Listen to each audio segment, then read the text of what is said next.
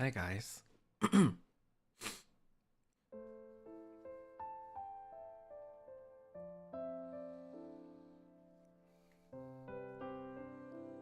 hope everyone's having a lovely day or night. What is he doing? He's just relaxing in his furry onesie.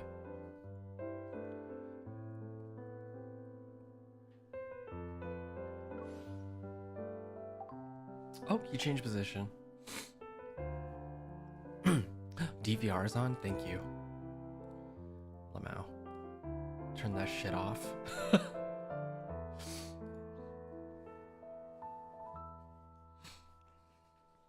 I was thinking of changing his outfit, but I think I'm just gonna leave him like that. It's funny.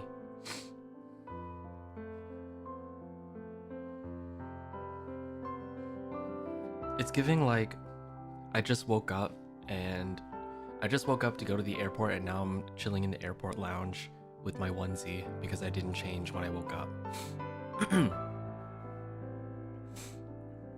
So cute.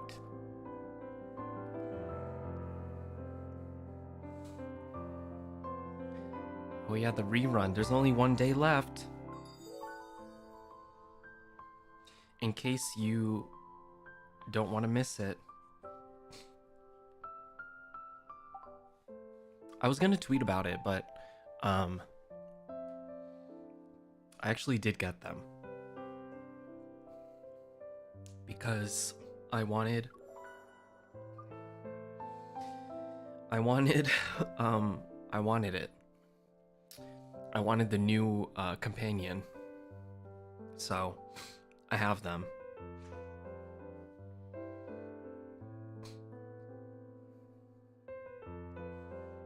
Are you still working for VIP?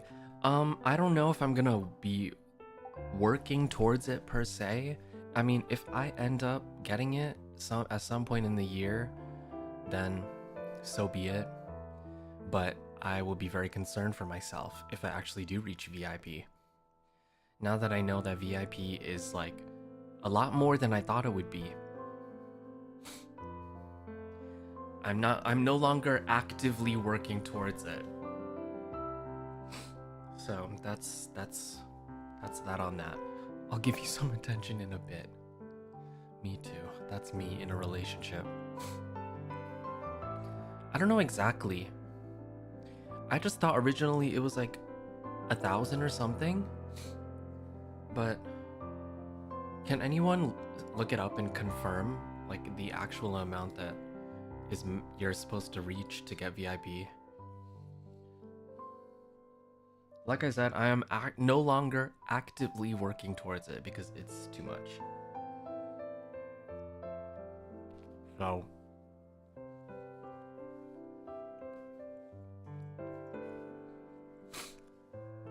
around 6,500 or to 7,000 for the lowest tier. There's tiers?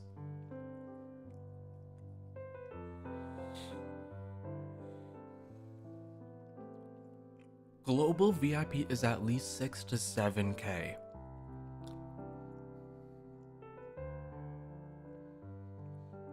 Who? How many VIPs are there?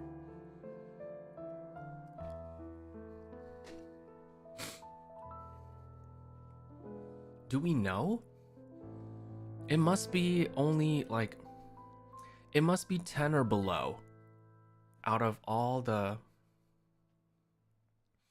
It's less for China VIPs though. Oh, I see. Wait, so if you're VIP, do you get invited to those events? Is that what happens? So, you know, all those events in China, are those VIPs that get, invited to those places? I just want to know. I'm not trying to.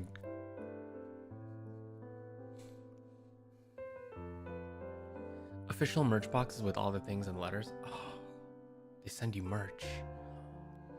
Interesting. Wait, you said there's new outfits? I didn't even see. Where is it?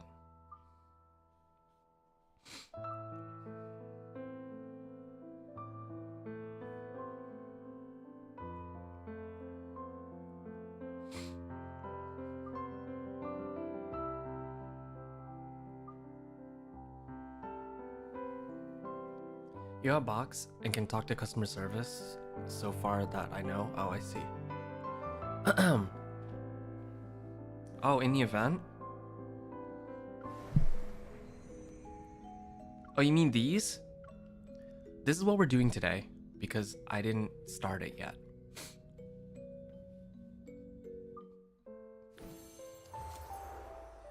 Oh, this one. Okay, wait. Yo, I forgot about this. I completely forgot about this.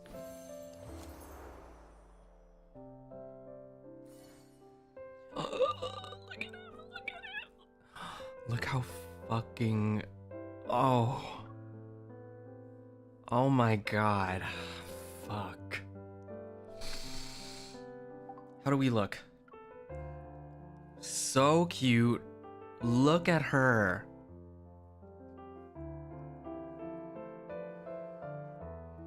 And these boots. Oh my god, everyone looks so good. Oh shit. Alright, everyone.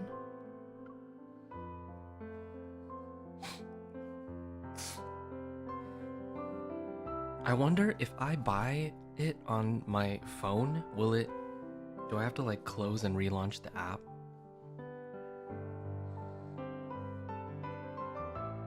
There's only 3 days left of it. Oh, fuck. Each person has a different pose? Really?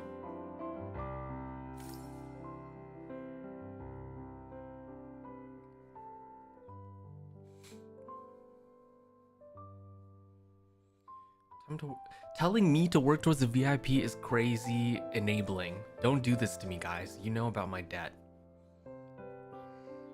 I have to be selective.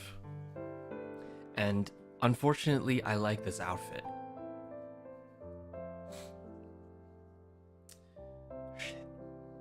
Well, you know what? Better to get it now than later. Right?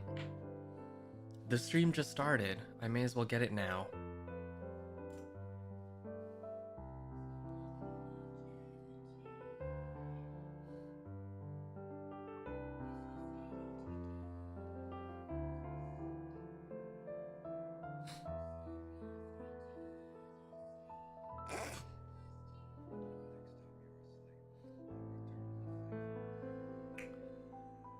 Give me a second, guys, okay?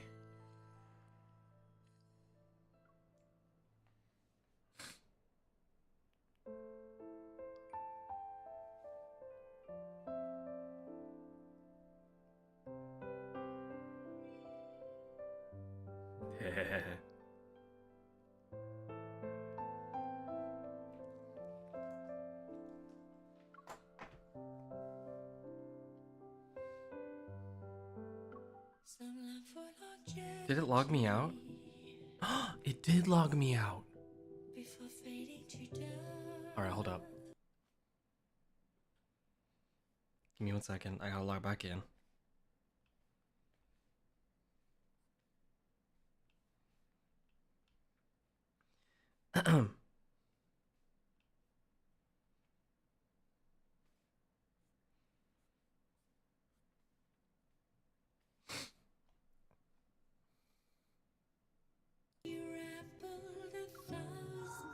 Alright, here we go.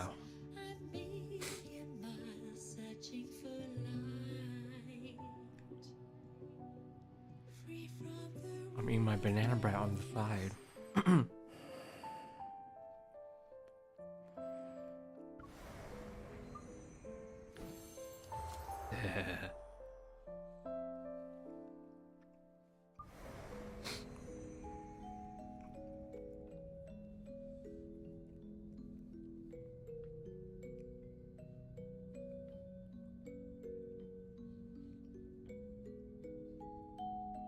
Okay. Are you guys ready? I don't really know much about this event.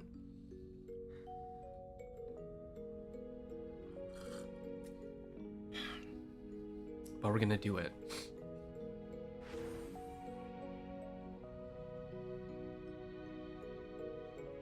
So if I do this, oh, only 250 to do all of it. Okay, we're chilling.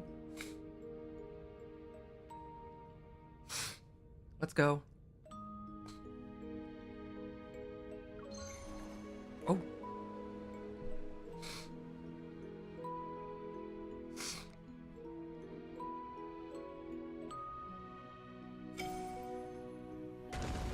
Oh. All right. Ruins groan in the wind and screams tear through the silence.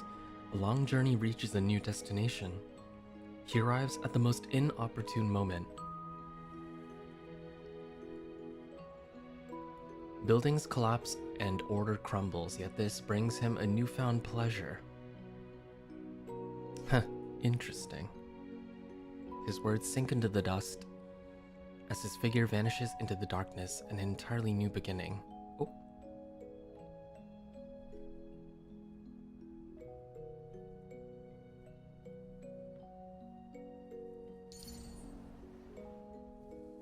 Wait, that's it?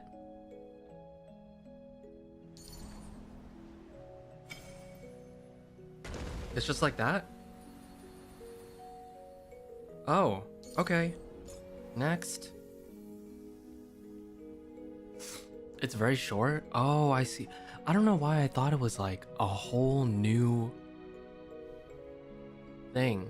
I guess the main story is where it all happens. Okay, well, we'll get through this pretty quickly and then we can go into the main story.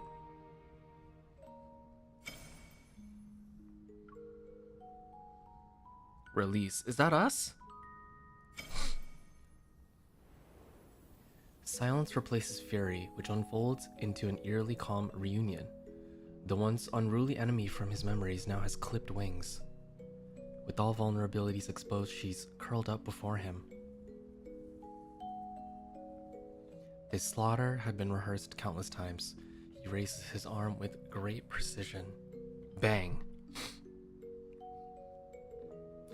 Once the deafening sound fades, he retreats and goes back the way he came. Behind him, the pod imprisoning the girl slowly opens to offer an escape route. The past remains unsettled as the curtain quietly rises on a new entanglement.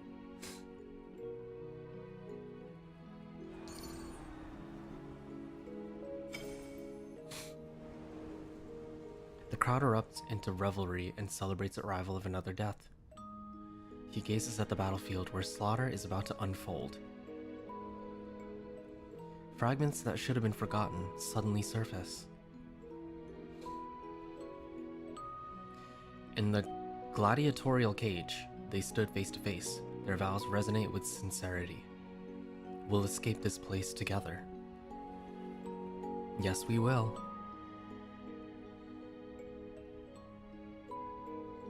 But fate always works against humanity. It witnessed their desperate pursuit of light, while simultaneously pushing them deeper into the darkness.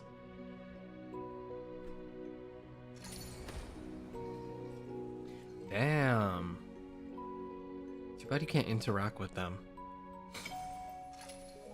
Oh my god, look at him on the chair. Sharp edges lurk beneath the crimson eyes. They silently corrode everything. Amused, he watches as humanity rises and falls. They race one another to plunge into the abyss of desire, but he's like a fiend strolling leisurely through purgatory. Under the cover of darkness, he slowly approaches the throne. A crown woven from schemes and ambition gently falls next to his feet.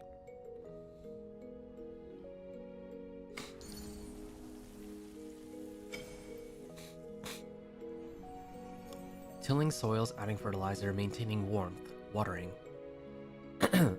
He holds his breath, and a rare instance of anticipation flickers in his eyes. But barren land cannot harbor hope, and a cursed soul is destined to never solve life's riddle. In an instant, withered flowers cover the ground again. They're surrounded by deathly silence. They just don't bloom at this time. The whisper dissolves into the wind. It does make sense when you do main story. Okay.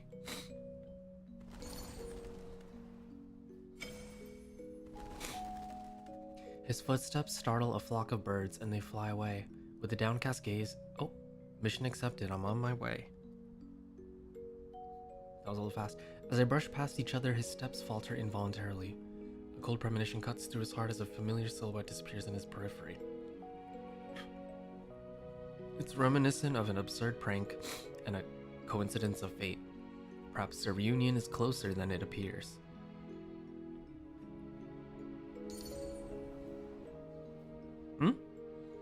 Under the same vast starry sky, all past moments remain frozen in time, shining brilliantly from their corners of the universe. Those stories, their origins a mystery, remain entwined as they rush toward distant horizons, never to end.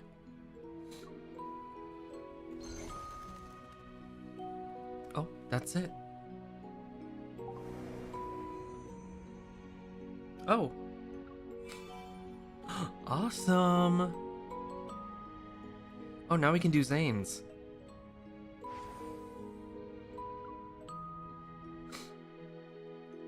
Some invoke technology to draft new blueprints for life, while others use morality as their measure to safeguard the boundaries of human ethics. Similar to a butterfly fluttering its wings, myriad small decisions intertwine amid swirling snowflakes, quietly altering the trajectory of the world. Soft snow drapes over all, veiling countless secrets, yet it fails to cloak the lingering nightmare that endures.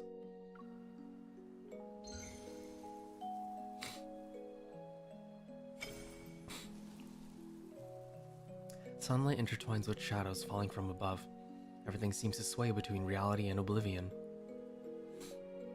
The scene before him collapses into a vortex, deep within his gaze as gods look down upon the mortal world. Upon weaving the first connection with that youth, icy thorns pierce his palm. The girl's figure shatters, and blood crystallizes into amber.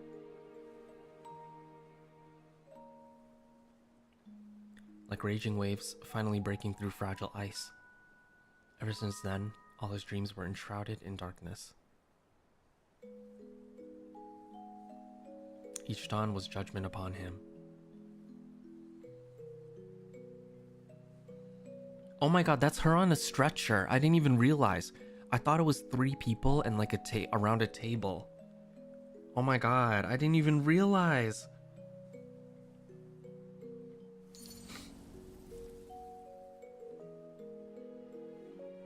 But that's them as kids. Twilight washed away her chaotic memories, and her old wounds sank into an abyss untouched by light and shadow, yet in his heart an impenetrable fog remains. He can neither see anything past it nor find a way to leave. Their fingertips almost touch, yet they stay suspended. They're ultimately unable to cross that invisible boundary. Using his own hands, he tears open a wound, one with a newly formed scab. Until he finds redemption, he shall willingly imprison himself within this pain. Like a traveler with the lamp, he cannot let the faint light die out before he escapes the darkness. Oh my god. I forgot about that lore where he like lost control. Oh my god, Zayne's story is so sad too. I forgot. All their stories is sad. I always forget. Oh my god. Cute little seal. Ripples of light dance across clear waters as a graceful figure moves between them. They're like fireflies slowly drifting through a dark blue expanse. She immerses herself completely and greedily savors the first bright, beautiful season she's experienced in years. Yet the path beneath his feet will inevitably stretch toward more distant horizons. Too many unknowns are waiting. They're waiting for him to tread into their midst. As gentle breezes rise and fall, he could only fold an entire summer into a farewell and offer it as a gift to her. Although it was merely a moment of warmth, It remains his only ember and lighthouse as he trudges through the desolate, cold years ahead.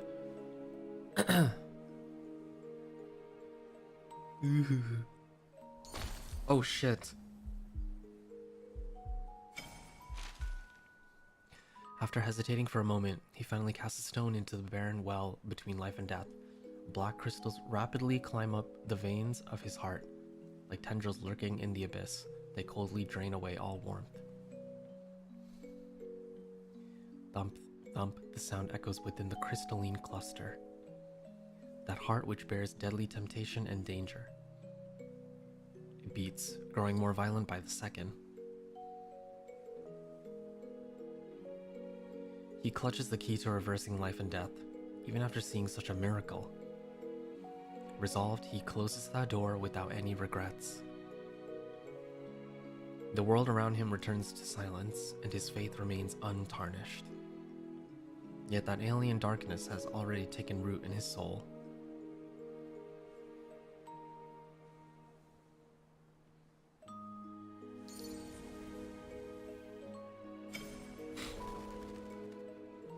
I will have the utmost reverence for human life, maintain a sense of duty and dignity.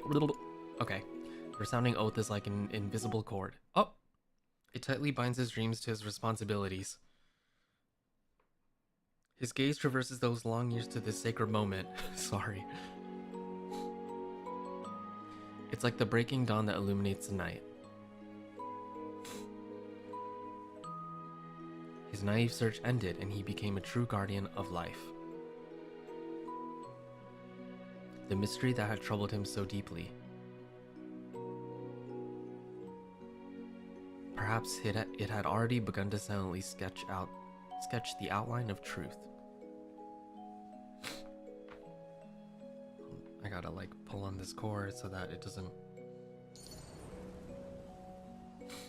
These illustrations are beautiful. Like, do they share who does them? Because low key, what if I commission this person? Yeah, it's that oath you take when you become a doctor.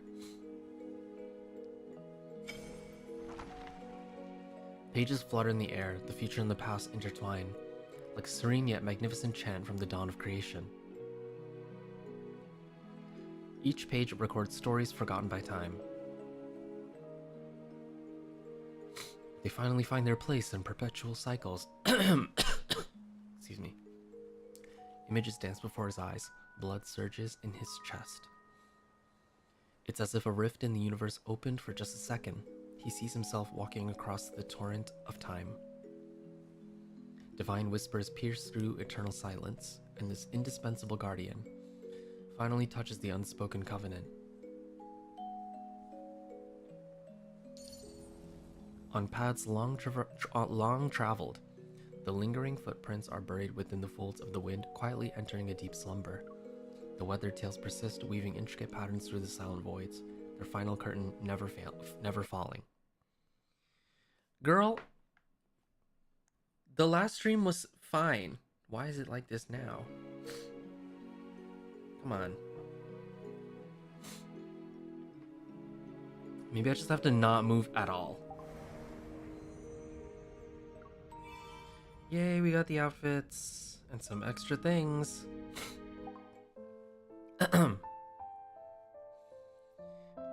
The cord can't handle the angst. Yeah, clearly. My god. Okay. So if we go into the story, right? Are you fucking kidding me?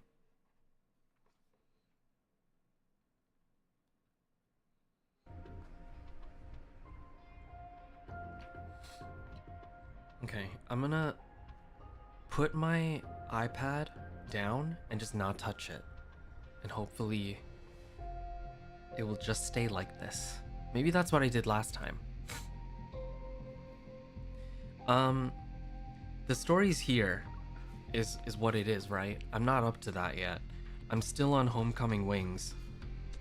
Because after seeing Caleb come back, I think I like closed the story because I was so mad.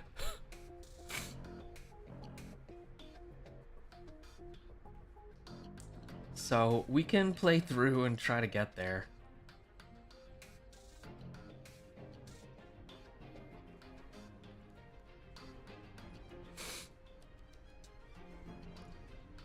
Yeah, I was just like, Caleb,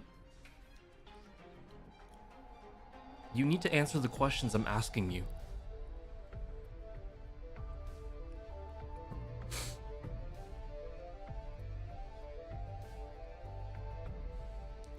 The only thing, the good thing is that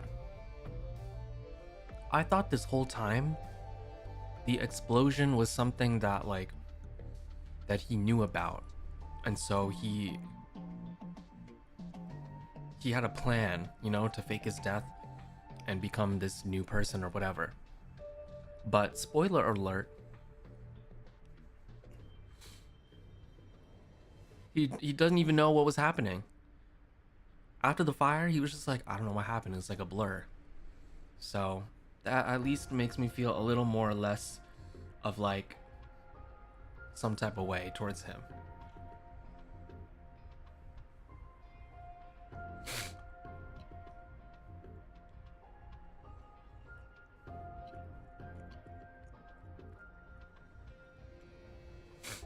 That's what he says though. Yeah, but I mean, I don't know.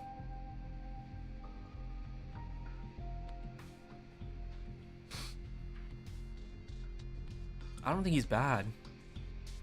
He's literally obsessed with her. Yeah, I'm sure the myths and stuff help explain things.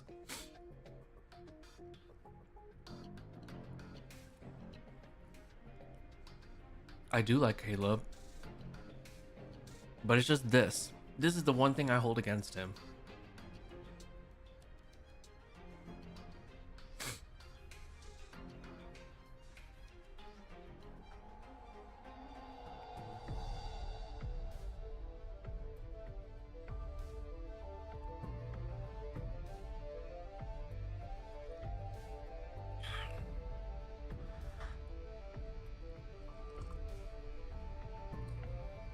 I'm gonna be so honest, the world underneath, I don't really read through them that much. I just collect the diamonds. I'll read them at some point, but like, I'm just trying to get to the main story stuff. Okay, I'm not gonna skip it because last time I skipped the story was when Caleb came out, actually. And then I skipped to play Homecoming Wings, and obviously, you can see I did not get far. So, anyway, if you haven't gotten up to this point, spoiler alert, but we're gonna keep going with the story. Oh! That's fine. Fast download, let's go.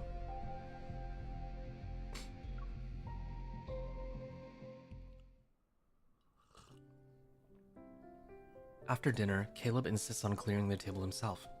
He tells me to rest and he'll get my bedroom ready soon. I hesitate for a moment before deciding to ask him about the explosion incident. Just as I reach the terrace, thunder roars from outside. The sound alone makes me jump. Maybe it's because we're closer to the sky here.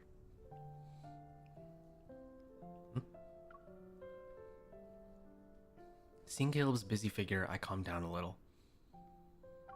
Caught by his gentle gaze, the words stick in my throat. I can only say a random sentence. I want a soda. Caleb steps aside, creating a path for me to get to the fridge.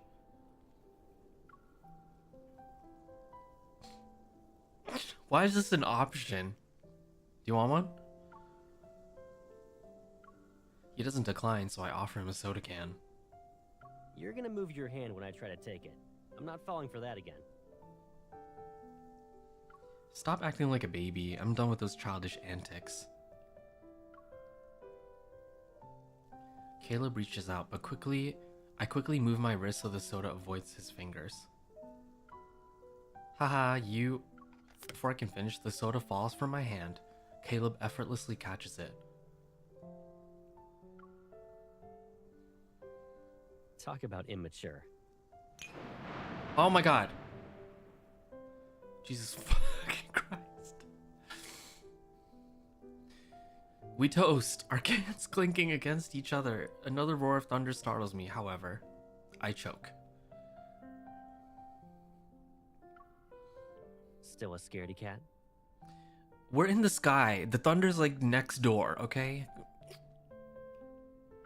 Caleb can't help but chuckle. He pats my back, and as if recalling something, he looks out of the window into the night. I thought you weren't afraid of it anymore. What do you mean? Caleb sets down the soda and brings up a tablet that controls many of the house's utilities. The curtains are shut, which protects the room from the storm outside. Remember your astrophobia from when you were little? Didn't you usually hide whenever thunder rolled in? Maybe it was because thunder sounded too much like a wanderer's roar. I was still terrified of it months after the Chrono Rift catastrophe had ended. At first, I thought you were playing hide and seek with me. But then I saw you were just frightened. You always remember the minor details.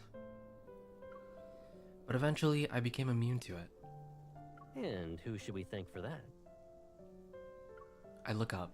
With his eyebrows slightly raised, Caleb grins. And reflecting on those memories, I pretend to be clueless. We should thank my resilience. You ungrateful pipsqueak. Caleb teases me and pinches my nose. Chuckling at my reaction, he lets go. Of course, I remember that whenever there was a storm. Regardless of whether it was during the day or at night, he always stayed by my side. I didn't dare to fall asleep, but Caleb always covered my ears until I dozed off. The thunderstorms trapped him, the most popular kid on the block, inside the house, and so he had to seek refuge with me in various hiding places. No one else knew it was me that was trapped home, and Caleb was the one who broke that magical cage. Caleb, why were you always the first person to find me? It didn't matter whether I hid in the closet or in the closet or the attic. Closet or the attic. We probably have a telepathic connection. You just got lucky every time. Yeah, and? Doesn't matter if I'm lucky or not. Sentimentality grazes my heart's surface. My hand that's resting on the fridge subconsciously twitches. Why do I feel awkward all of a sudden? I mean, isn't telepathy usually something twins have? Like the ones who are involved in this incident? Thinking of those two that were affected by the explosion, my voice lowers. Over the next few days, there wasn't any progress in finding Kevi, and his sister Mia is still recovering. Caleb, You still want to investigate? Well, bitch, I don't know anything. And you won't tell me anything either. Caleb has read my mind. I hesitate for a moment before nodding. Kevi is still missing, and I need to know if Ever is related to the explosion. If Ever is involved, there's a good chance I'll get important info that's connected to the Ether Core. Kevi might have already been marked as their target. The fleet will handle it. And even if you doubt them, can't you trust me?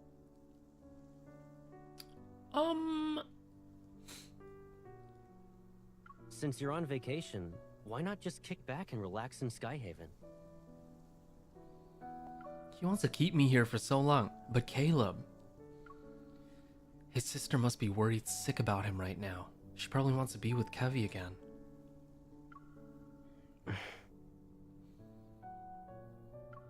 I'm already your adjutant. I promise not to cause any trouble. If anything bad happens, I'll take full response. Ouch! Something hits my head, but it's not a light tap or smack. Caleb has a serious expression.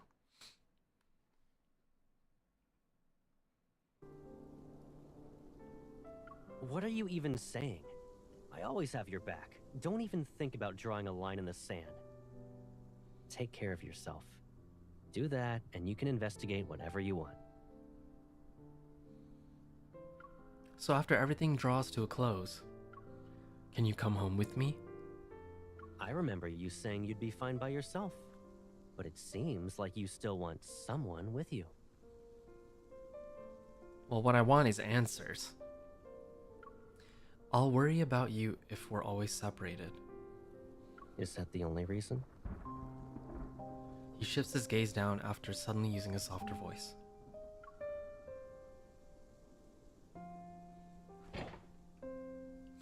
The fridge door is slightly ajar and Caleb's hand rests on it. I'm seemingly trapped in this confined space.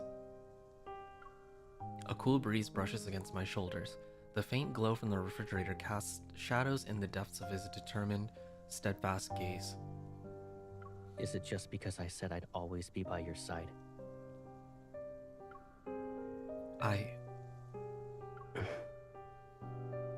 I'm just messing around. What's wrong? Cat got your tongue? Feeling the tension dissipate, I pretend to be annoyed as I push him away and change the topic.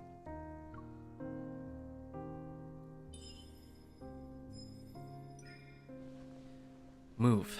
It's so cold being in front of the fridge. If I get sick, it'll be your fault. Amused, Caleb willingly backs off. Oh, shit. All right. I'll keep my distance. It'll be like there's an ocean between us. You stick to your side, and I'll stick to mine. Don't worry. You won't have to remind me twice.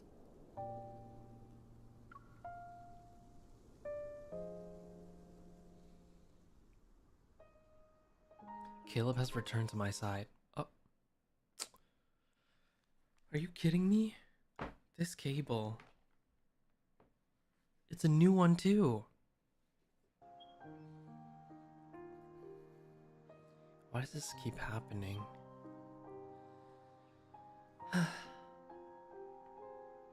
Maybe I just have to deal with it.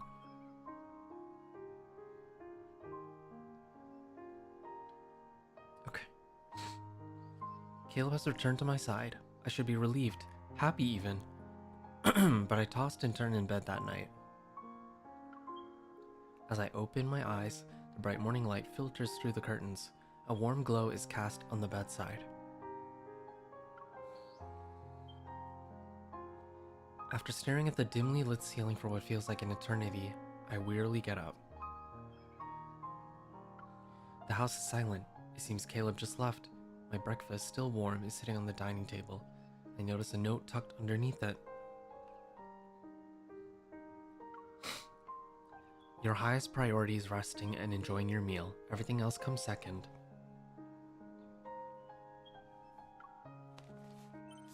I smile as I fold the note. When I sit down, I get a voice message. Did you eat breakfast yet? I'll be sorting some things out with the fleet. I'll pick you up later. Yeah, okay. I finish eating my breakfast while going over last night's plan in my head. Alright, it's time to visit that medical center.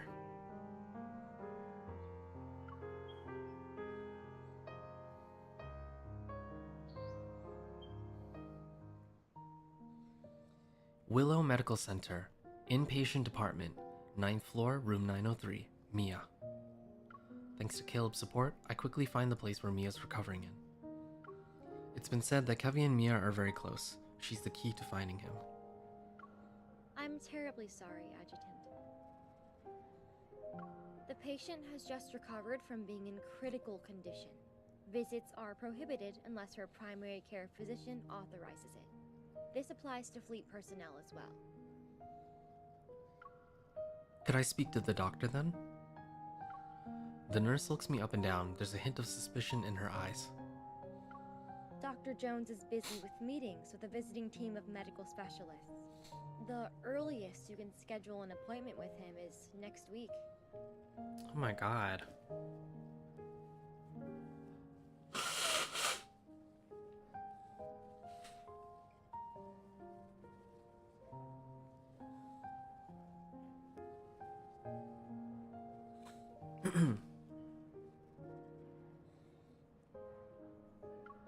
I understand.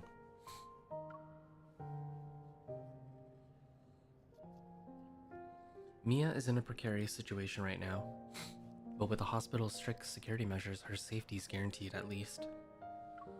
I find myself walking to the elevator and my gaze falls on the directory sign. The administrative offices are on the 16th floor. If Dr. Jones is in a meeting, he might be on this floor. Ding! The elevator doors open. While engaged in hushed conversations, several doctors step out. I guess I can only try my luck upstairs now. Just as I'm about to enter the elevator, a familiar voice cuts through my train of thought like a blade of frost. Zayne? Zayne!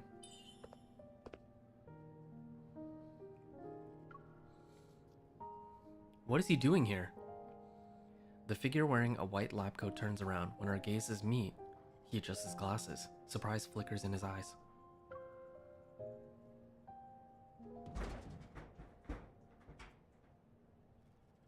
Is this the confidential schedule you talked about 2 weeks ago?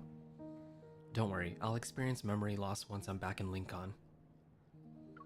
At the vending machine, Zayne gets himself a latte. He gives me a bottle of pear juice. If I'm not mistaken, a few days ago you said the association ordered you to take leave. However, I didn't think a medical center in Skyhaven was a vacation spot.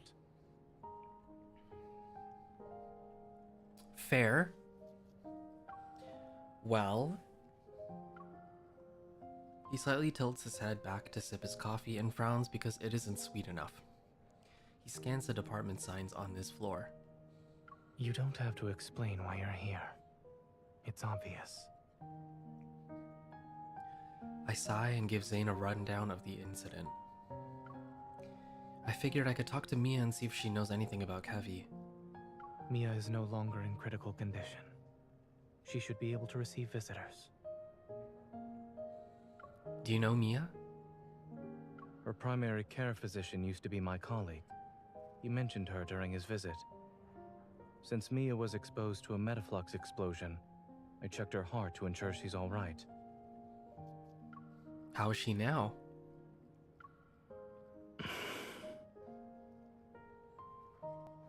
Her physical recovery is going well, but she was badly shaken by the accident. Mia still displays signs of avoiding the outside world. But you talking to her might help.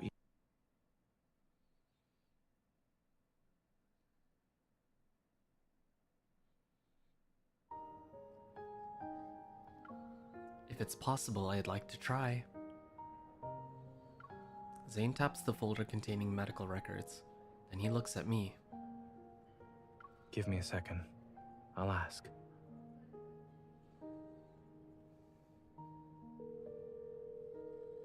Dr. Jones, do you have a moment? A few minutes pass, then Zayne puts his phone away. Under my hopeful gaze, his expression softens as he nods. Follow me. I'll check on Mia's condition first, and if she's all right, I'll ask her. After receiving the visitation guidelines, I take a deep breath and follow him into the hospital room.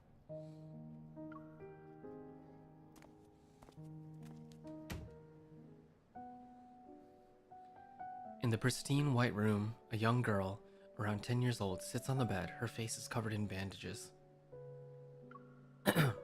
Mia, the nurse said you drank some milk today. That's good. Mia turns her head without responding. With a blank stare, she looks out of the window. Zayne crouches down by the bed. He gently touches Mia's elbow. Since you listened to the doctor and the nurse, it doesn't hurt as much now?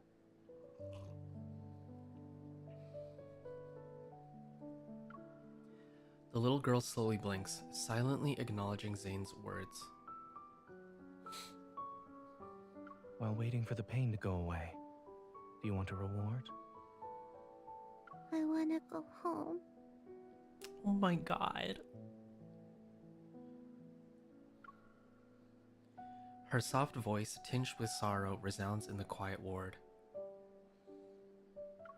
My heart feels a faint pang, as if that voice reached out to me, urging me to move closer. However, I hesitate, unsure of how to start a conversation. Seeing that Mia has noticed me, Zayne speaks in an even gentler tone which radiates reassurance. She's my friend.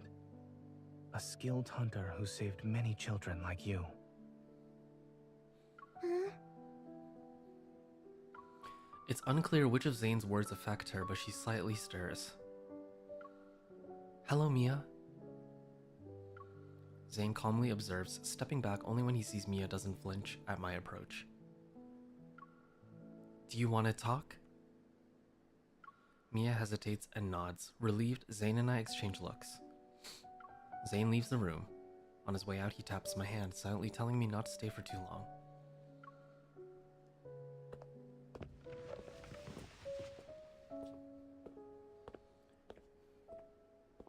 Not this story, I'll come back later. What does that mean? Oh, man. Taking a seat beside the bed, I tenderly hold her hand.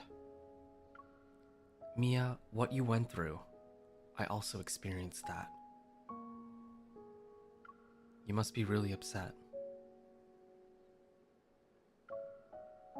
Her small hand slightly twitches in response to my words.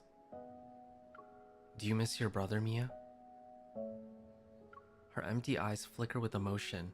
She's about to cry. Is he dead?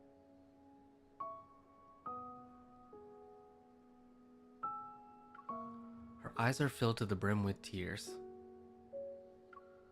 Don't worry, he's probably just hiding. But I always find him. I can't this time. Your brother wouldn't just leave you. He probably got into a bit of trouble. Can you tell me what you saw before the explosion happened? I might be able to help.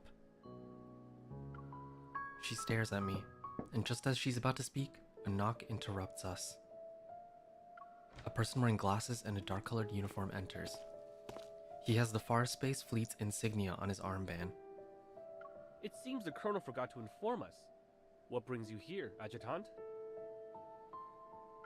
His scrutinizing gaze washes over me, and I look away.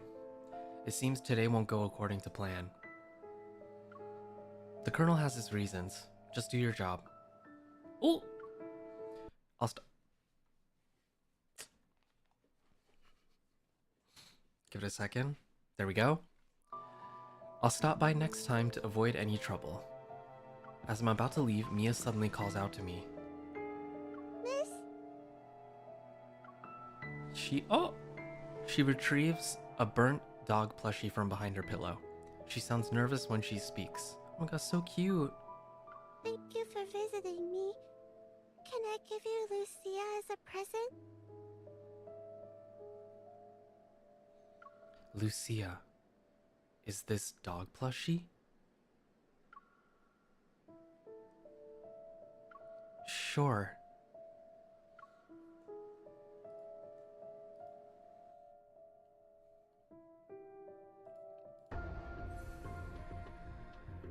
Oh my god. She needs the plushie more than I do. No?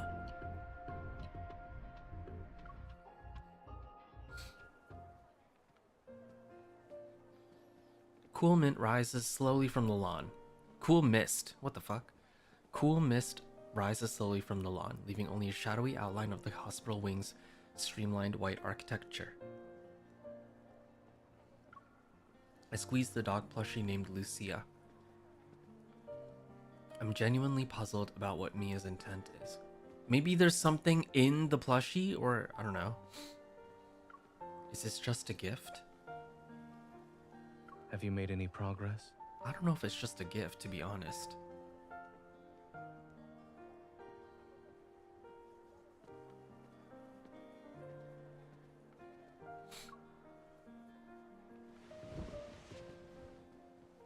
Zayne sits down next to me.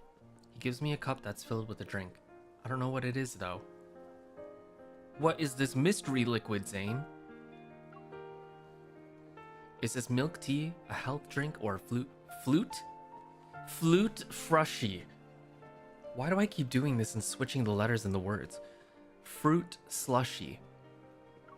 Warm water.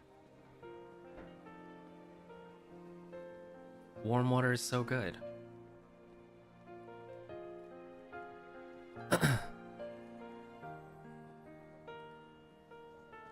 I guess I have dyslexia or something. He calmly looks over before lowering his head. Then he gently squeezes the dog Plushie's cheek. As usual, he delivers his dry humor with a straight face. Furrowed brows, pursed lips, and a scrunched up face. All symptoms of severe dehydration.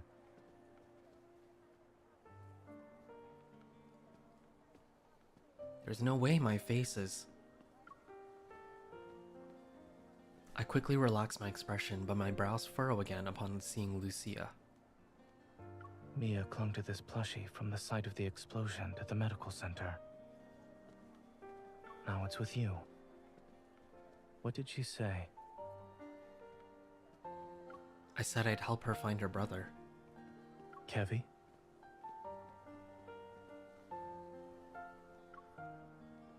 Zayne pauses, his thoughts drifting for a moment. Before he shifts slightly, his tone becomes more solemn. Something or someone must be behind his disappearance. However, by getting involved, you'll have to confront people who are also searching for him. I know. While the Farspace fleet dealt with the culprit behind the explosion, the whole thing feels too similar to what happened to me. I'm not sure, but Ever must be involved somehow. I think Ever is involved with my cords getting all fucked up. This worked fine the last stream. Why is it like this now?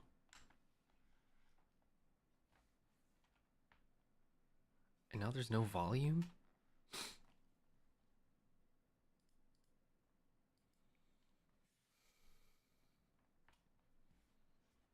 Hello?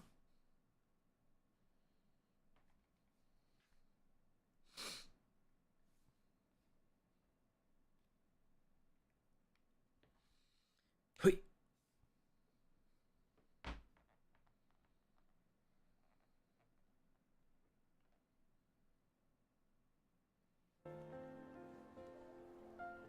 Okay.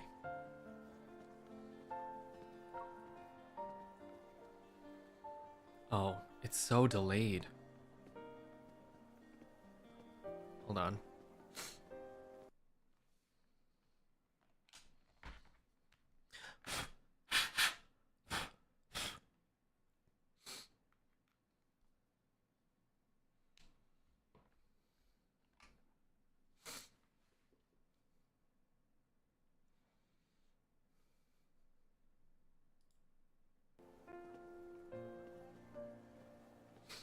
Kevi must have something they're after, or there's a secret they're desperate to keep hidden.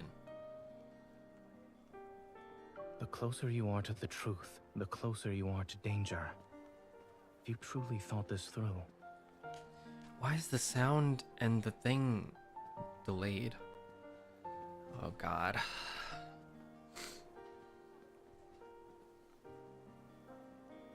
Once they make their move, once I make my move, you're free to check the king. There will be a second time and then a third. Oh, bitch!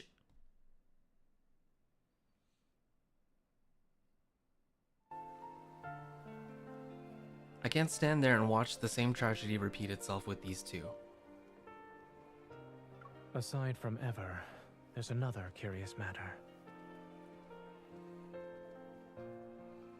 I studied in Skyhaven and worked at Willow Medical Center for a while. As a result, I'm familiar with the general atmosphere of this place. The cable made a move, I know for real. but I've noticed how different it is from what I remember. What are you trying to say? The fleet. Back then, the fleet wielded a considerable amount of influence beneath a modest facade. They spent most of their time carrying out exploration missions in the deep space tunnel. A majority of the people who worked here for 7 to 8 years had never seen what their vessels looked like. This sort of large-scale operation where their forces have been deployed on the ground is unprecedented.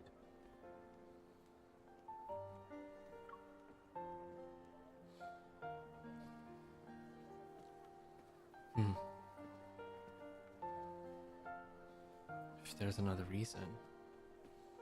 Even if there's another reason behind the fleet's large-scale operation, with so little information available to me, it's hard to determine their role in this incident. I'll keep a close eye on the situation, but for now, I'm stuck in it. I need to find Kevy as soon as possible. He's been missing for a while now and could be in danger. Zayne nods and looks up at the dark clouds in the sky. Did you find any leads? It's been a week since the explosion. The fleet must have searched through every nook and cranny of the explosion site and the surrounding area. If they can't find him, Kevy must have either been taken away by someone or hiding in an even more secluded place. While the latter seems unlikely, I look at Lucia's big, wide eyes. Did Mia give me a clue? Let me take a look. I knew there was something sus with the doll. Why would she give that to me when she's the one that needs it the most as the patient? I give Lucia to Zayne. He scrutinizes it for a moment before tugging its charred tail. There's a burst of static. Oh! Before a voice crackles from the plushie. Where are you hiding? I'm done playing. Mia, you're so silly. I'm in our secret base. But we said not to hide in the secret base. You're cheating. Noticing my surprised gaze, Zayne places Lucia back onto my lap and strokes its head. I've seen similar toys with sick children. I knew it was a smart move to turn to a doctor. I carefully pull Lucia's tail and listen to the conversation again. Then I realize something. Maybe Kevy hasn't been taken away. He might be hiding. Is this secret base his hiding place? I turn back to look at Zayne and speak. Don't. I'm tired of hearing that. I'll buy you dessert. When we're back in Lincoln, I'll buy you the latest item on Maltosio's dessert menu. I suddenly recall how Zayne had taken several consecutive days off after returning from Chancia. It's something he rarely does. You've already used up some of your vacation time. Will you be busy later? I can get the dessert to go and give it to you at the hospital instead. This is the first time I've heard of someone inviting another out for dinner by using a complaint. I'm afraid I'll bother you when you're busy. Zayne slowly leans back, studies me for a moment, and then reaches for the cup of warm water.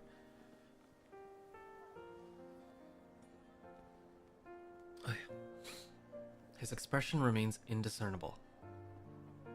I suppose what you need isn't water, but something that's more than lukewarm. What do you mean? Noticing my confusion, Zayne slightly tilts his head and responds with a smile that carries amusement and resignation. We both have to deal with challenges, one after another. If we want to see each other, then there will be moments like this where we can sit together, no matter how hectic things get. He lifts Lucia's head and the plushie stares at me with its dewy black eyes. Once you help Mia, take some time to think about what you'd like to eat with me. Okay.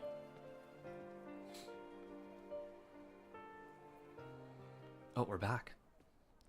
Following the explosion, the Farspace fleet uses wanderers as their reason for sealing off the area and evacuating all residents within a 2-kilometer radius.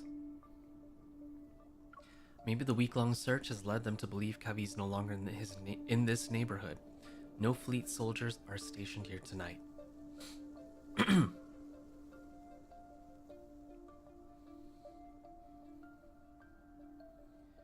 After this chapter, I'm gonna try closing the app and reopening it, and maybe it will sync things back.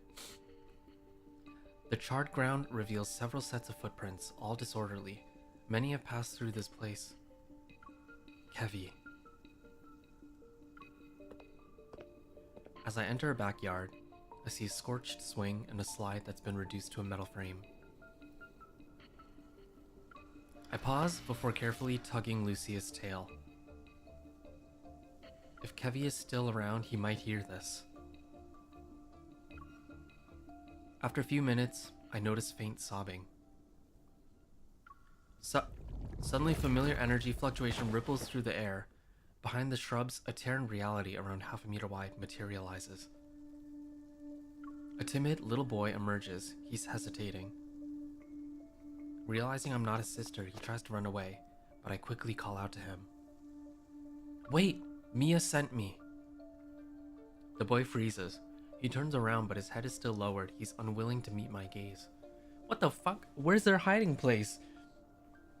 These kids are able to rip through the space of reality and hide in there?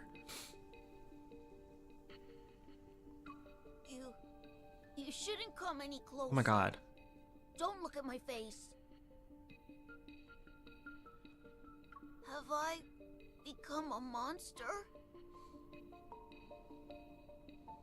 Granulated crystals seem to be growing around his eye sockets, almost engulfing his whole face.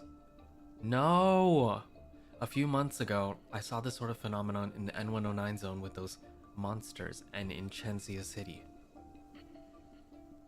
Maintaining my composure, I touch the crystals on his face. A sharp pain shoots through my palm, but the growth stops. Just as I thought. I've seen this before. You're not a monster. You're just ill and need to get treated as soon as possible. She's recovering in the medical center, and after the surgery was over, there haven't been any problems. I take Heavy's hand and wipe away his tears. Right now she's worried about you. Kevi, can you tell me what happened on the day of the explosion? How did you manage to stay hidden? The secret base you have with Mia. Comforted by my words, he stops sobbing. Slowly, he withdraws his hand and reveals something to me.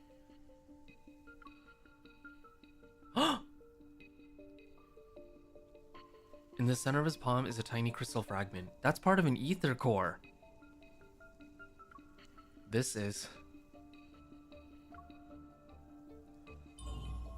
A familiar energy reverberates in my heart, and I slowly exhale.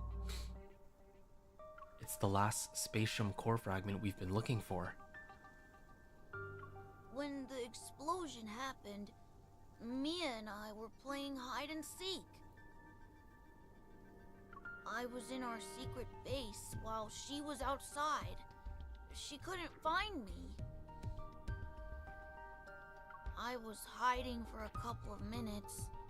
Then I heard a loud bang and blacked out. I was protected by this thing that Mom and Dad left. Oh.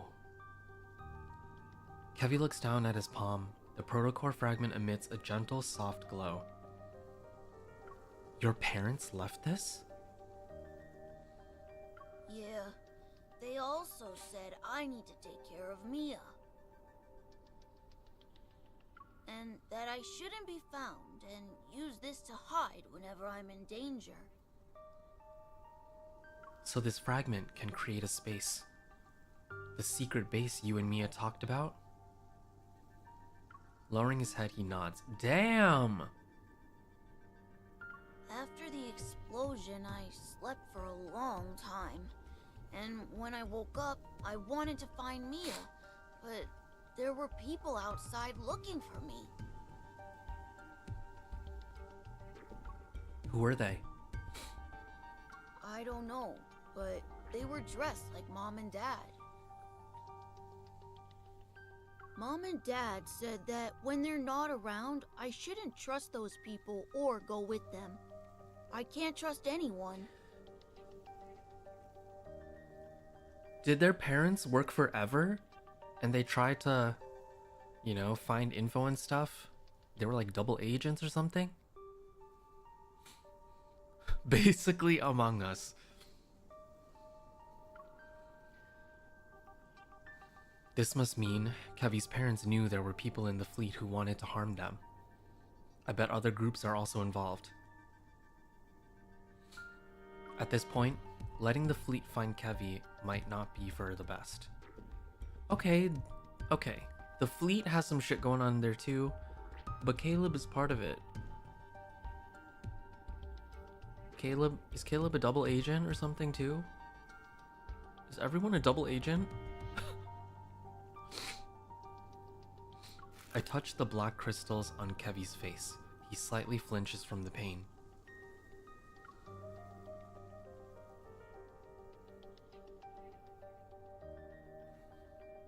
But even if we only consider his health, Kevy can't stay here anymore. DVR setting... What? No, I put DVR off.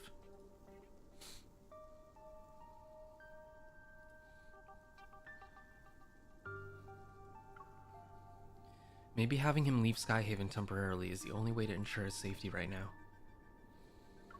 In that case, the Hunters Association, which has been kept out of these events since the beginning, will be a reliable safe haven. I know you're in danger, and that you really want to see Mia now. But you need to keep this fragment safe, and hold on for one more day. I'll make the necessary arrangements and return to you as soon as I can. Kevy is quiet for a moment, then he pats Lucia's head and nods. Can you tell Mia something for me? I'm okay. Tell her not to worry.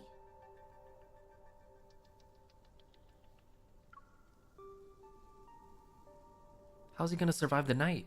He needs food and water. Is there food and water in this space? Okay, hold on. I'm gonna do this. And then do this.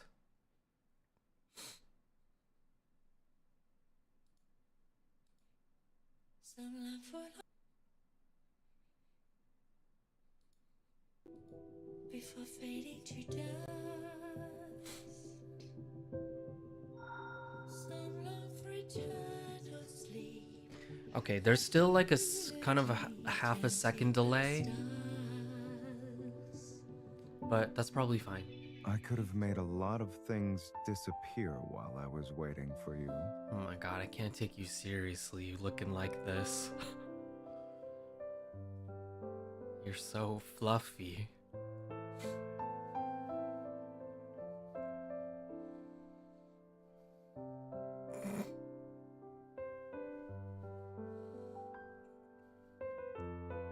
Anyway. Okay, we'll just have to deal with it. It's not too bad.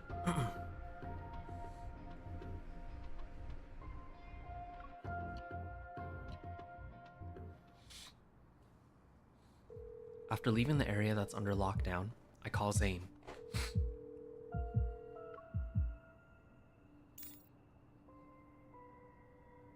Zayne. Don't rush. Speak slowly. Did you find Kevy? When his voice comes through the phone, it's almost as if a warm hand is soothing my troubled mind. Yes, he has a spatium core fragment. He's been using its power to hide himself. He's also infected with something that involves those black crystals. but his condition seems slightly better than what we saw in the patient at Chenxia Hospital. In Chenxia Hospital, Zayne and I arrived at a preliminary conclusion. The ether core's power doesn't cause transformations like this. Someone is responsible for creating this crystal-related disease. And assuming that's the case, they're deliberately turning people into monsters. After I reveal this conclusion we never really discussed before,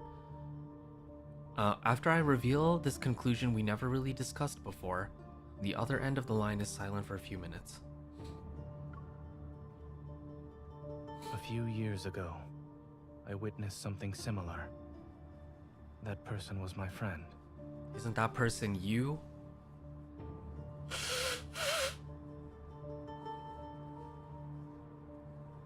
Your heart.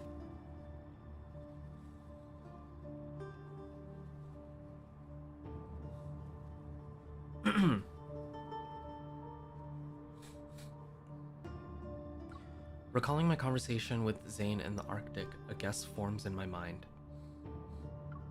Was it the one who died in Mount Eternal? It couldn't be because... Yes. Oh, his other friend. Okay, sorry. I just assumed because, you know, his heart also, or he also has those black crystal things that he's dealing with. After that incident, we learned that under extremely special circumstances,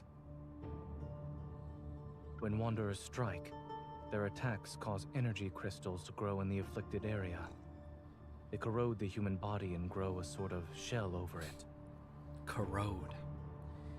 Bum, bum, bum, bum, bum, bum, bum, bum, bum. Stream Zielgenjoka's EP. Once that happens, the victims can lose their sanity within seconds and uncontrollably lash out at anyone around them. Some of the vague relationships between a few things become clear. Zayne's secret research, the small animals at Dr. Noah's home. Your research with Dr. Noah in the Arctic involves this, right?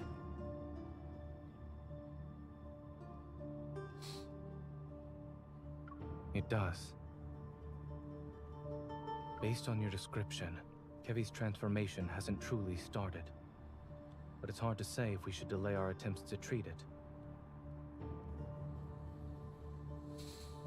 I have a feeling that if he stays in Skyhaven, something unpredictable and grave will happen. I'll find a way to transfer him to Oxo Hospital and ask Dr. Noah to come back. I was just about to ask that. Oh, I was just about to ask about that. When can you pick up Kevy? The hospital can't reach his guardians, which could be a problem. I'll have everything arranged by tomorrow night at the latest. Then I'll bring Kevy to you at that time. There's one more thing. A necessary reminder, so to speak.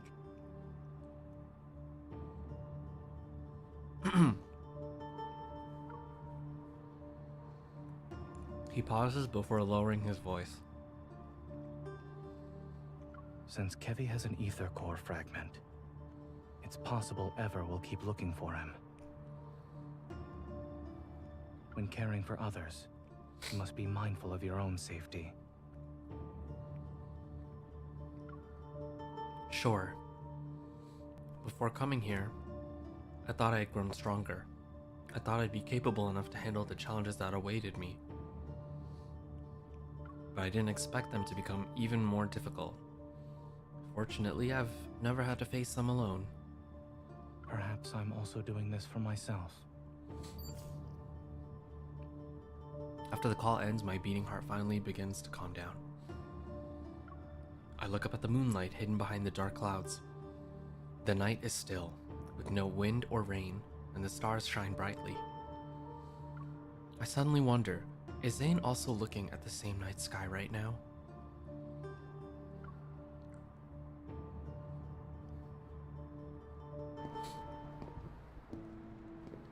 The lieutenant's appearance at the medical center today means the fleet is keeping Mia under close surveillance.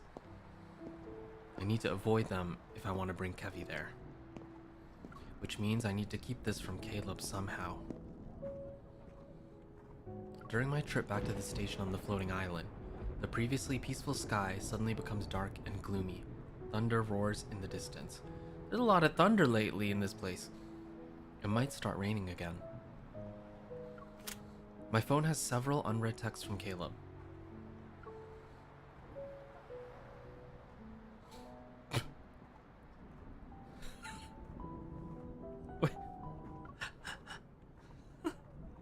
He's like, you haven't answered me all day, sad face.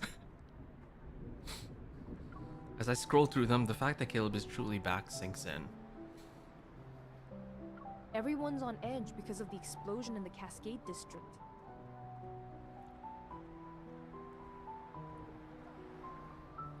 The deep space tunnel's been acting up again, and more wanderers are showing up in Skyhaven. Can I be passerby C?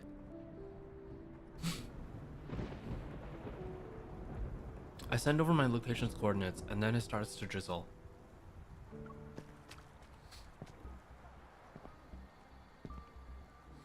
Wow, why did the music change? I join the crowd under the overpass. The atmosphere grows heavy with an eerie chill. Are we gonna fight? A figure clad in black, half their face concealed by a high collar, appears. Their greenish gray hair is loosely tied. Excuse me. Who the fuck? Hey, why do we have the same hair? Why do we have the same hairstyle? Who is this? What? Is he like a snake? He said, excuse me. But they don't move. Something's off, so I move to the side. Can I help you? Yeah, you can.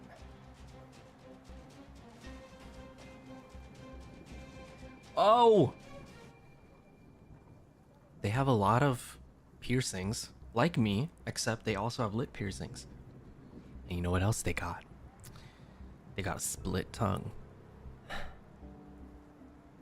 Fuck. Who is this? Oh my god. Oh shit. All of a sudden, there's a small explosion nearby. The scorching heat throws me back a few meters. It's a wonder! Run! I steady myself, covering my nose and mouth with one hand and waving away the smoke with the other. The stranger is still there. He pulls down his collar to reveal his face. With a forked tongue and white slit pupils. Snake Man, he grins mysteriously as if knowing this would happen.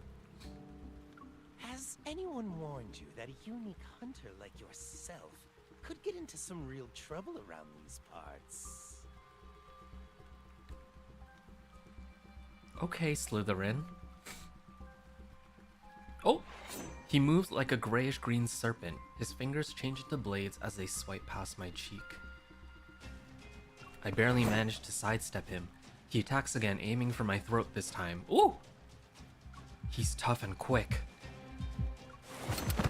I instinctively lean back and narrowly avoid the silver blades. I pistol whip him, the gun landing a decisive blow on his head. Hearing that satisfying sound, I know I did a good job. I turn around. From the broken remains, wires and metal bits burst out along with a bunch of tiny bolts. You're annoying. I can't hear anything now. The man touches the broken part of his ear before tossing the short-circuiting implant into the drain. He got robot parts? Robot Snake Man. If I take the ether core from you, I can trade it in for an ear with some nice bass. But The scattered electrical equipment is sucked into a metaflux surge as it spawns several strange-looking wanderers. oh, let them have some fun. Is this some kind of transformation? My hand moves behind my waist. Amidst the dirt and rain, a bright red flash materializes. A wanderer that has lunged forward is sent flying back several meters. What attacked it was... an apple? Alright, Caleb. Having found its mark, the apple continues on its gravity-defying trajectory. I turn my head. Cradling his phone between his ear and shoulder, Caleb grabs an apple from the paper bag he's holding. He throws it up and catches it in his right hand. Oh my god, I can't. The supermarket wasn't having a sale on produce today, and my bullets aren't exactly cheap. Alright. Caleb!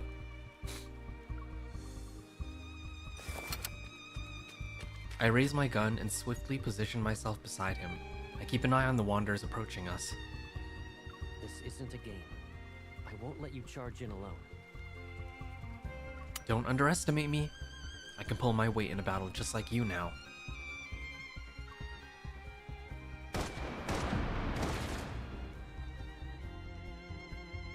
Oh! Oh, we're stuck with the level 15 memories. The level 15 3-star memories. Alright.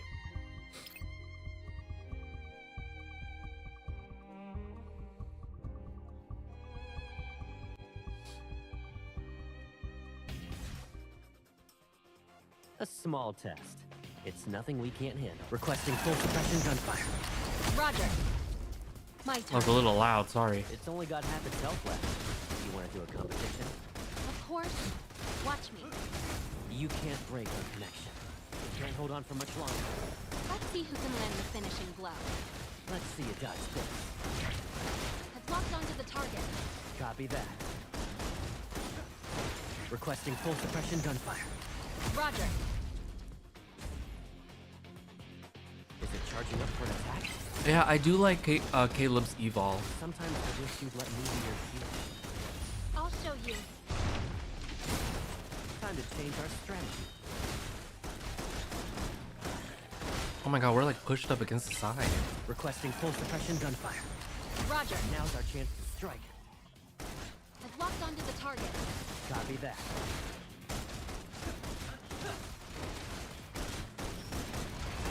It recovered. Let's change our rhythm. Go back to the pig. Wait, Target's within range. that one wander's like 1 health. Why are we ulting for it? Let's end this together.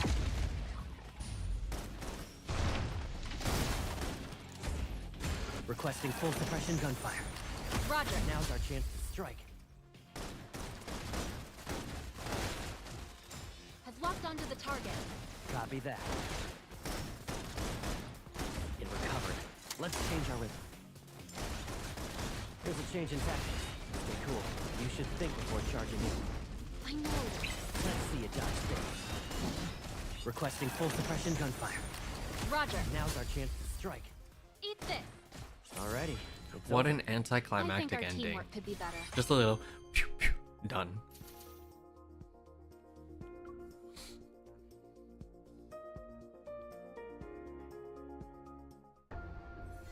Oh.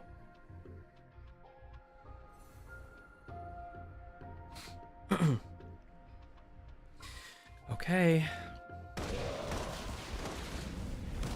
Bang.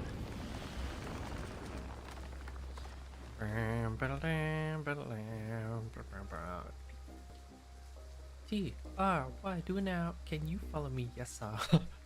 R-Y, check it out. You'll never catch me. Oh, no.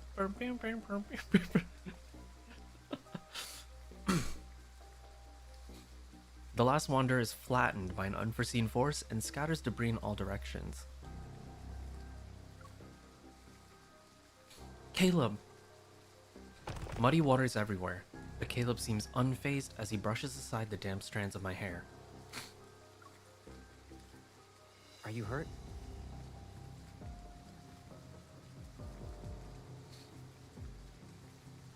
Why is this giving like... What happened, Bella?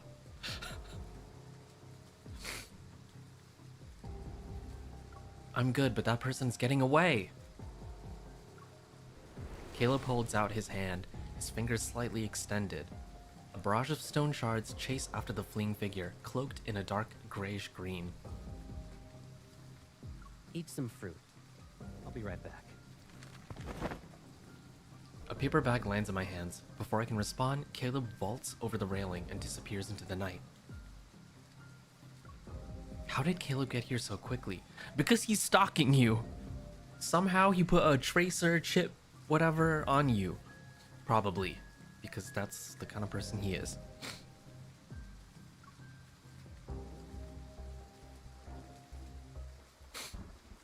Perfect vessel, my ass. It doesn't even look as good as us unfinished products. Damn it! Perfect vessel, my ass. Sharp shards pierce through half of Viper's face, and before he can even cry out in anger, a kick knocks the wind out of him. Of course his name is Viper. A powerful force slams him into the ground, which instantly destroys the other half of his face. Oh shit. I see it's shedding season again, Viper. What the fuck? You bastard! I'll kill you! Caleb increases the weight. Immediately, the crisp sound of something cracking reverberates. Those invisible restraints are like iron that even make Viper's knees creak. You... Stop it! A white prosthetic eye floats into Caleb's hand and is crushed in an instant. Who gave you the right to approach her? Oh my god. He's like, you messed with my girl? I'm gonna kill you. The professor said it's not time to go after her yet. I was just playing around with her. How come the voices are so quiet? It feels as if a swamp is slowly squeezing the air out of his lungs, making it difficult to breathe. There are less than 72 hours before the final cleanup. Just reminding you that. If you can't retrieve the protocore fragments, you're done for. What is this? What's going on?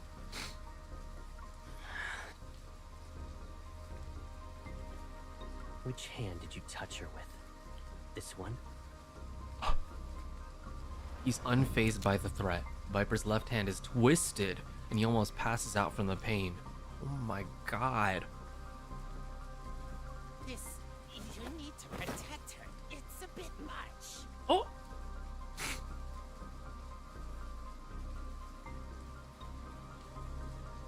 Wouldn't you say your overprotectiveness borders obsessive?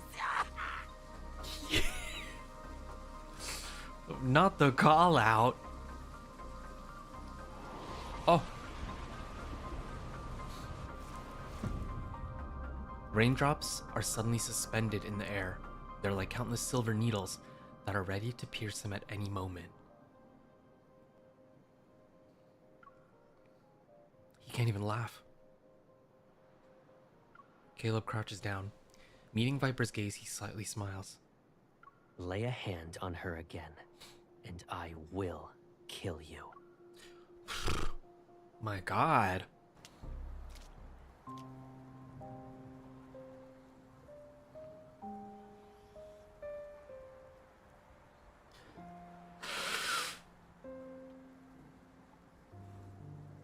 That really is hot of him.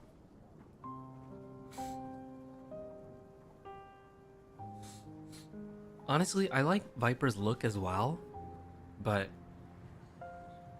God, he was beaten so hard. I don't even know. Unable to find Caleb, I had no choice but to retreat to the overpass. The soaked part of the paper bag I'm holding leaves a chaotic pattern on my hand. It almost resembles a winding labyrinth. That person knew I had an ether core. Is he an assassin sent by Ever? But he wasn't planning to kill me. It seemed like he was testing his prey. Why are you standing here in the rain? Not the random umbrella. Wait. Okay. Let me try to connect some things because Caleb also knew about the ether core beforehand as well. And if Viper is talking to Caleb like that as if they used to be like coworkers or something,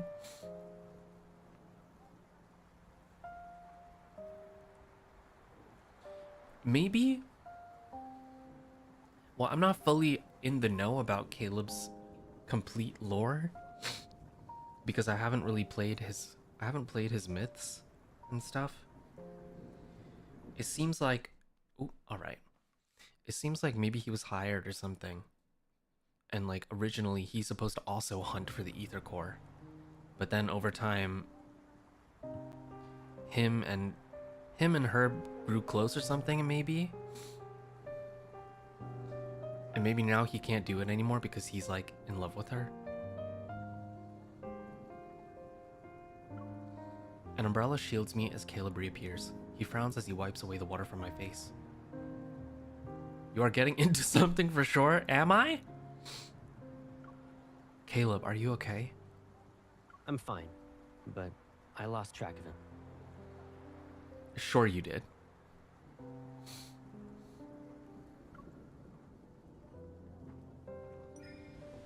Having checked Caleb's hand over and over again, my anxiety only dissipates when I confirm he's unharmed. Why just his hand? It's okay, I got some of the parts he dropped. I'll take them back to the data analysis. Hopefully there will be something to learn. We'll talk about it later. Let's go home. Will we?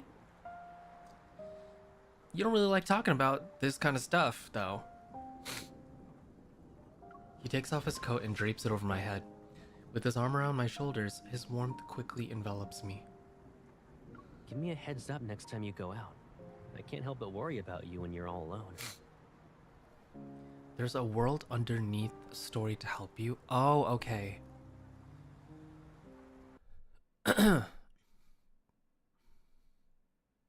So I really gotta read those to learn more. God, I need to... I even bought a new cord thingy too. But now it's acting up. Man, do I need to get another one? I mean, this cord, it does heat up. The part that connects to the HDMI, it does heat up. Maybe that's something that has to do with it. But I don't know what I should be looking for then.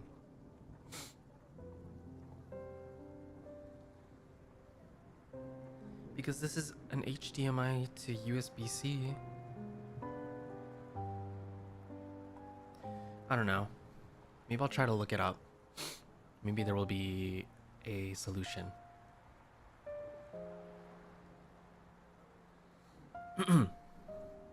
Maybe the iPad is a problem. This iPad's not that old though. And has enough memory to run the game. I've never had to change the quality settings. I'll look it up. Yeah, the guys, all these men, they're too hot for the connector, for the converter. Okay, let's continue. How old is it? Maybe like 2 years old?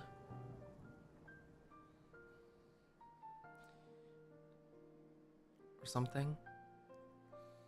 Upon returning home, Caleb ushers me into the bathroom.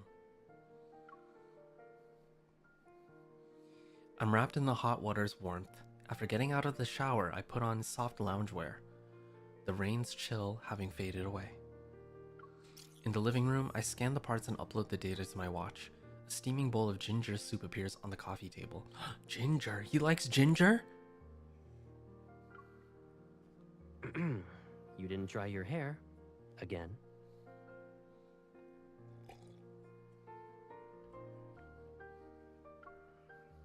Freshened up, Caleb brings over a towel. He sits down on the couch and pats the spot next to him. Come here.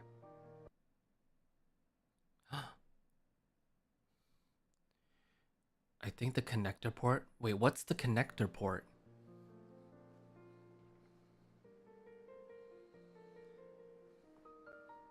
Like the port of the iPad?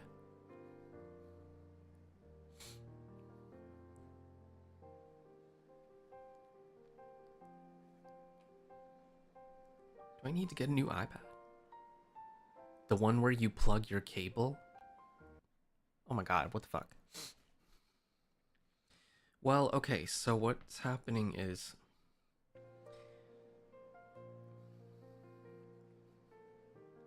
the USB-C that's connected to the iPad, the other side has an HDMI thing, and my HDMI is in it, and that HDMI is connected to my Elgato, which is connected to my PC and stuff. But when I use this same HDMI to connect to my Switch port, it never gives me any problems.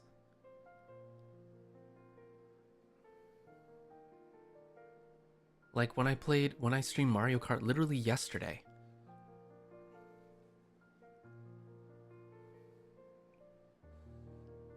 Maybe it does mean that the actual port in the iPad is a little fucked.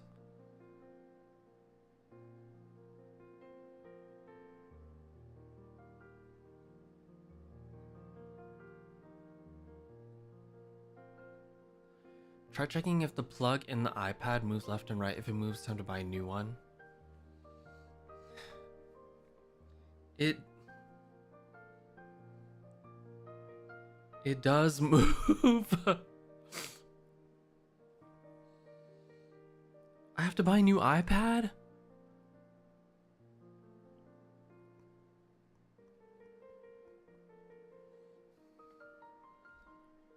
Is there should I? Is it even worth it to actually fix it, or will it cost more to fix it than it would to get a new one?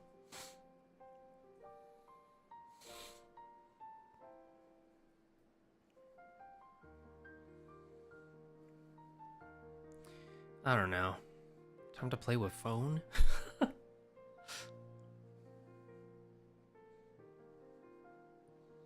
I'll have to get like a different phone then.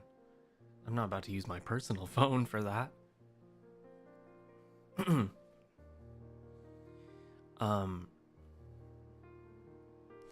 guess I could see if there's a repair place to fix the port.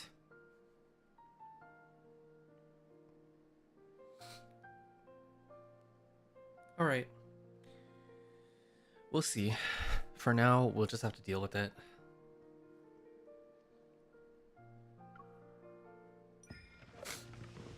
I comply and hold the bowl of soup while Caleb towel dries my hair. It's very soothing, and I can't help but narrow my eyes.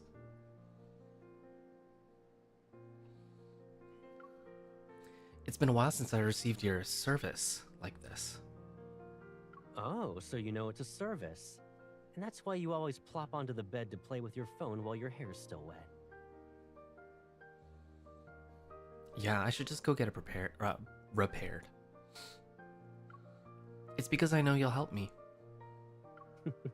Okay, Pipsqueak.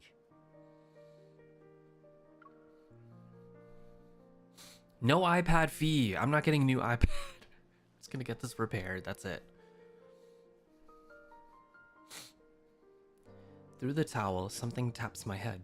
It's not too gentle or too rough. Though, don't you think you've gotten better at drying hair? Have I? I moved out to live in the college dorms. Then I moved again for the DAA after graduating. Looking back, it's been forever since I was really home.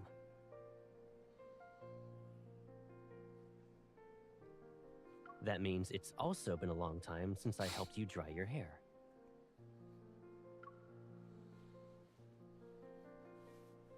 He tilts my chin before using his fingers to comb through the disheveled strands. There's no rush. We have more than enough time together. Yep. With the promise made, a new thought crosses my mind. What about the Deep Space Aviation Administration? Do they know you joined the Far Space Fleet? What about your comrade in arms? They don't know. And they won't. It wouldn't be smart to have too many people in on this. They aren't required to know everything about me anyway. My phone screen suddenly lights up. I see a news alert about the explosion in Cascade District. Ah, right. Kevy. He removes the towel from my head and walks to the bedroom. I'll grab the hairdryer. Give me a sec. Wait. Aware of the warnings Kevy's parents gave and the fleet's close surveillance of the siblings, I realize things are in a more sinister light. Is it possible Caleb knows something about this?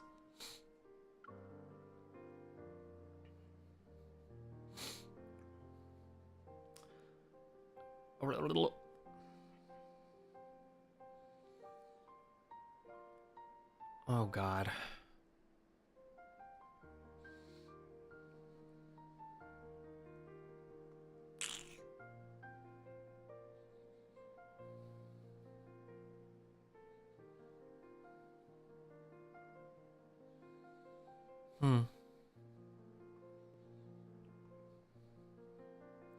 Are Kevy's parents important? The fleet has used a considerable amount of resources to deal with the explosion incident and their search for Kevy. Is it because Kevy's parents are important to them? The perpetrator and victims are fleet personnel.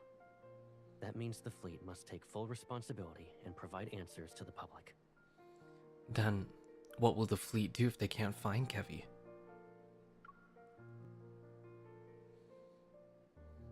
To reassure me, Caleb gently pats my head. His voice softens. Don't worry. They will find him. Girl, you don't even know I found him already. As I watch Caleb walk away, a sense of guilt creeps over me like an evening mist.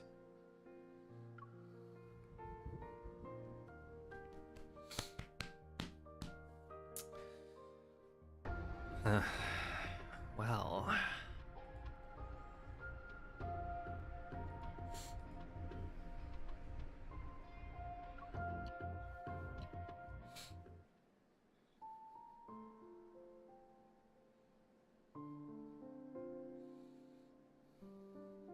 When I wake up the next day, my head feels foggy, and my throat is itchy. Maybe it's because I got caught in the rain yesterday. What are these for? As soon as I enter the living room, I stop in my tracks. Boxes of various sizes that weren't there before are now here. Caleb rolls up his sleeves. He sits down on the floor and pieces something together from the scattered parts around him. This place has been empty for too long, so I bought some stuff. Take a look. Do you need anything else? It's okay. I'll only be staying here for a few days. Anyway, I need to go. Why? You don't plan to visit me anymore? No, of course not.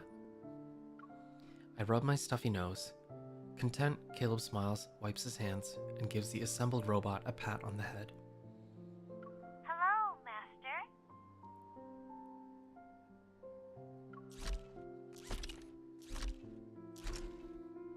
The little robot's screen forms a smile as its movements produce a series of clink clanks. When you're on the bed and glued to your phone, it can bring you snacks and drinks. Sure. The warmth in Caleb's smile makes me feel even more guilty. I'm sorry. If the fleet is just trying to protect Kevy, then I'll make it up to you once he's safe. I promise.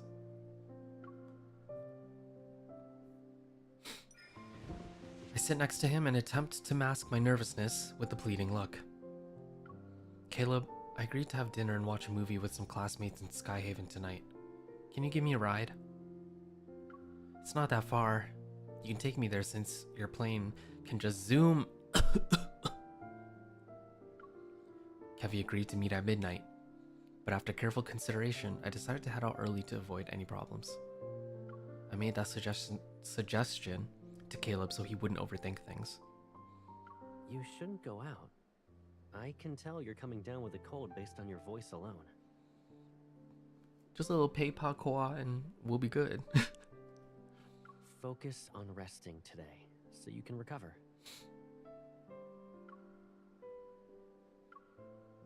Caleb opens another box and busies himself again.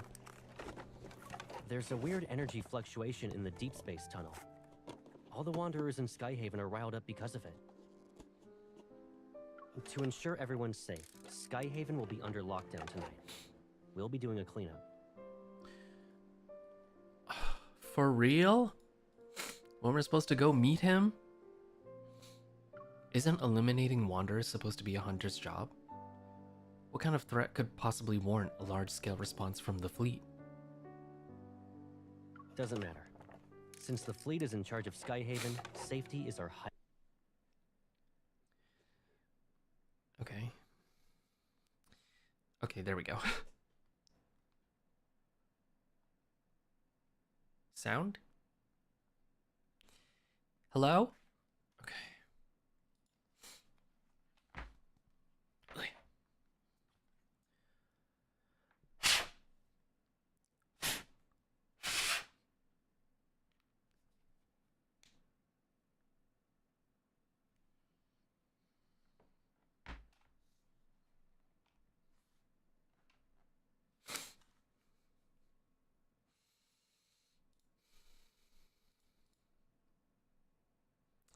Is it gonna...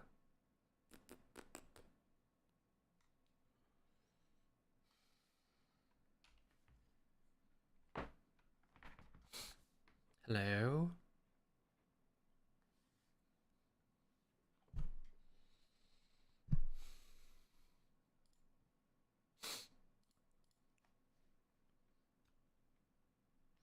What if I do it like this? Oh shit.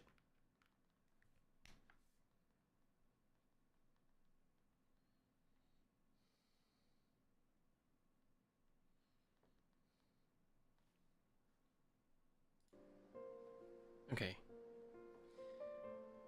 Nice. He pauses and looks up. I won't be around tonight, so don't even think about going out. Got it? It's synced up. But this isn't good. I need to get Kevy out of there.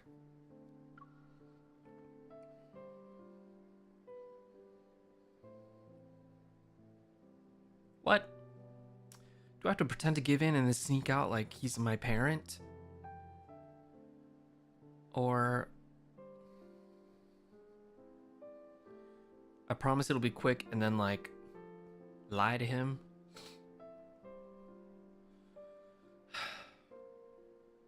Maybe I'll pretend to give in. Meeting Caleb's gaze, I pretend to give in and purposefully let a bit of reproach tinge my voice. Fine, I'll stay here. I can't exactly disobey the Colonel's orders, huh? You also can't lock yourself in your room so that you can sneak out through the window later. Bitch! This is in our old house, and even if I did climb out of the window, I wouldn't get very far. Seemingly uninterested in arguing, he ruffles my hair. I'll take you to meet your classmates tomorrow.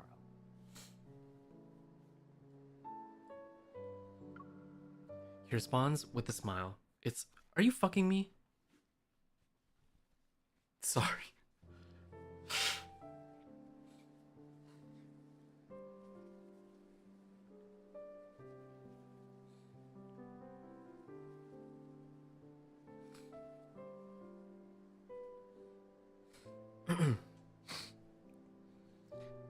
He responds with a smile. It's the same one I've always seen, but his gaze is a little too cheerful. He's hiding something. Caleb, be honest with me. Is the cleanup tonight related to the explosion? You're overthinking it. He looks away and pretends to study the sketch. I grab his chin, forcing him to look at me. You're... Excuse me. You're lying. What about you, then?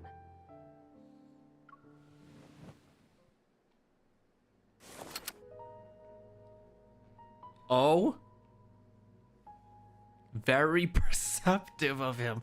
He calmly grabs my right hand and reveals the gun I had put on my waist. Why do you need a gun at a friendly get-together? He's not a colonel for nothing. That's because I'm worried about encountering a wanderer. His grip on my wrist tightens. Oof. Don't forget about the ether core in your body. You're not a normal hunter. And the whole explosion incident is complicated. One wrong move, and you'll be trapped here forever. The fleet isn't just here to investigate the explosion, right? Are you hiding something?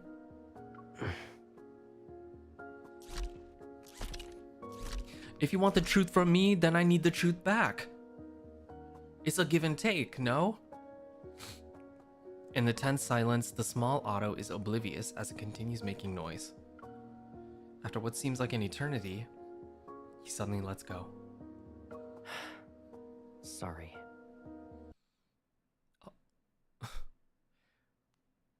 This is making me so mad. I really need to get this checked out. Leave it to me. I won't break my promise to you. My lips tighten into a thin line, and the increase in body temperature that I've been fighting hits me. I slowly lean back and sink into the sofa. I'm sorry. I shouldn't have upset you. Caleb kneels. He takes my wrist that he had grasped earlier and massages it with his thumb. But tonight's operation isn't just a normal patrol. You're unaware of the dangers here. His earnest gaze follows mine when I try to look away. For some reason, this version of Caleb feels like a stranger. Do you really mean it? Cross my heart.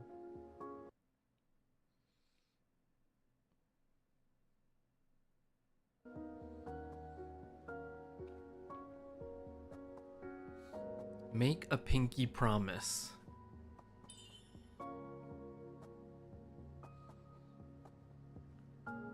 You made a promise to me. Don't forget about it.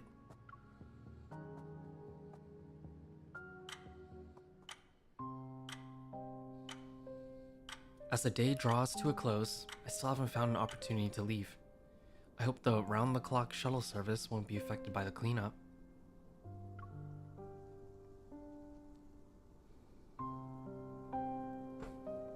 Only when my phone gives me a no service message do I realize how thorough Skyhaven's lockdown is.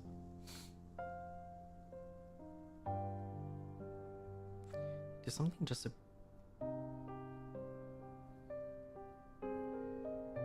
Oh.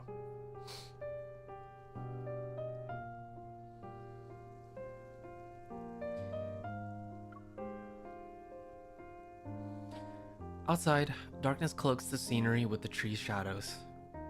When it's 11 p.m., I hear the faint creak of a door opening outside. Cute wallpaper, thanks! One day at a time.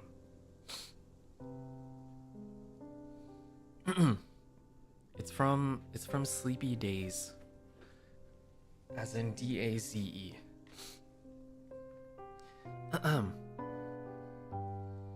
After silently counting to 30, I quietly I quietly get out of bed and go to the living room.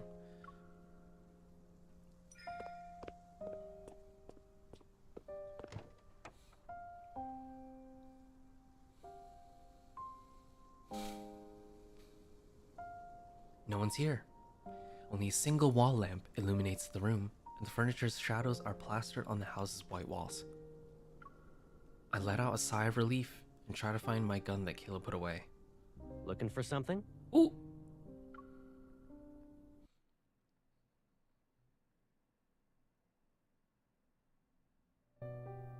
Caleb, you're still here.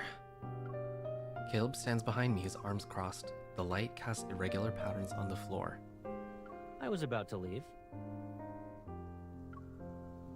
Go ahead. I'm getting something to drink.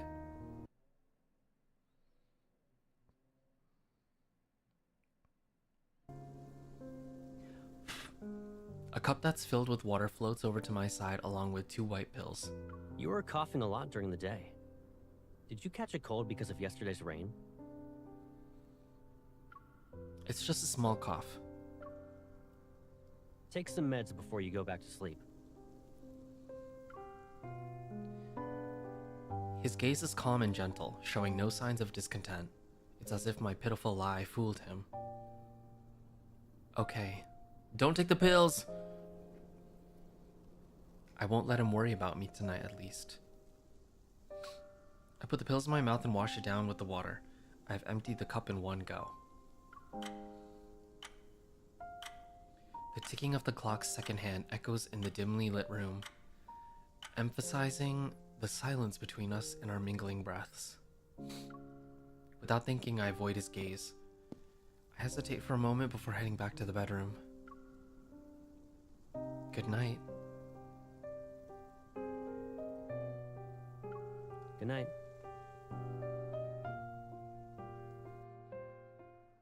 That's a big moon.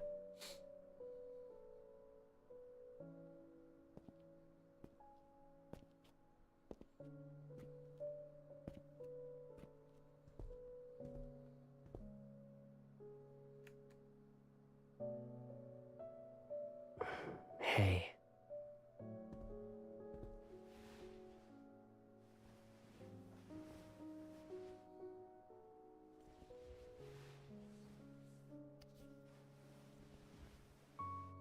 If I kept you here with me like this, would you think I'm being too selfish?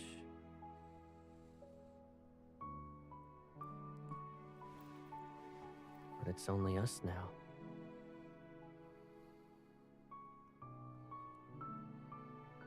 Oh my god. Let's say I had noticed these threats that were lurking around you earlier.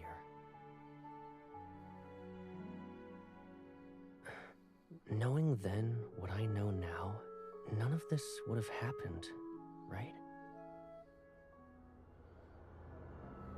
Whoa, what's happening?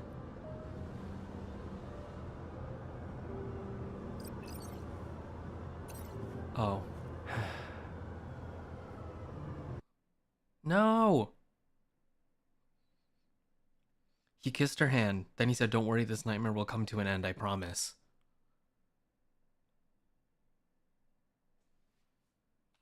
What? It's not coming back as fast as it did before. Hello?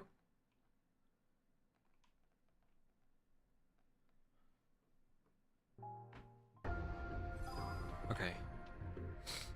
Yeah, he just... yeah.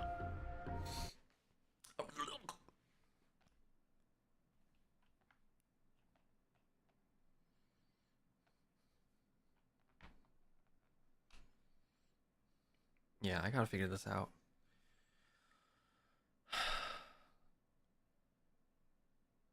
Why is stuff always going on?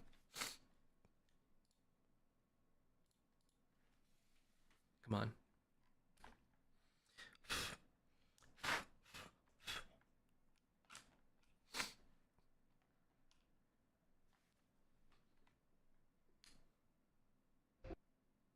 What?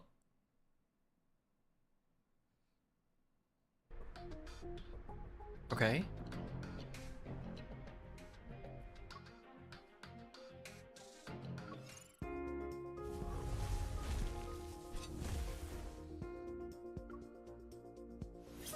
Oh! Hey, Xavier. We haven't seen you in a while.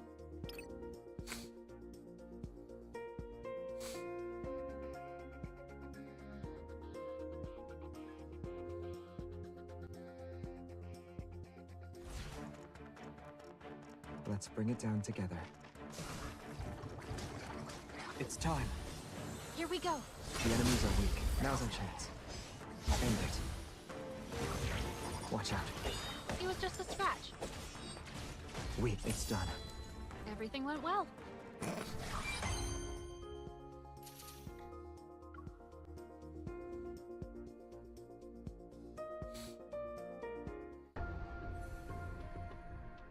Next. Oh my god.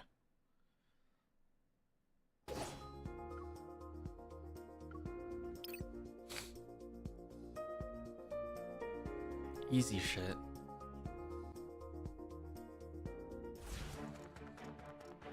This place looks familiar.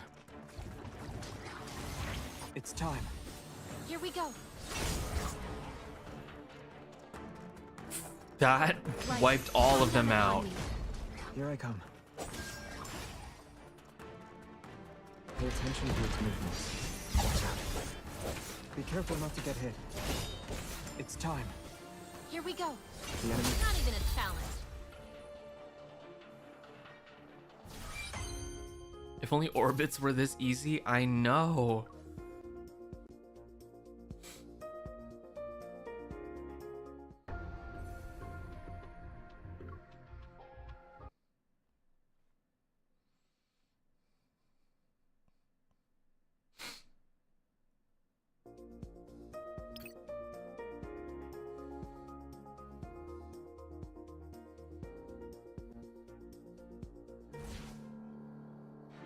Let's bring it down together.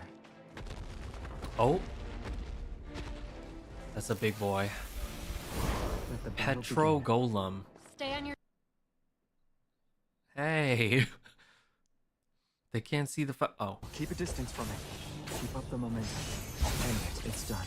Oh, okay, Everything well. went well. Nothing to see anyway.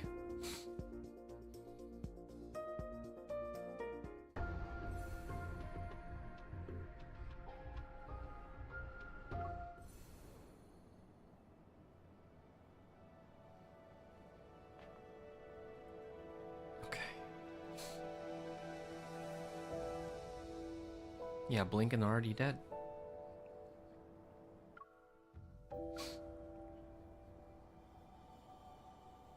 I'm deadass about to just use my phone.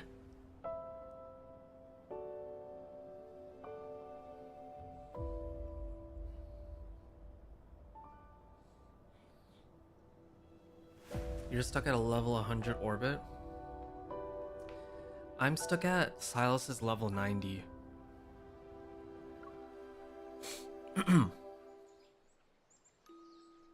Why are you staring off into space? Mission's over. But hide the blood on your sleeve before heading inside.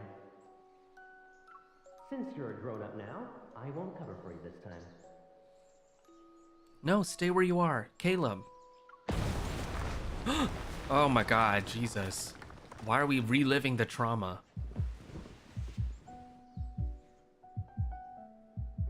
Oh my god. We fell asleep because of those pills. We didn't get to go to Kevi. Oh, Kevi doesn't trust us anymore. What the fuck? Hi, Nookjun. Hello. I hope you're doing okay. I open my eyes only to be greeted by warm sunlight on my face. It casts a dazzling, hazy halo. As my vision slowly clears, all I see is a snow-white ceiling above. It was all just a dream. I sigh, rubbing my pounding temples. I feel drained, my body heavy. Last night, I was supposed to act like I was sleeping, but somehow I got dizzy and actually slept. Random thoughts raced through my mind, and I grabbed my phone. The screen shows I had missed many calls. All of them are from Zayne. The hospital can't reach his guardians, which could be a problem. I'll have everything arranged by tomorrow night at the latest. Then I'll bring Kevi to you at that time.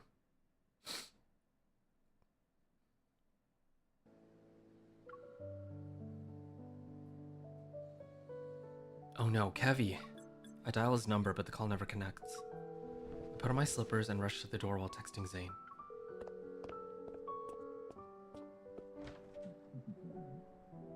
As I open the door, a barrage of loud news alerts bursts forth as morning sunlight casts a gentle glow on the floor.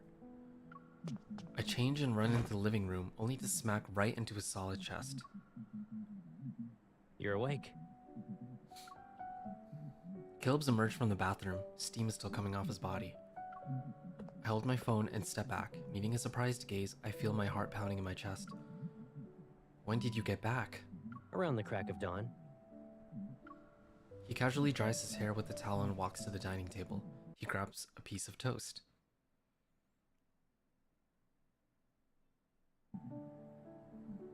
Why are you in a rush to leave?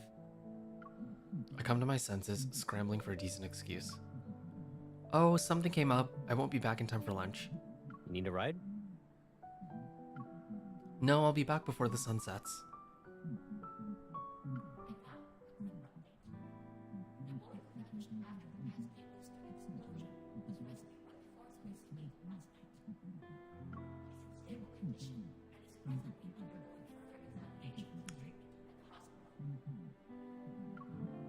I freeze, staring somewhat incredulously at the screen in the middle of the living room. That missing kid has been found? Yep.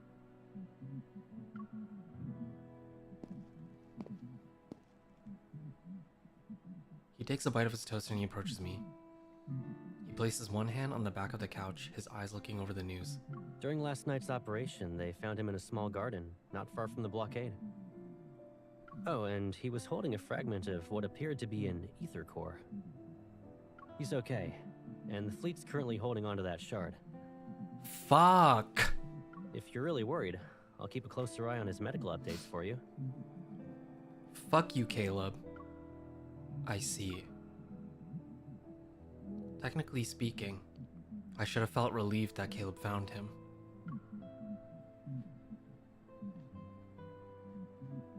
But there's this weird tension in the air still, weighing down on my heart like a dark cloud. Once Kevy's condition stabilizes, they should allow visitors, right? I want to see him. Sure thing, Pipsqueak. But why the long face? Because you fucked with my plans, bitch. Caleb used to be against me getting involved in anything related to the explosion, yet he's suddenly cool with it. If this whole thing really was just an accident, a series of coincidences, then I should feel okay about it. I'm worried about him.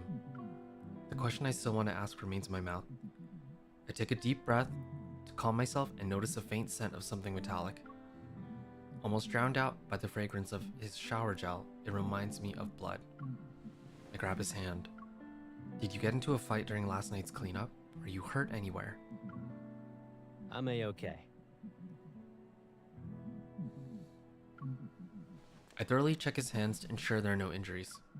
Really, I'm fine. But... all of a sudden, a cold hand touches my forehead. Looks like your fever's gone. I had a fever? Yeah. As soon as I got back, I heard you calling out to me in your sleep. So I figured I'd make sure you were doing okay. Was it a nightmare or something? It's nothing. Maybe it's because I've been pushing myself too hard lately. Or maybe it was a nightmare from this morning. Either way, I feel anxious. I glance at Caleb, who's grabbing a jacket. He nudges my shoulder to direct me elsewhere. Why don't you wash up first? I didn't get a chance to take you somewhere yesterday. Do you want to go out today? No? I hesitate, and before I can nod, his phone vibrates. It's me. What happened? What's going on? The voice on the other end of the call wipes the smile off Caleb's face. His brows furrow. All right. What's wrong? Mia passed away.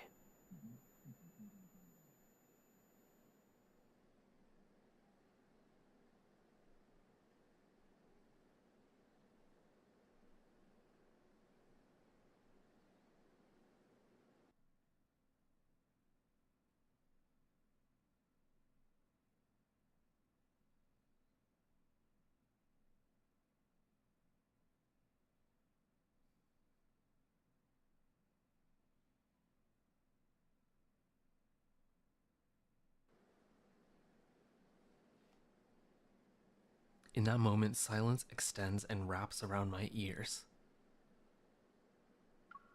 Sunlight hits the ground, but its chill creeps up like vines and steals my breath.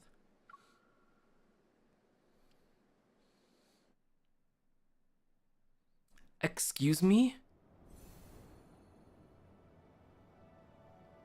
Yo.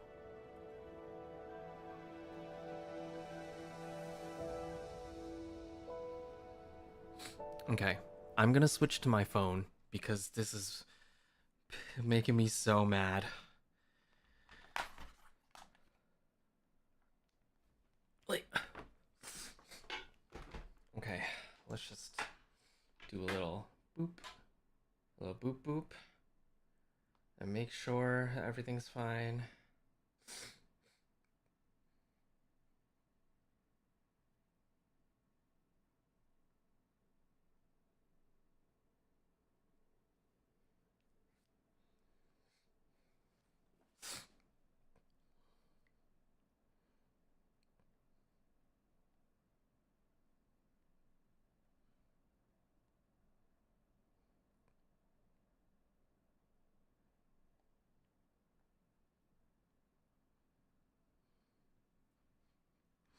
Hopefully this will be better.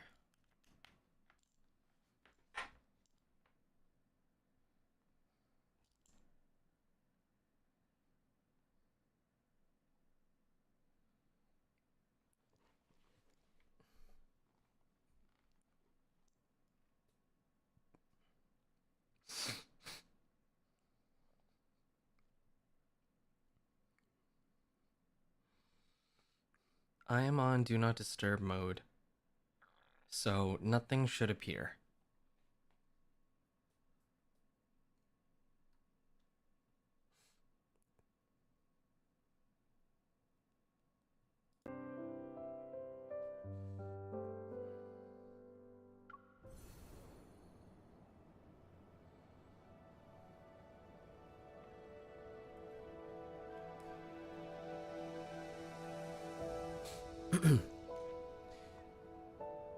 Silas jump scare. Okay. Oh my god. According to the documents I read, Mia went into septic shock because of her burns. They couldn't save her. Zayne examined Mia's emergency treatment records, which perfectly matched the fleet's public statement. The medical records are too thorough. It's almost as if they're hiding something. Besides, no one actually witnessed Mia's death. After the academic conference ended, Zayne retrieved a classified file and departed with the medical team. He took these mysteries with him. And once he confirmed my safety, he didn't ask any more questions. As for Kevi, whoever went to such lengths to find him clearly wants him alive, for now at least. Don't be too hard on yourself. But the story doesn't end there. The remains of the siblings' parents were found aboard the small vessel Joseph had taken, which further proves his involvement. The Farspace fleet stepped in to address public concerns and quickly arranged an adoptive family for Kevi. Everything progressed at an unnaturally rapid pace. Their flawless response is too perfect. It was like watching a chess game where every move had been planned in advance.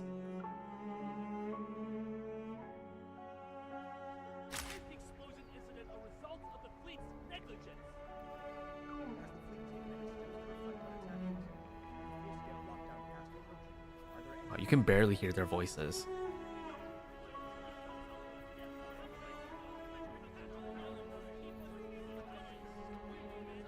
Beyond the barricade tape, reporters and photographers with cameras of all sizes gathered together.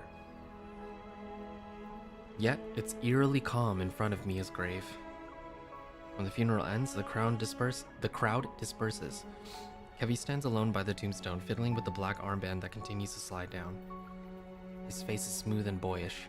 There are neither crystals nor grief. Kevi, are you okay? Miss? He looks up at me, studying my expression before revealing a smile. Yeah, the professor has been very nice. I'm moving to a new place soon.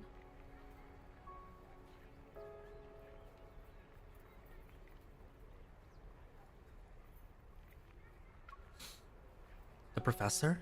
Is he the one who adopted Kevi? I'm sorry. I planned to show up that night, but if I had found you sooner... It's okay. The fleet found me in the end. He speaks before I can continue, his expression almost devoid of emotion. He's composed. But I thought you said you didn't want to go with the fleet. Something's still off. Kevy managed to avoid being detected even when they did thorough searches. The fleet didn't find him right until... Don't worry, miss. I'll be okay in my new home. I'll miss my sister. He speaks as if he's stating a fact. And why would a person be sad about something that already became a fact? It's as if I'm the one who's not quite ready to face reality yet. I push down the sadness bubbling inside me and give him Lucia, who's been cleaned. Here's the plushie Mia left behind. It should stay with its owner. Kevy frowns. He glances at the photo on the tombstone, surrounded by flowers and toys, as if trying to figure out who the person is. I don't like toys. But because it's from you, I'll take it. The confusion in his eyes only lasts a moment. When he looks up again, he has that serene smile on his face. This feels wrong. This feels wrong. After Kevy heads off with his new family, I stay where I am, and then I hear a familiar voice behind me.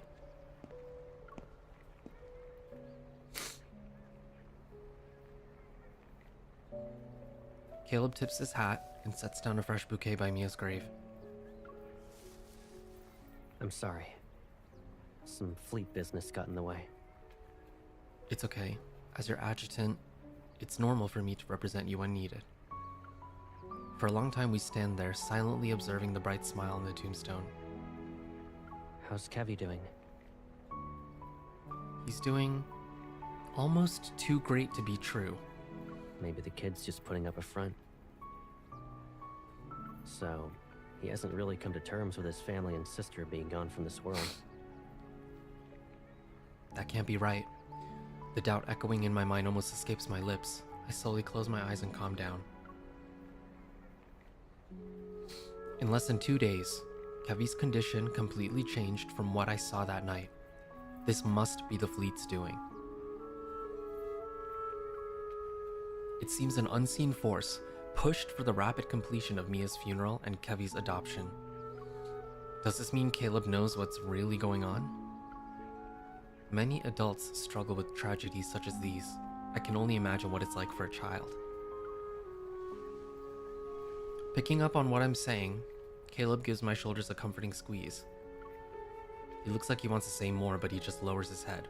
There's a bit of sadness in his eyes. Don't be too disheartened. I'm gonna fuck you up. Okay. Ever since the explosion, everything has been wrapped up too well.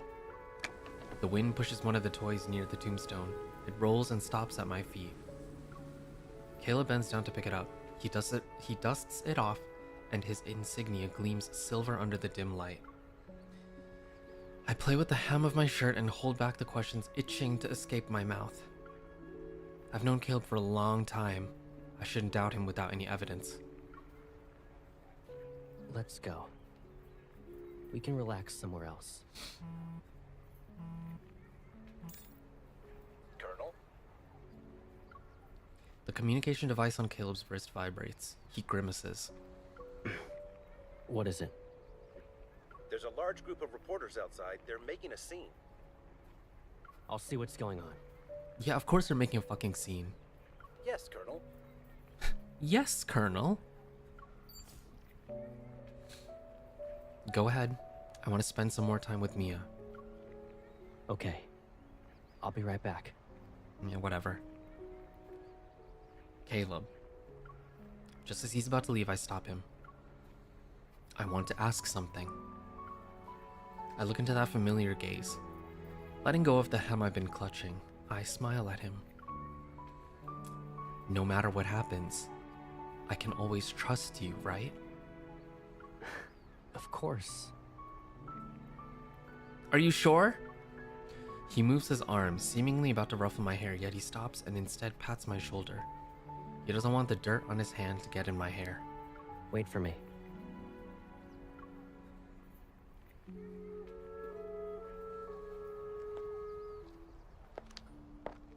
As more people leave, the cemetery quiets down.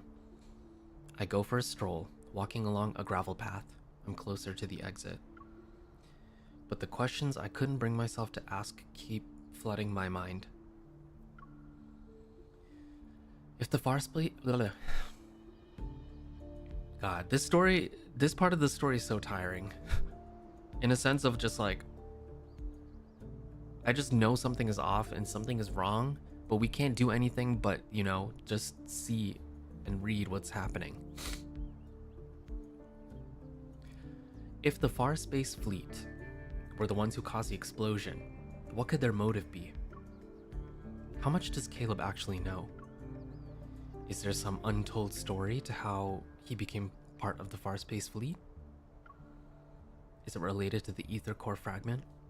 Is that why the fleet was desperate to get their hands on Kevi? But if it was just about the ether core fragment, they wouldn't have rescued him. Unless the kid has something more valuable. Hi.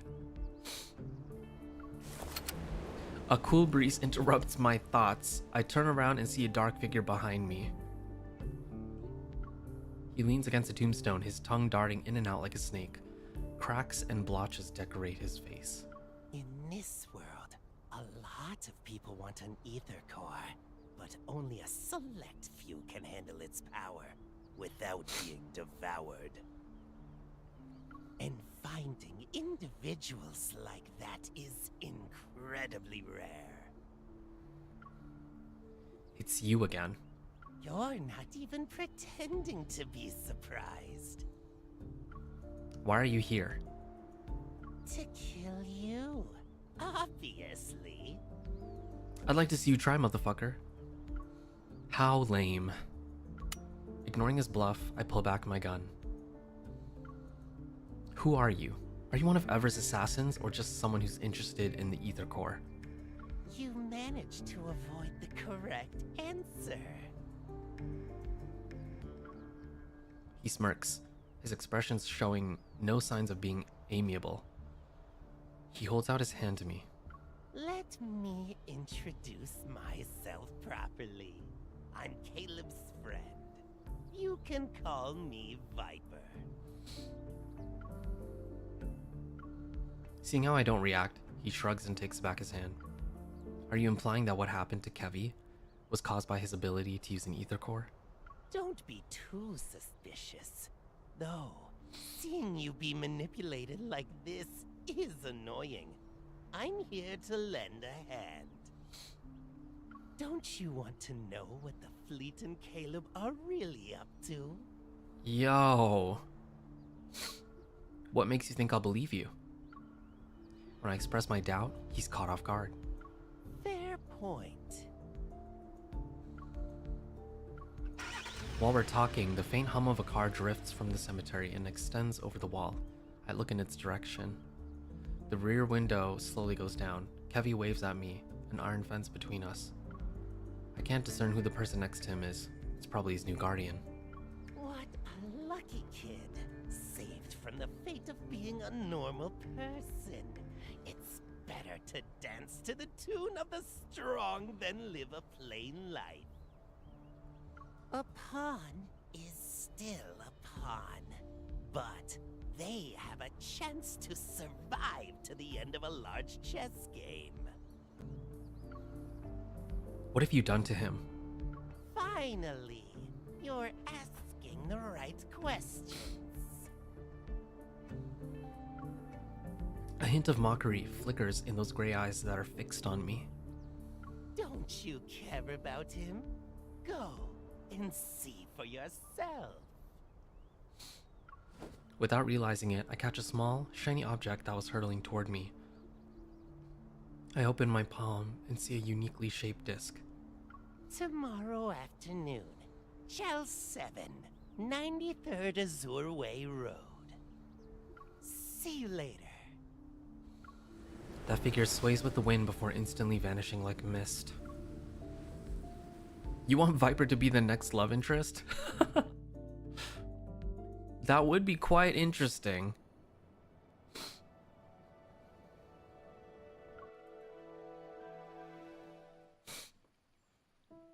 Chel 7, 93rd Azure Way Road. A beautiful and secluded villa sits in a white veil.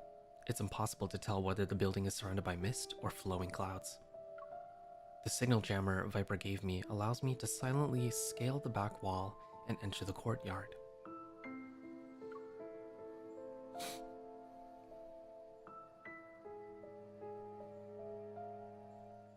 The tree's shadows cast diagonal lines across the grass and meticulously trimmed shrubs. The wrought iron fence enclosing the entire space resembles a carefully crafted prison. What exactly does Viper want me to see?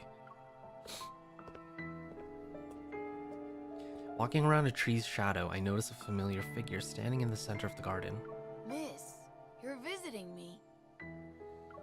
He smiles, seemingly unperturbed by my sudden appearance. It's nice to see you again, Kevi. I respond with a grin that holds an equal amount of warmth to his smile. Is this your new home? Is everything okay? The professor said I'd finish my coursework here. He thinks I'm talented, but I still have much to learn. As I move closer, I find that Kevi is holding a brightly colored bird in his hands. I found it in the garden. He pinches its talons and watches the small bird struggle.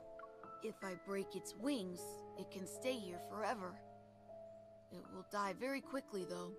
That's a psychotic thing to say. The professor said if we damage the bird's neuromuscular system, it won't be able to fly, but it will believe it can. That's also a psychotic thing to say. Slowly, it'll get used to its life on the ground. The bird will then forget that it's supposed to fly. A bone-chilling voice, tinged with childlike innocence, sends a shiver down my spine. Kevi, who is the professor? What's he like? I can't tell you. You're not my family. Family, huh?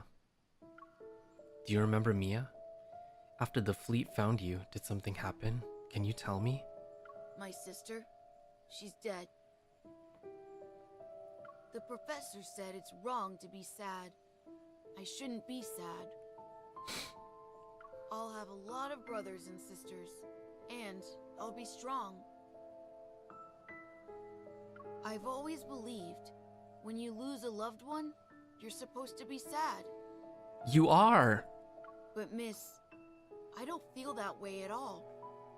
Should I be sad? Kevi's fingers inadvertently relax, and the bird uses this opportunity to flap its wings and soar into the sky. He lowers his head, tears falling onto his hand. A confused expression appears on his face again. Oh my, what did they do to you?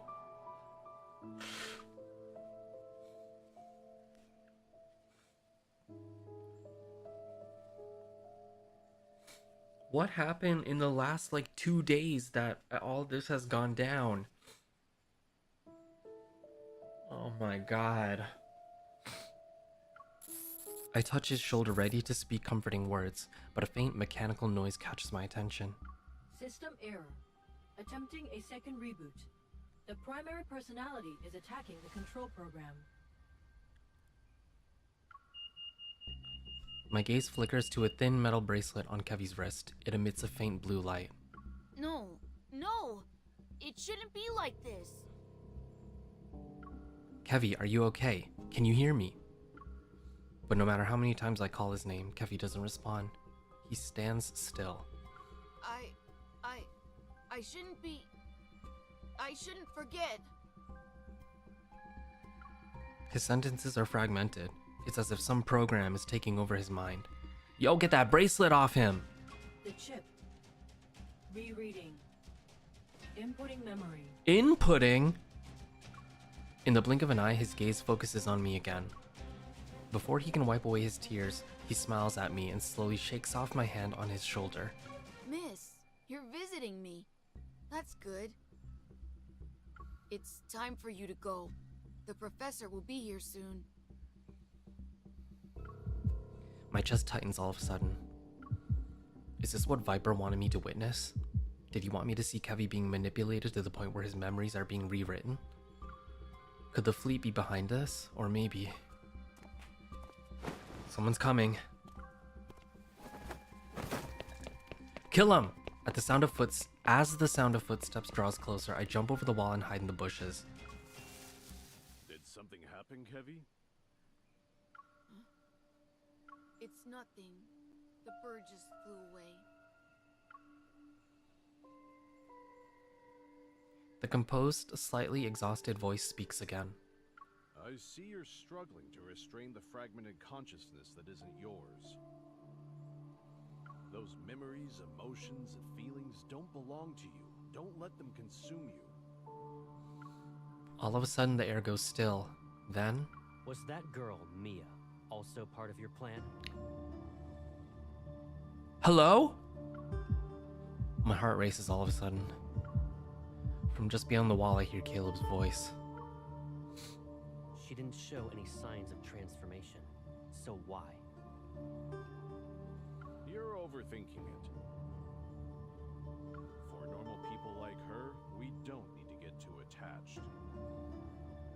Letting your emotions run wild and blaming yourself for every little mistake, it will only hold you back.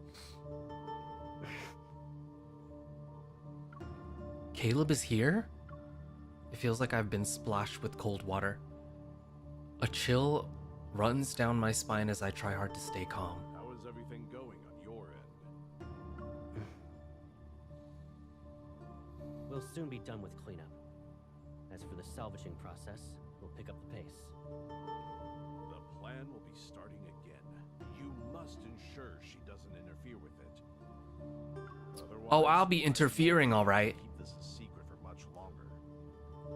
You trust and believe I will be interfering. She won't.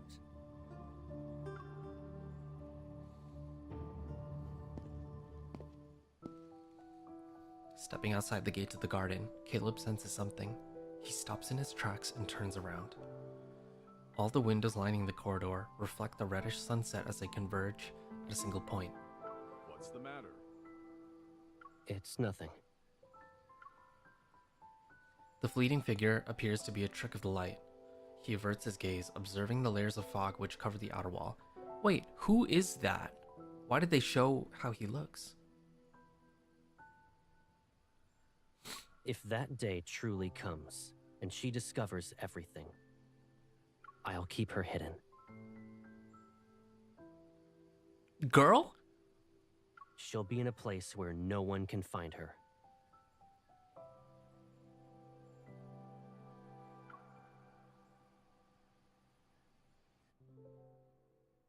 You gotta be fucking kidding me.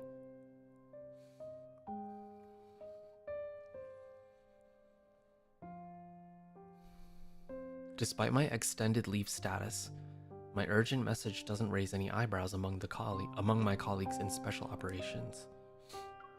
After requesting support regarding Kevy's condition, I also informed Captain Jenna of my deduction that the spatium core fragment had likely fallen into the Var Space Fleet's hands. In response, she repeatedly emphasizes Skyhaven's complex situation and would rather miss an opportunity than allow me to attempt a risky reacquisition mission. I promised multiple times not to act rashly.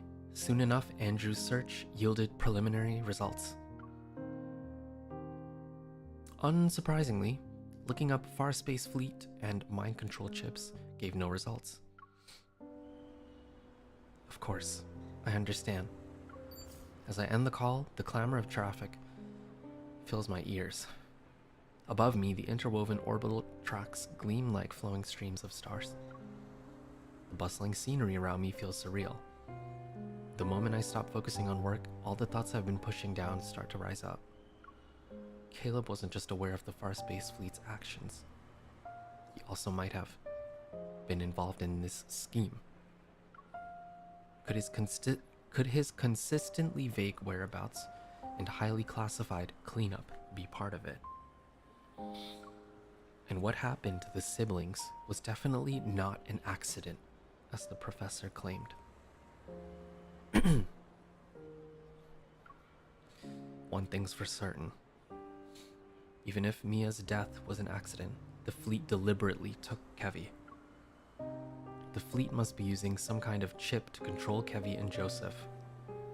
They probably have goals that extend beyond obtaining ether core fragments. I lower my gaze and notice a metallic glint from my pocket. The necklace I'd gifted Caleb still adorns my neck. Amidst the chaos these past few days, I forgot to return it. And in my coat's hidden pocket is a new stealth monitoring chip I brought from Special Operations, just in case. Forgive me, Caleb. After a few minutes, I finally pull out my phone and dial Caleb's number. Hey. What's up? Nothing really.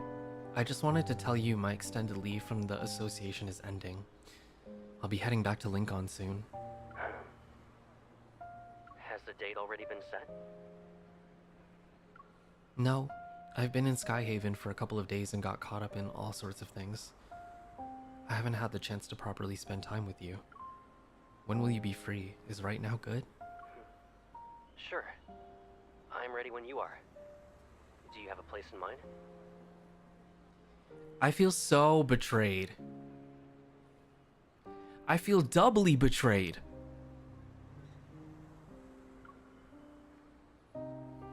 I look up. A nearby tower, the Aerospace Center, looms over me, its spire piercing the sky. Moonlight gently shines over it. It used to be Caleb's stomping ground back when he worked at the Deep Space Aviation Administration. The serene scene changes as holographic advertisements dance among the clouds.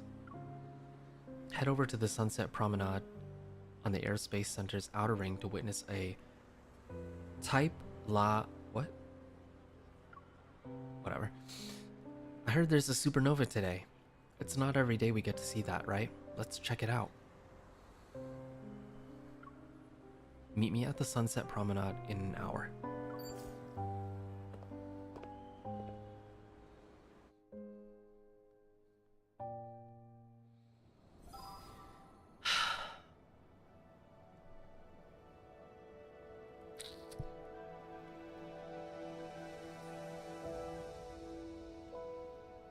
Okay.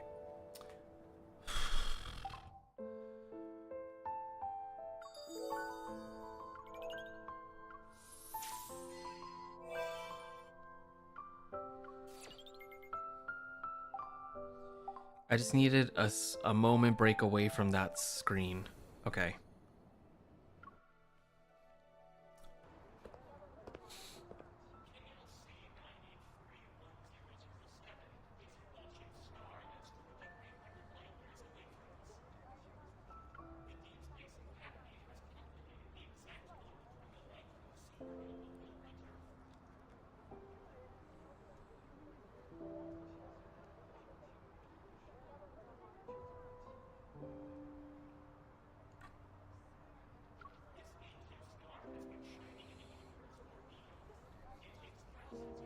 Stepping off the shuttle's platform, I see the scenery of the main island unfold before me.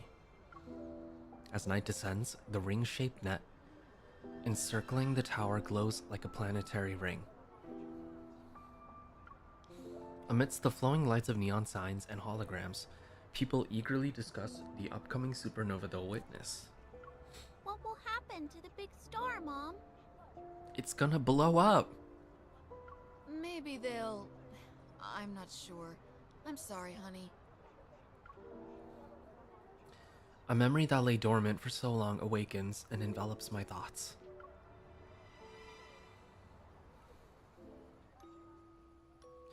Caleb, you have another project? My science teacher wants us to build models. Everyone's either doing the solar system or a black hole. It's boring. Do you remember the supergiant Gran showed us? The one that's 2,300 light years away? Its supernova will be the one our generation has the best chance of witnessing firsthand. I want to see it. Oh, I remember. Didn't she also use it as an example? She said that no matter what difficulties we face in the future, you should protect me. It's like how a ring system protects its planet. Gran never said that, though. Are you just remembering what you want to hear again? But she did say it. Actually, Gran said that powerful stars are destroyed by forces from within. Meanwhile, fragile humans need to endure outside forces. We don't need to face the future alone, though. It's like how planets and their ring systems are born together. They'll also fade away together. I basically said that. Anyway, you have to help me finish this week's extra readings assignments.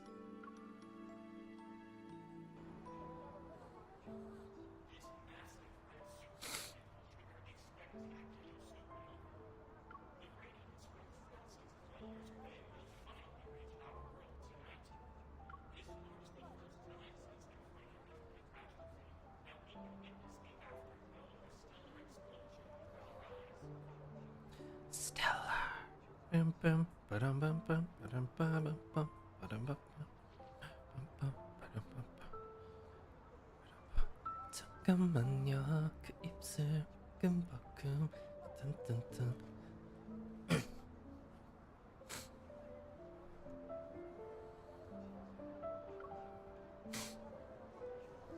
I come to my senses.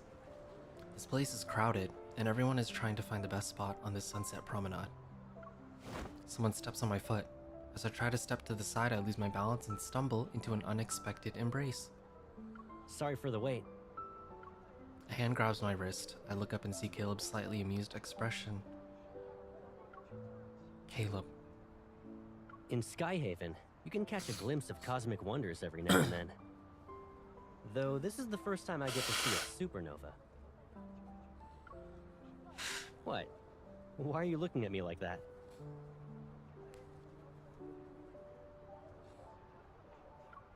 Why is he acting like nothing happened? Why is it always so difficult to understand what he's thinking? Caleb grins and leans in. Where'd you go today? I just walked around. This place is packed. Hold on tight. Don't get lost, Pipsqueak. I'm not a little girl, Caleb. Slow down.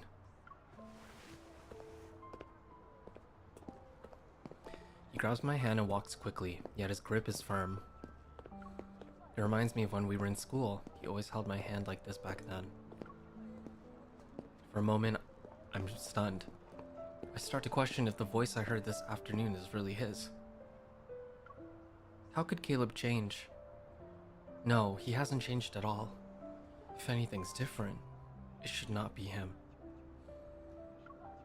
As I watch him walk, a bizarre idea pops into my head for no reason.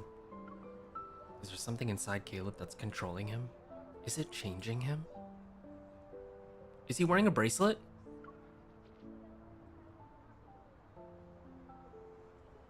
Over here.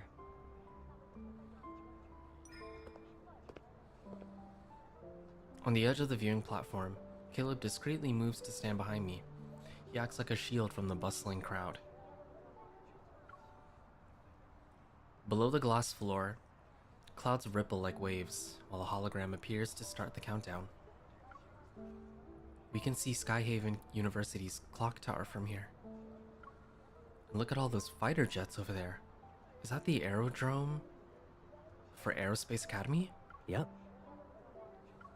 With exams on the horizon, I bet a bunch of my juniors are preparing themselves for some serious cramming. The last time I visited Skyhaven University was for your graduation. Time flies. It sure does.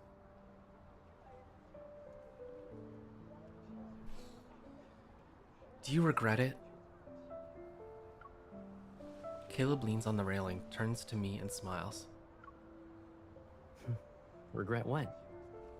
Being admitted into Aerospace Academy and becoming those 1 in 10,000 deep space fighter pilots. I hesitate, unable to find the right words. You're on an entirely different path now. It wasn't one you chose in the beginning.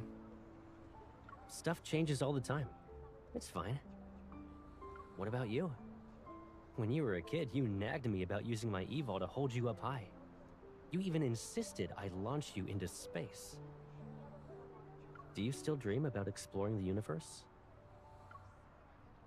That's just nonsense, kids say. Caleb raises his head. There's a fleeting sadness on his face. I almost wonder if I had imagined it. Back at the shelter, I remember you said your home was beyond the stars. But we couldn't even get past the walls and barbed wire. Yeah.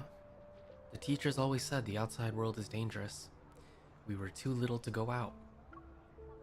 Though, when you're cooped up in one place for so long, the outside world can be more appealing than ever. Yet all we could do was hang out on the rooftop and count the fighter jets flying past us. I once asked you about why they would crash, and if the old railroad by the shelter led to the sea. The fighter jets crashed because they got attacked by wanderers. As for that railroad, at the end of it is a patch of weeds. We'll figure out everything about this world, one step at a time. I figured out a few things now, and I don't know. Really? I'm starting to think some people's hearts are more mysterious than the world itself. Like you, for example. You're a walking vault of secrets right now. I can't tell if my thoughts are written all over my face to the point where he can see everything. I look into his eyes and hope to receive an acceptable response. Well, Pipsqueak, since you're interested in secrets, there is one thing. Which is? Oh my god. The noisy crowd suddenly falls silent, and dazzling lights fade into the night. The hologram's light continues to glow like water, only the countdown remains. He grins at me, his voice as serene as a passing flock of birds. It's starting. The people around us look toward the sky, but his gaze remains fixed on me. I almost lose myself in his eyes. After a moment, I find my voice and flash him a smile. Oh, right. Close your eyes. I have a surprise for you.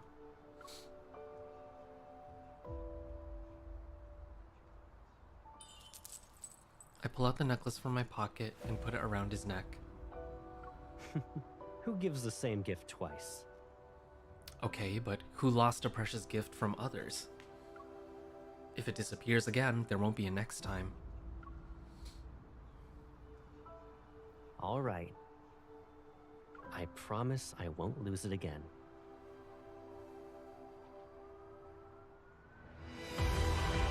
Oh! Suddenly, a distant ringing filled. Wow, what's happening?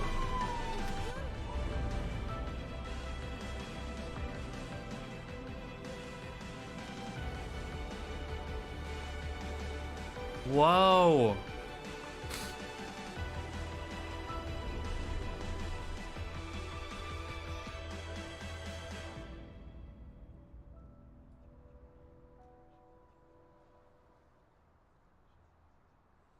Watch out, your other eye! It's fine. At this point, if another star falls in my other eye, it'll even things out.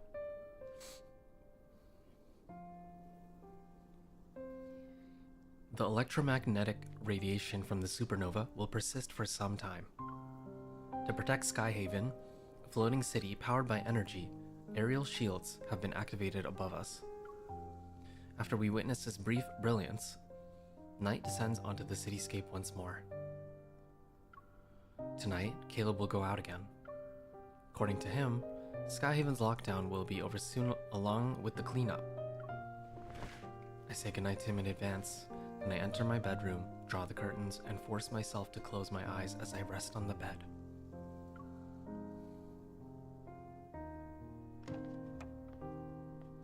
In these dark hours of the night, I eventually hear the door being pushed open. The faint sound of footsteps draws closer. Realizing it's Caleb, I keep my breathing steady. As I pretend to be asleep, a gentle touch lands on my forehead.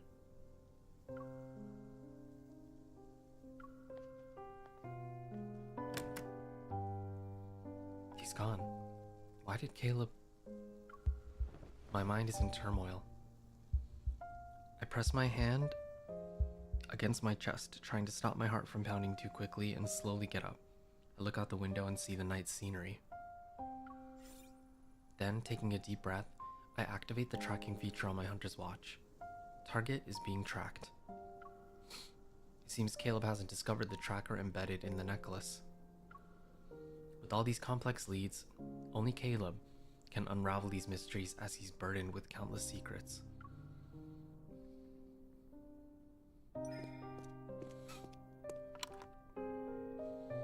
When I try to leave, I notice the door doesn't budge. Did Caleb intentionally lock me in the house? Yeah, they both are tracking each other now. I raise my gun and aim at the lock. Without a second thought, I pull the trigger.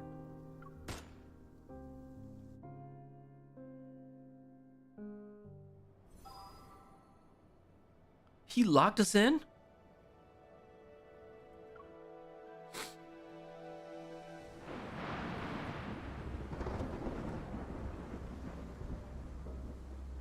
Flares illuminate the night sky. They're bright enough to make it seem like daytime.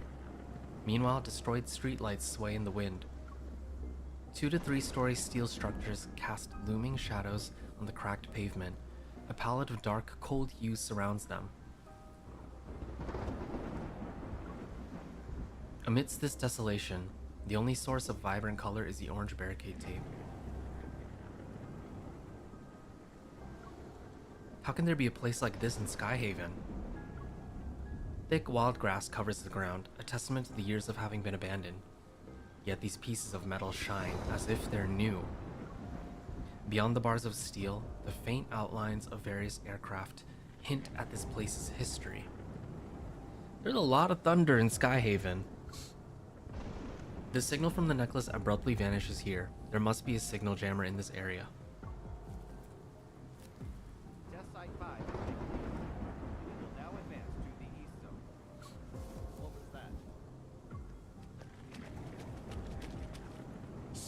Quickly now.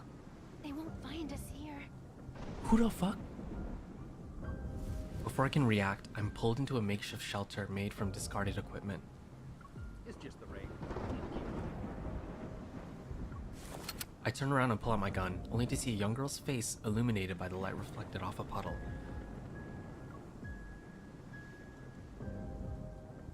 Crystals adorn her skin. She wears a thin dress, but she's unperturbed in such cold rain. In the distance, officers wearing Farspace Fleet uniforms move closer. They're armed and on high alert. Isn't it weird how these monsters are getting more aggressive? The contamination levels here are extremely high. They're practically indistinguishable from wanderers now. Stay frosty. Hey, Caleb says that while fighting. This batch of specimens is on the brink of transformation. Salvage value at 0%. Requesting confirmation to do the cleanup.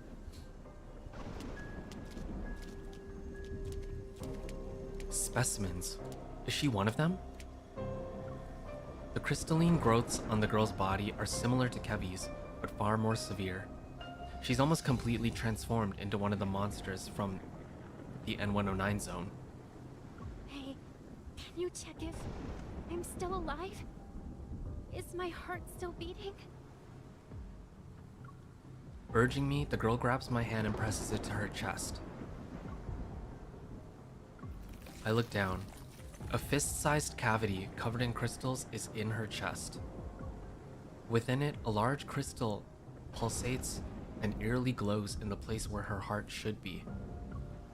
How? What happened to you? Her skin, drained of all its color as she stands in the rain, betrays the weight of her memories as she cowers. As I was dying, someone whisked me away from the ward and took off the white cloth on my face. They made a promise. After one experiment, I could live again. Who wouldn't want that? As she speaks, the crystals creep further up her neck, yet she appears oblivious to them. It's a shame. If I passed the test, I could have been the professor's daughter.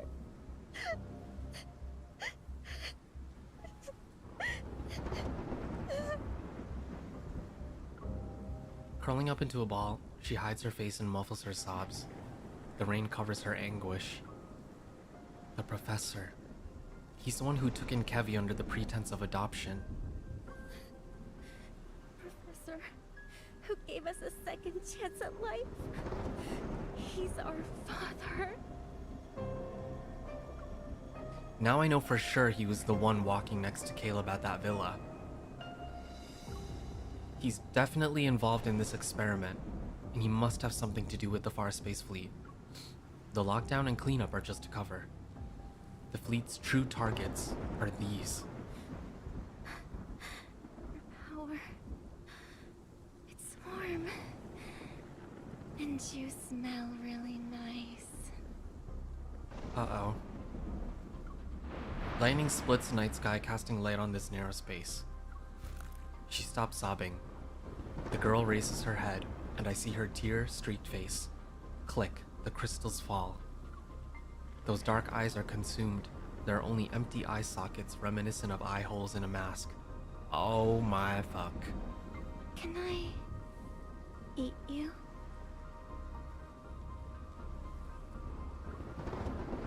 Oh my god, she seems to lose consciousness, but then her cold fingers grab my wrist.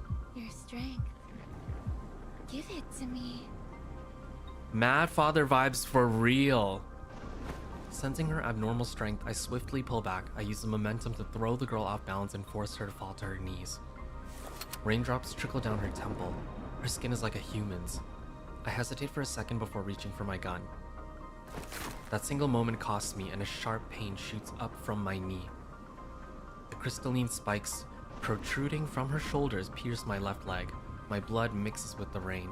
I said, you should let me eat you. It's as if a silent signal has been given. Several figures emerge from the shadows and stagger toward me. Black crystals have almost engulfed every part of their bodies. They're barely recognizable as humans from their outlines. The crackling sound of burning flesh resounds in my ears again. Their silhouettes blur with the ones I remember from the N109 zone. No. Those things are already here. They're all here for the ether core? Yo, it sounds like zombies! As I close in, I have no choice but to fight through the pain. I push the girl away. Holding my gun, I struggle to stand. Bullets cut through the rainfall and pierce the legs of two figures at the front of the group. However, they don't stop. Gritting my teeth, I aim for the shoulders of these people. Another shot rings out and the girl's twisted convulsions come to an abrupt stop. But I didn't pull the trigger. The figure before me dissipates into energy particles. It's similar to how a wanderer disintegrates after death. I found the missing specimens. Stop them! Several lights shine harshly, and I hear the synchronized sound of guns being drawn. A bullet whizzes past my ear, yet those people, who have been shot multiple times, continue to lunge at me. Amidst the howling winds, the space in front of me distorts. A vortex appears, sucking in and tearing apart 2 or 3 looming figures. What is that? The rain stops and the smoke from guns and crystal particles appear to be suspended in time. Through the veil of raindrops, an indifferent face gradually comes into focus. Raindrops are deflected away. Caleb. Frozen in place, I don't know if I should call out his name. What are you doing here? Maybe I should ask you the same thing.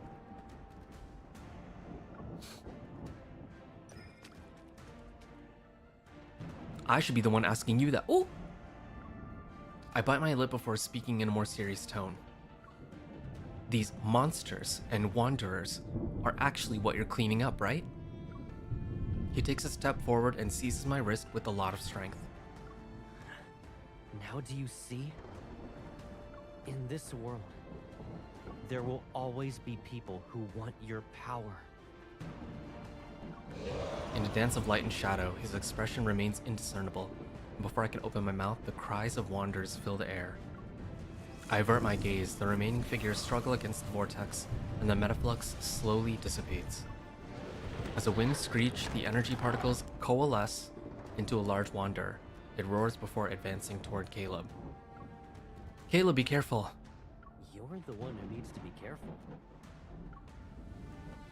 With a stern expression, he grabs my shoulder and pulls me behind him. Are you trying to prove you're strong enough to trespass into restricted zones by yourself at night?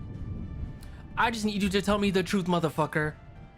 You should only do that sort of thing when you're not throwing yourself into danger. You better shut the fuck up right now. I swear to God. Are we fighting? Okay, let's fight. Let's fight then. If we're gonna fight, we'll fight together and then we can hash this out.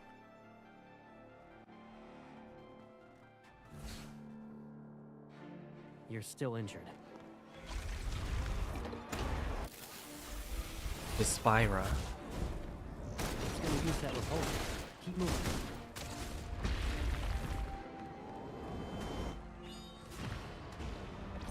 Smart. Now I can relax a little. Requesting ambush. Request approved. Time to change. Fight the Wanderer, then fight him. I know. You won't escape. My turn. It's only got. Don't worry. I'm okay. Get behind the rock spikes. The waves can't touch us then. Smart. Now I can relax a little. Now's our chance to strike. You can't break our connection. Once we take out the repulsion core, it won't stand a chance. Bring it on. Whoopsies, wrong one. You want step back. What the fuck? Something's changed. Watch out. Now we should stick together. Time to... Target has entered the container. Pursuing target. Positions locked. Fire. Smart. Now I can relax a little. Eat this. You can't break our connection. Heads up. Time for a pop quiz. Does it hurt? We'll get it checked out later. I'm fine. Requesting ambush. Uh-oh. Our health. Can we heal or something? Oh shit, do I have to not... My turn. It's okay. You still have me. Do I have to manual this? You and I are going to the medical bay. Oh shit.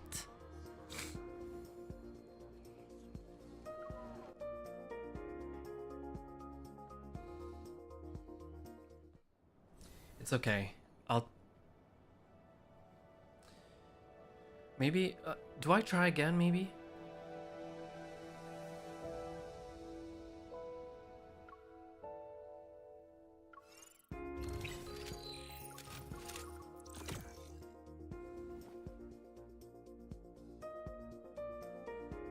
Let's try again. Maybe this time it'll work. I only auto, guys, because I'm more interested in the story. You're still injured.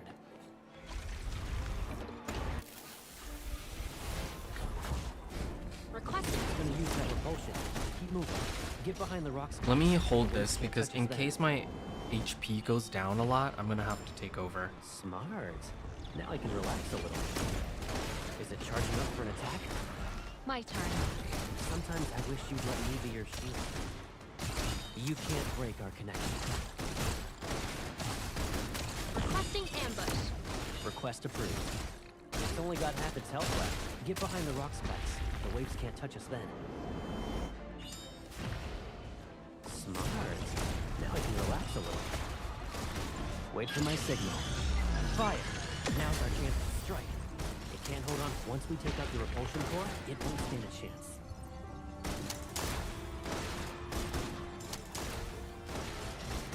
Start firing now. Wait. Whoopsies, wrong one. You want... Oh my god, the other one was almost done. Caleb. Now we should stick together. Let's see you dodge this. Target has entered the containment zone. Pursuing target. Positions locked. I should have taken over just then. Smart. Now I can relax a little. I won't let you get hurt again. I'll show you. Does it hurt? Oh shit. We'll get it checked out later. If you get hurt Oh, again, I'm bad at dodging too, guys. Whoopsie. Not behind you. Something's changed. Watch out. Now we should stick together. Smart. Now I can relax a little. A routine attack. We have an emergency. Okay, you know what? Shit. We gotta retry. We gotta retry this.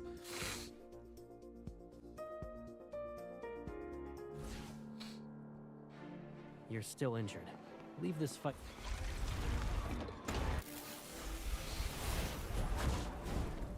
It'll keep trying to pull you in. Be careful.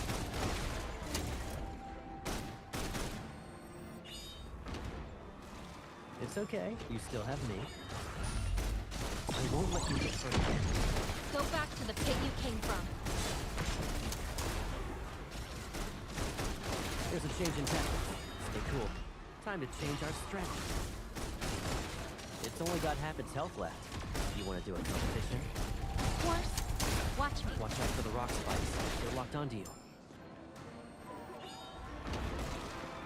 It's okay. You still have me. Go back to the pit you came from. Caleb! Wait for my signal. Fire! Now's our chance to strike. It can't hold. Once we take out the gravitational core, it won't stand a chance. Whoopsies. What? You want... Oh my god. Step back. I'm gonna lose Keep it. yourself safe. Start firing now. Time to show them what we can do. Time to play peekaboo with the rock spikes. Hide behind it. A routine. It's okay. You still have me. Go back to the pit you came from. Take cover.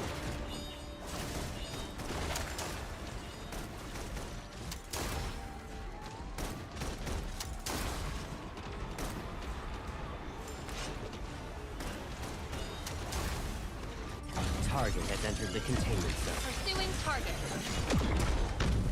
Positions locked. Fire. My turn. Time to play peekaboo with the rock spikes. Hide behind it. It's okay. You still have me. It's charging its ultimate. If you get hurt again, I'll have to keep you behind me. My place is next to you, not behind you. I'll show you. Requesting ambush. Request approved. Time to change our strategy. Time to play peekaboo with the rock spikes. Hide behind it. It's okay. You still have me. Sometimes wait for my signal. Fire! Now's our chance to strike.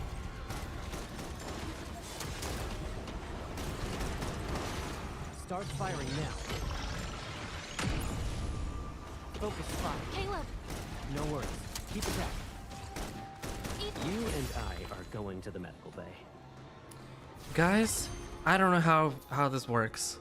I'm just gonna move on. Oh my god. That was something. Forget that.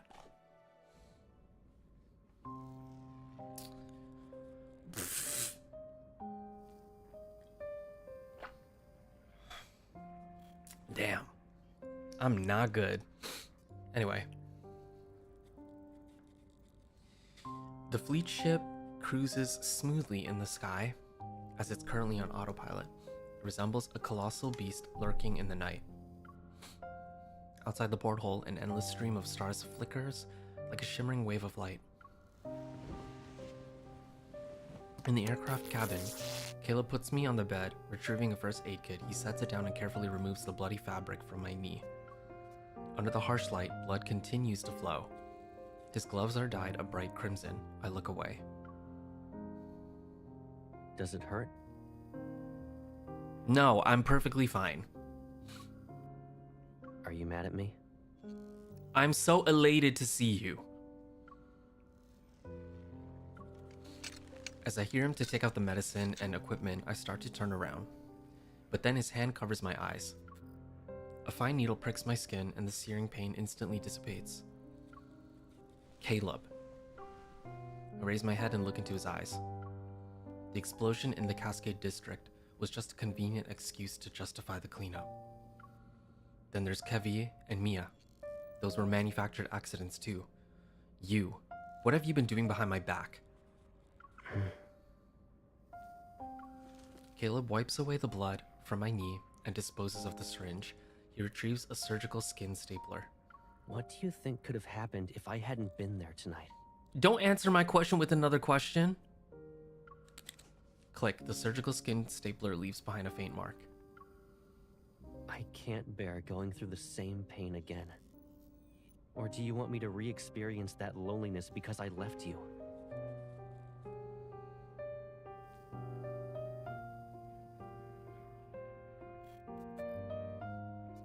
Why are you making this about you? That's not... You shouldn't throw yourself into danger anymore. Well, if you would like to answer my question, then maybe I could not do that. Click. His fingers touch the stitched area and wipe away the tiny droplets of blood. Whether those people live or die tonight, it doesn't matter anymore.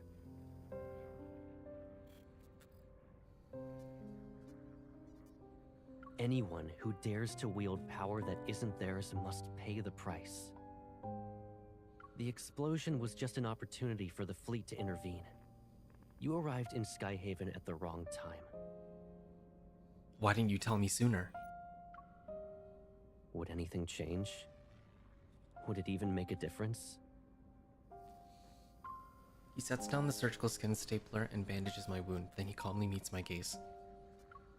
So you kept me in the dark to stop me from doing anything. Did you really think I wouldn't question such protection? Caleb remains silent. I lick my dry lips, suddenly tired of arguing with him. Fine. Once your fleet ship lands, I'll leave. No, you won't. Since you managed to escape once, we'll be going somewhere else. Bitch! He lifts his hand and cups my cheek, yet his fingers are freezing cold. I will protect you. Excuse the fuck out of you. Until everything is resolved, I need to make sure you're safe and sound. This guy's pissing me off. Can you at least answer my questions? Who did the Colonel bring back?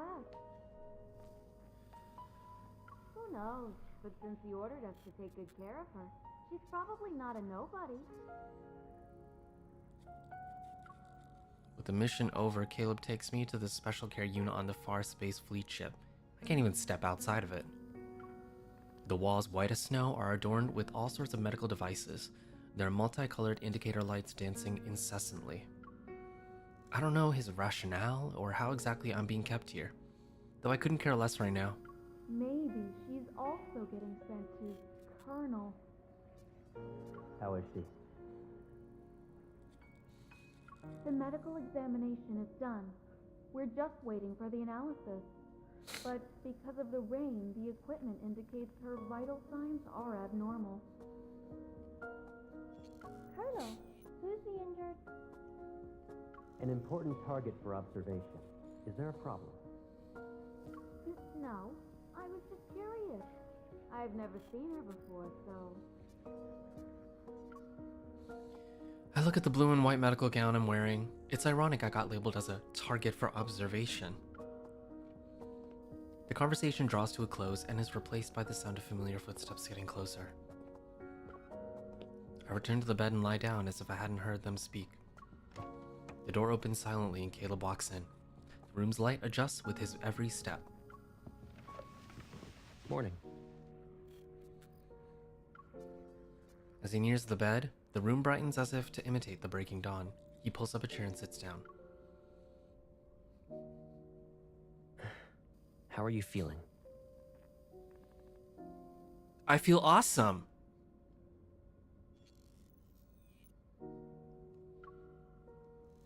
We're in a bit of a stalemate, huh? Yeah, why the fuck wouldn't we be? Caleb taps the vital signs monitor on the wall and various data values appear in midair. My heart rate, my breathing rate, everything but my current mental state is right in front of him. Caleb, I need to leave. You'll be out of here soon enough. He meets my gaze, his words seemingly admonishing me. When? Depends on when your vital signs return to normal. Depends if I decide to slap the shit out of you or not. Since last night, I've heard the same response 3 times now. A question takes hold of me. It sends a shiver down my spine. Caleb. It's been a while since I said his name like that. Touched, Caleb's gaze finds mine. Yes? When you made me take cold medicine that night, it wasn't just because you were concerned about my health, right? You already figured out everything, right? Aren't I pathetic? So you drugged me.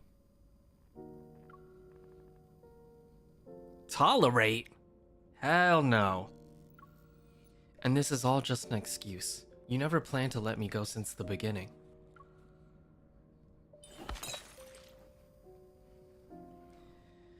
I've had enough of him not telling me the truth. I take the cup from the table and throw it at him. Exactly. The cup collides with his body and then shatters into pieces. Did that help you calm down? What will help me calm down is if I throw you out the window. The water droplets fall and drench his immaculate uniform, yet his gaze remains unfazed. The person before me stays composed. The Caleb I once knew is gone. Get some rest. It'll help you relax. It will not. I'll check in on you later tonight. And the same shit will go down.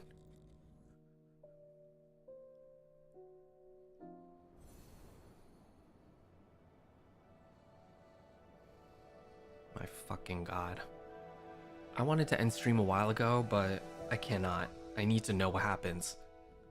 Because I feel heated. She should be throwing more than a cup.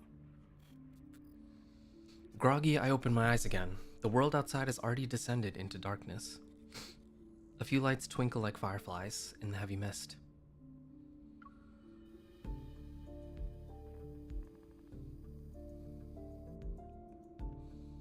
I sit up and scan my surroundings, belatedly realizing I'm not at home. Everything that has led up to this moment feels like a surreal dream. Yeah, it's an awful dream. Feels like a nightmare.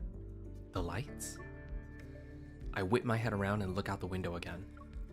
I can't clearly see what's outside, but in the mist are the outlines of tall buildings. Since Caleb wants to take me back to HQ, it seems the Farspace fleet ship has landed. It's a starship that spends most of its time in the sky and doesn't always touch the ground, so... What's wrong? Where does it hurt? I feel cold for some reason. My head is spinning. I can't see anything. Hold on. I'll call for the doctor. In one swift move, I pick up her limp body, place her on the bed, and tuck her in. Sorry.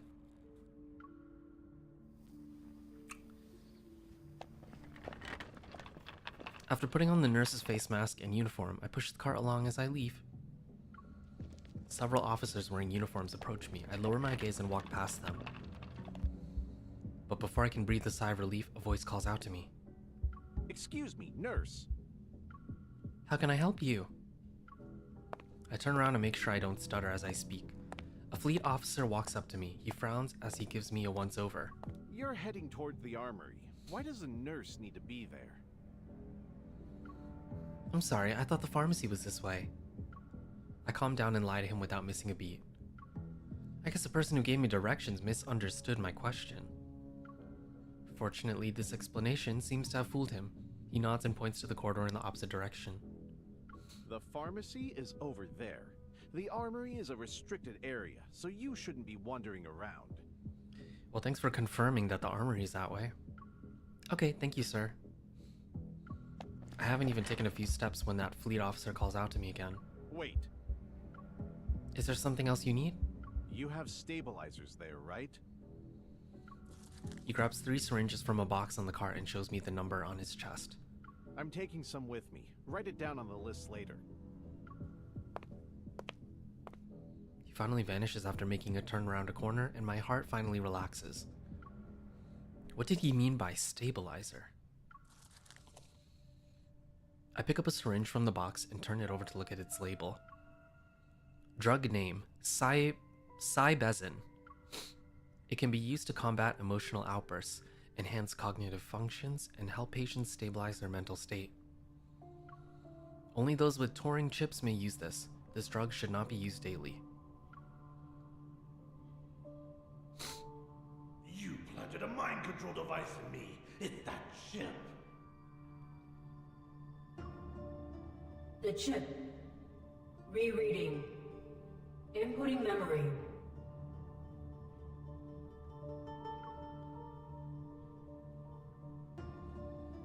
That chip must be the Turing chip. The fleet officer must also have one. An absurd thought pops into my head. If chip implantation is common in the fleet, then Caleb might have gotten it too. In that case, maybe everything he's done so far wasn't of his volition.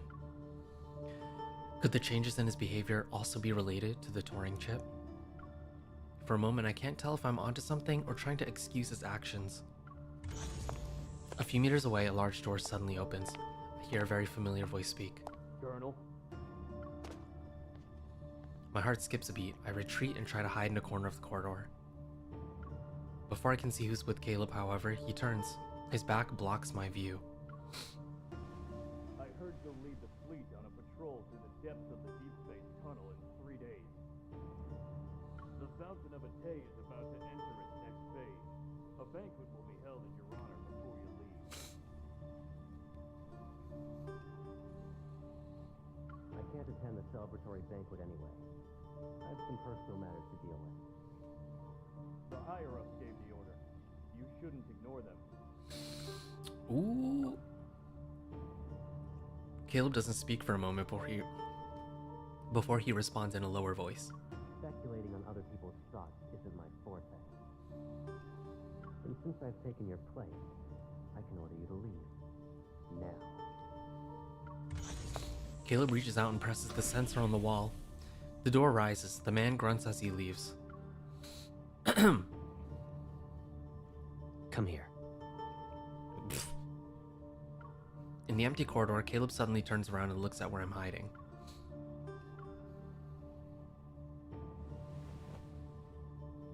I freeze and don't move. A few seconds later, a shadow looms over me and grabs my wrist. Playing hide and seek now? Did you really think you wouldn't be noticed? Fuck you. There are eyes in every nook and cranny. Does it look like you can escape? You're brave enough to bring me to HQ. That means no matter who's suspicious of me, you'll have my back, right? He stares at me for a long time, and then he laughs. For some reason, an ominous feeling washes over me. Let go of me. You want to go home, right? I'll take you there now.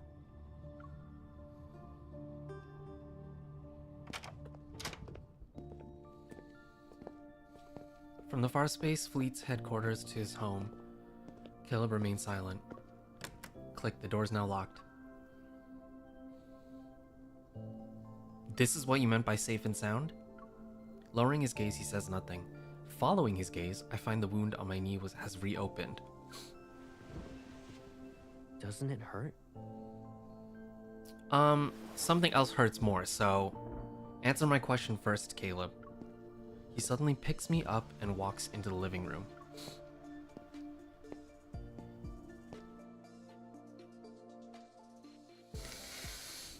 My eyes are rolling to the back of my head. I can see my skull from within me.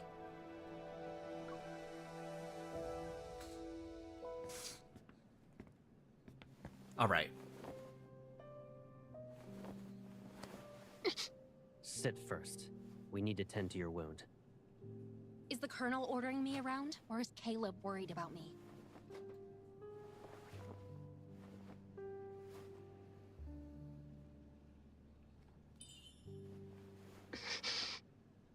Do you remember that injured cat you brought back home? Back when we were kids? We kept it in the backyard. But that cat always kept trying to run away before it fully recovered.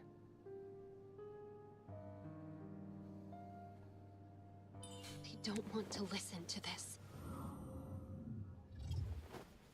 Do you want to know what I did in response? I got a collar with a bell. I put it on the cat. That way, it couldn't escape without being noisy. If I had that kind of bell right now, I should make you wear it, right?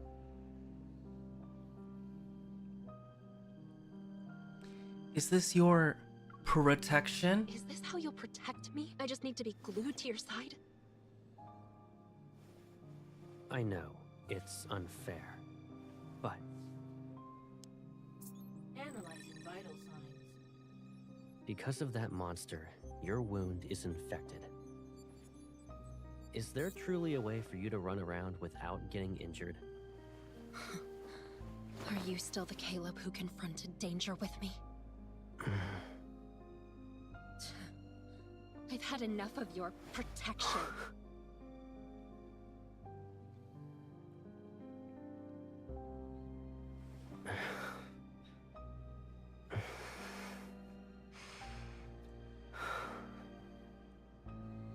If being with me only brings you pain, then just put up with this for 3 more days. What are you going to do? Tie up loose ends. And then, all of this will be over. I just need 3 days.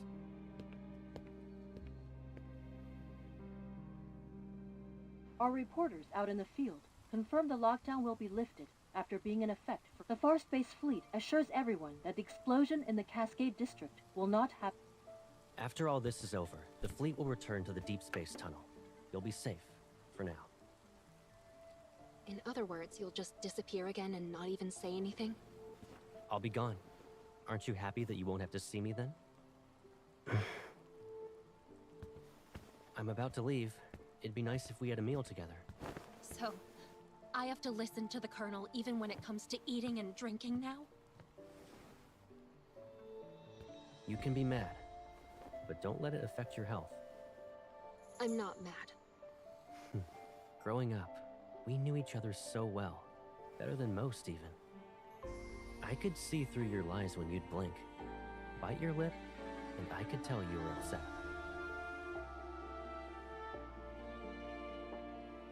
In that case, tell me, what am I thinking about right now? I wonder, how did you turn into someone I hardly recognize? Oh, I know. You're thinking some chip got put into my brain, right? And now I'm no longer who I used to be? What if I told you I was always like this? Your life has threats around every corner. The people who are after your power, who want to hurt you, they should all just disappear. You're only safe when you're by my side. I'd rather face danger head-on than safely live like this. I don't need you. You don't need me? Is that what you think? All right. What do you need? You can tell me. We can return to Lincoln if that's what you want. If you want to return to the past, we'll rebuild our old house and move in together. If one house isn't enough, I'll build you a whole maze. I'll decorate it with everything you could ever want. It will be the most beautiful, stunning garden you've ever seen. No one will be able to find you ever again. I'll protect you forever. Caleb, you can't just... You're very important to me, and no one could ever replace you. Really? I always held myself back and endured day after day after day. It was suffocating. tired of playing these games.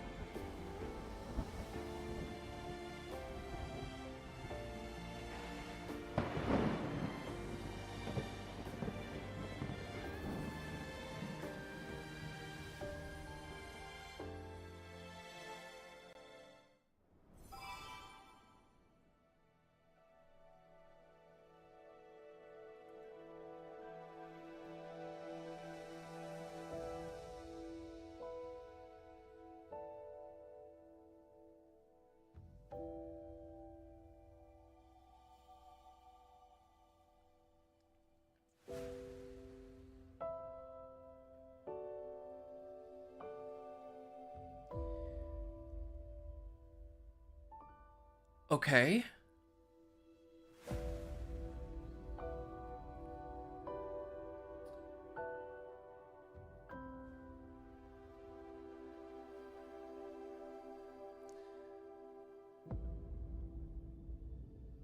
You know, I knew he was crazy,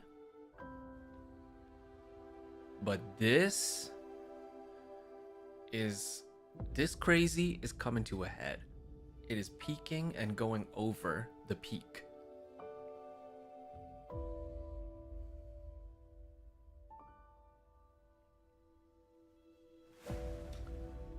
I don't know.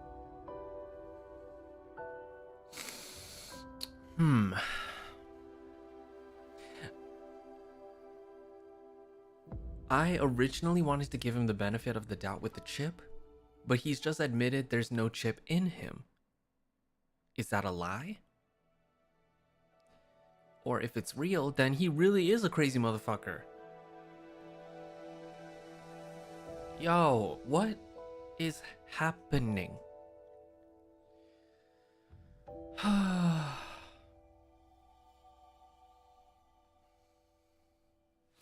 I need to know if Enna has played through this part of the story. Because...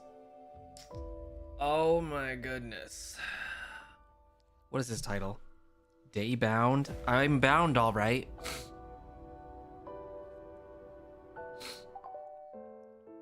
Seems like you're busy. Don't forget your scheduled tasks. Hearing Salus's voice just has made me feel so much better.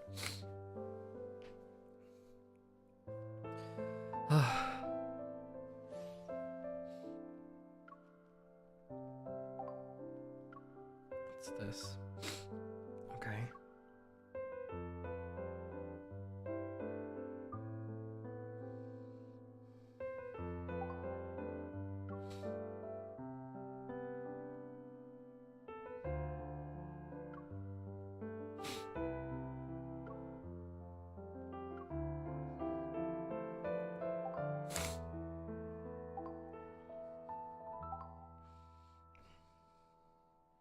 Oh yeah, also, I never thought I would say this, but I need more of you to add me, because I keep like, oh, I don't have any more attempts.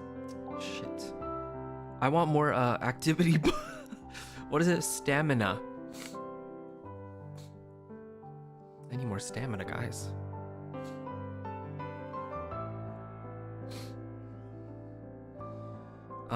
Okay, some of you said...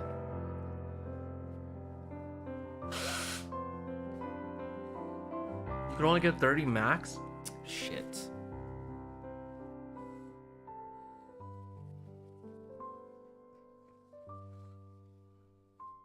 You're mine for the rest of the evening. Oh. Any objections? Oh, no objections at all. You sent me yours for the day. Thank you. Okay, hold on.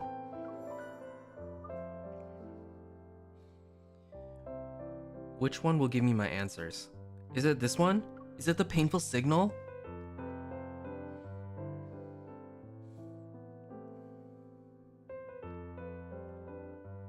That's one of them? His full myth? The kernel myth? Oh my god. Okay, wait.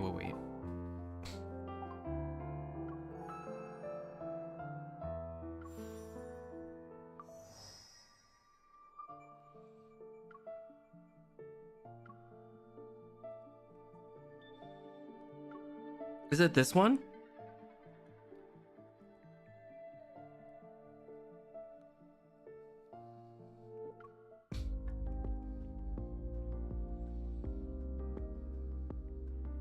Oh my god, I don't have them all.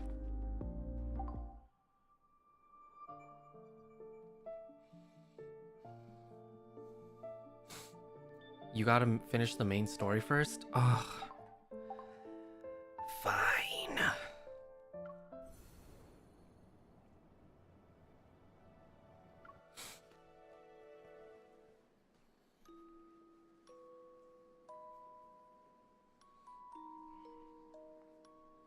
I found Caleb again, and yet the familiar person from my memories has been eaten away by some indescribable hidden pain.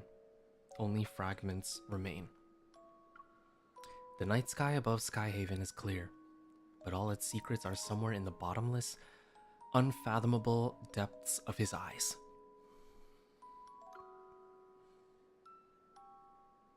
The night before he left, I dreamed about our childhood. I dreamt of Caleb and me running down the streets, skipping class, grabbing ice cream, and reading comic books. And I dreamt of that day when we held hands and became part of each other's lives.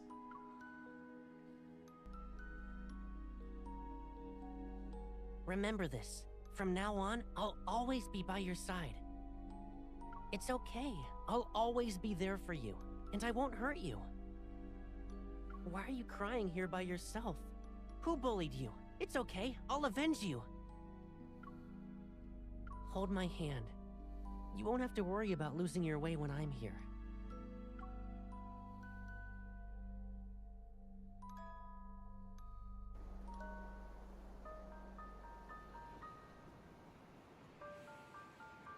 The contrail left by the fleet ship splits the sky.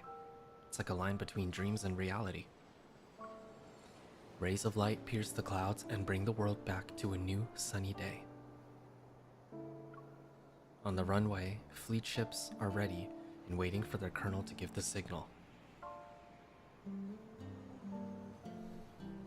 It feels like whenever we say goodbye, I'm always sending you off. I guess it won't be a painful experience this time. His hand moves, probably to ruffle my hair, but he hesitates. His arm soon falls to his side. All right. I'll be going now. Yeah. I lower my head, a lump forming in my throat. Make sure you eat on time. Look after yourself.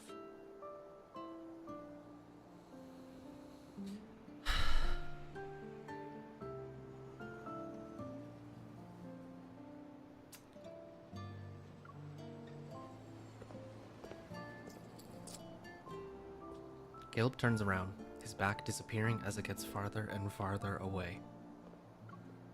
The fleet ships take off and disappear into the sky, becoming specks in the distance.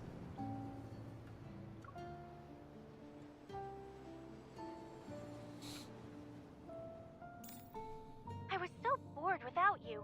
I almost became a shriveled up peach.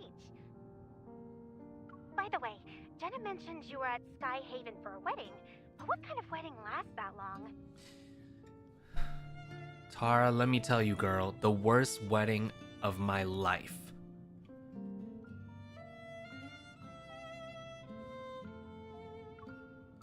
Oh, you know, my old friend is... My boss is calling. Let's catch up later.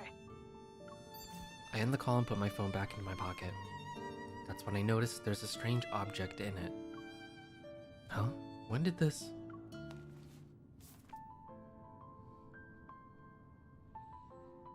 I take it out to get a closer look under the sun. It's an old yellow piece of paper with the kid's handwriting. Forgiveness coupon for Caleb, valid for 100 years.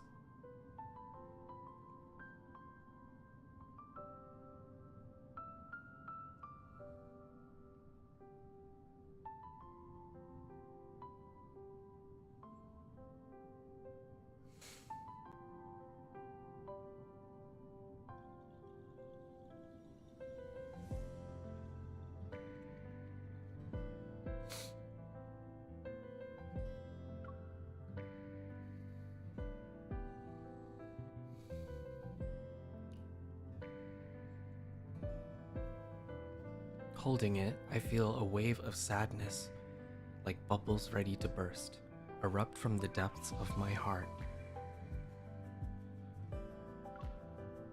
Caleb, you dummy. I can't figure out what's real or fake with Caleb. But what I know for sure is that this person who's important to me, I don't want to lose him a second time.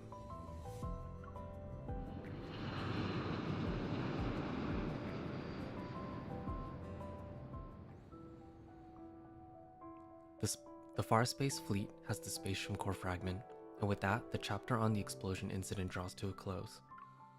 However, Mia's fate is enshrouded in mystery, and Kevy's future is uncertain with that chip. This isn't an ending, but the beginning of another story. An invisible web has been cast with the ether core acting as a lead ball.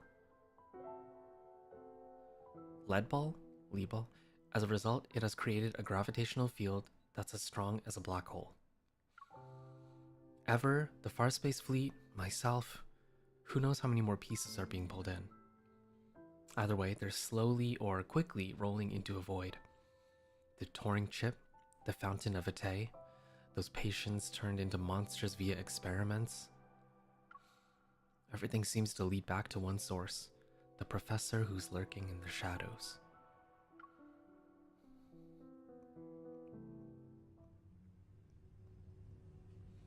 In the heart of Skyhaven's main island, opposite the Aerospace Center, are rows and rows of new buildings that popped up recently. Inside one of them, researchers are scurrying around with papers and walking into different labs. They're preparing to announce the biggest breakthrough of the century, so there's no room for mistakes. Caleb silently stands in the elevator as it climbs to a non-existent floor that can only be accessed with special clearance. The doors slide open, and he walks down a gray corridor and toward an arched door. A device with a faint green light scans his eyes, then the door quietly opens. Before him, a scene unfolds. It's vastly different from the dull gray and white of his surroundings earlier. A seemingly endless expanse of lush, green trees stretches out under a glass dome and shiny silver roof.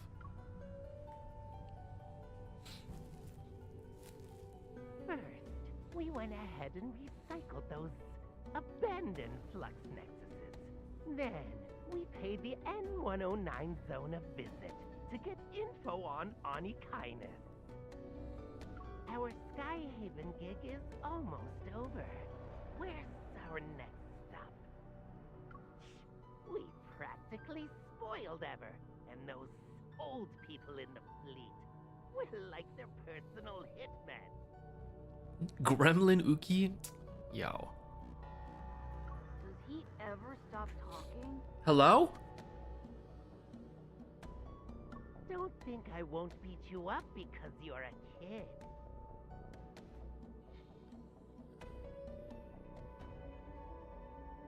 What? You two, stop arguing. The professor said we're family, and families are all about love and kindness. Viper leans against a massive tree. He puts his hands behind his head as he grumbles to himself. The other two are sitting nearby, a little boy and a girl wearing a black dress.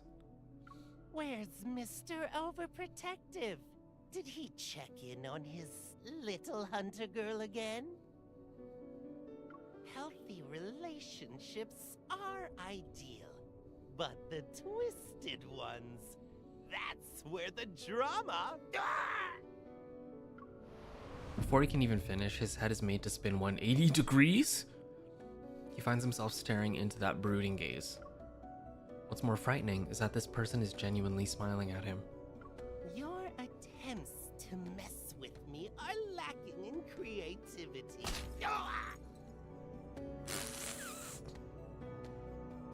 Where's the professor? Inside. And can't you at least put my head back in place before you go? Whoever's voice acting Viper is doing a damn good job. A small mechanical bug flies in. It perches on his finger for a second before darting into the vegetation.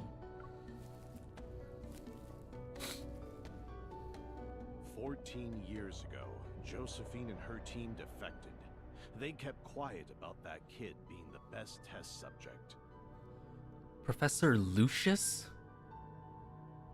The Gaia Research Center was destroyed during the Chrono Rift catastrophe, and then the N109 zone took over. With Onikainis and those gangs around, retrieving their old experimental data and equipment is not an easy thing. Josephine and her researchers have been using fake names for years and kept this achievement of theirs a secret. But our investigation has paid off. Not to mention, Josephine and her traitors got what they deserved. That means you found the child who disappeared back then. From what we've seen and how she's been acting, her powers haven't activated yet. The man with salt and pepper hair glances to the side. The youngster has entered the room. Compared to that broken thing, I'm a weapon perfectly primed forever.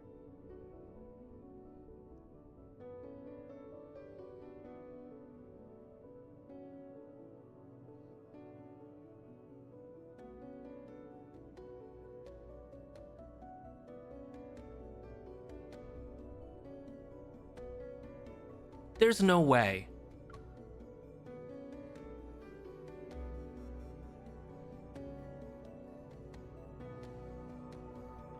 Caleb calmly looks up and stares at the hologram in the air. It displays a massive hospital ward. In the darkness, there's a figure who's barely visible. I've been waiting for many years.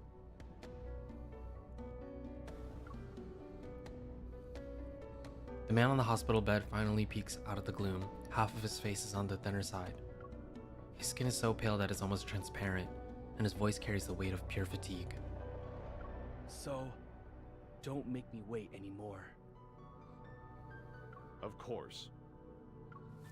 After the man mentions a few key points, Caleb nods and walks into the lush green scenery. All is quiet, then Professor Lucius raises his head, his gaze fixed on the hologram materializing in midair. The Fountain of Atay will be put into motion, and Ever will soon reveal its revolutionary vision to the world. We'll track down the missing child, but now isn't the best time. He glances at the figure who has long vanished into the verdant vegetation, his gaze lingering on his right arm.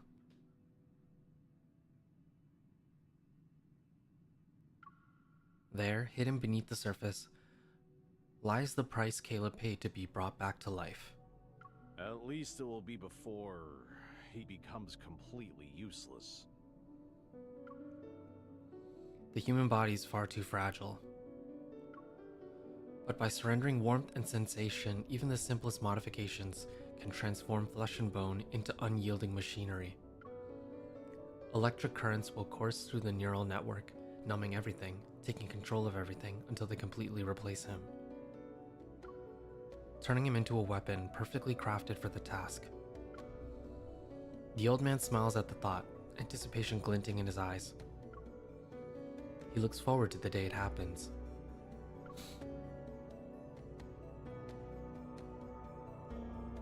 What? In a forest where shattered stars rest, a crystalline pool appears.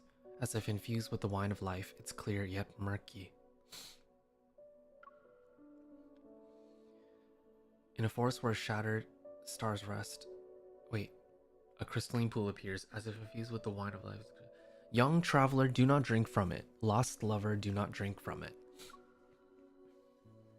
But when flowers wither in their sleep, when winds fall silent, when the vigilant owl closes its eyes,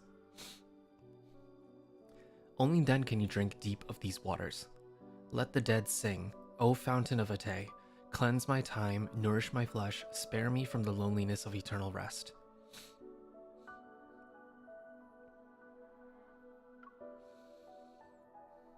Spare me from the loneliness. Wait, what? Huh?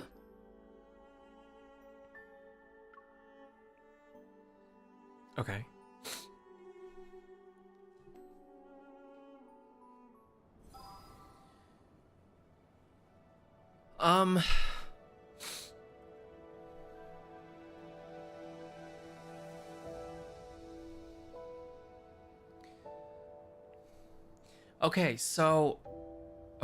Okay, so originally, these people, the professor and everything, wanted to capture and use the MC as the weapon because she is one of those people that can control an ether core.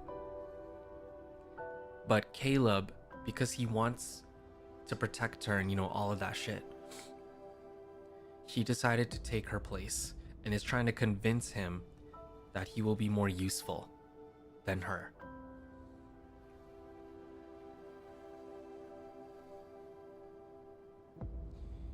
Yo, this is the worst onion I've ever seen.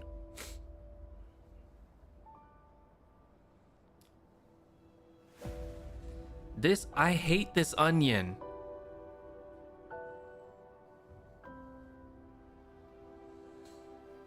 We are not onion.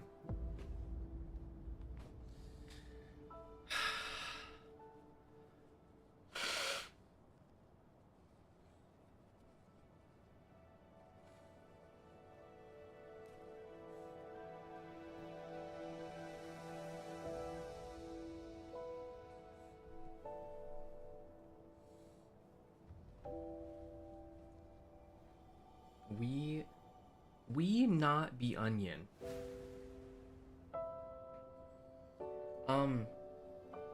Yo, what the fuck is wrong with this world?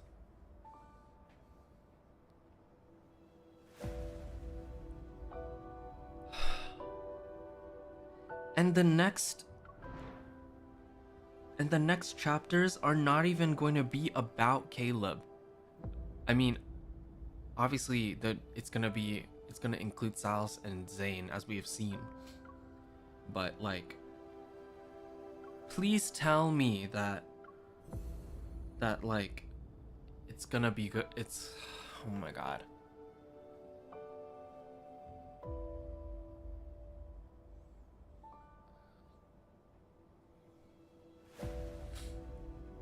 Love and deep space. More like love and deep depression.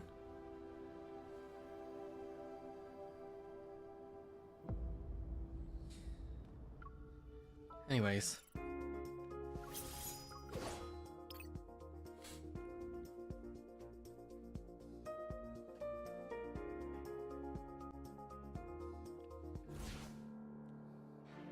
I'll send it back to its world.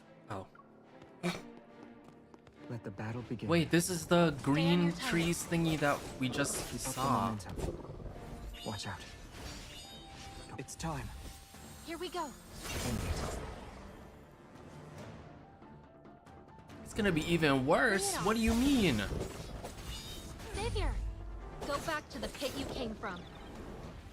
Be careful not to get hit. Xavier. I'm here.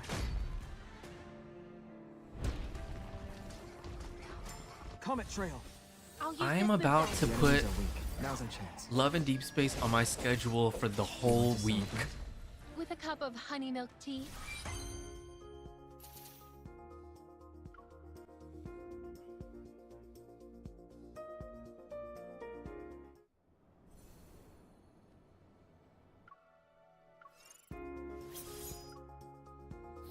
Oh, we get to see this one.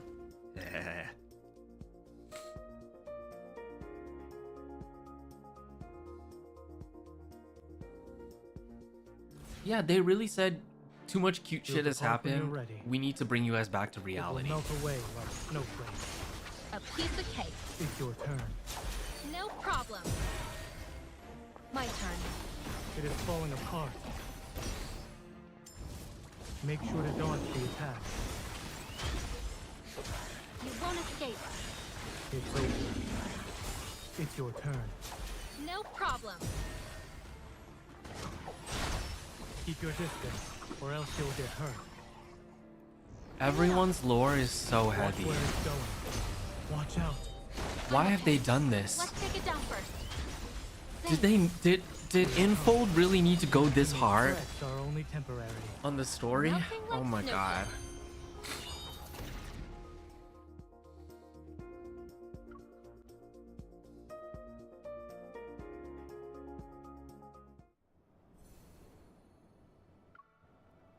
losing my mind.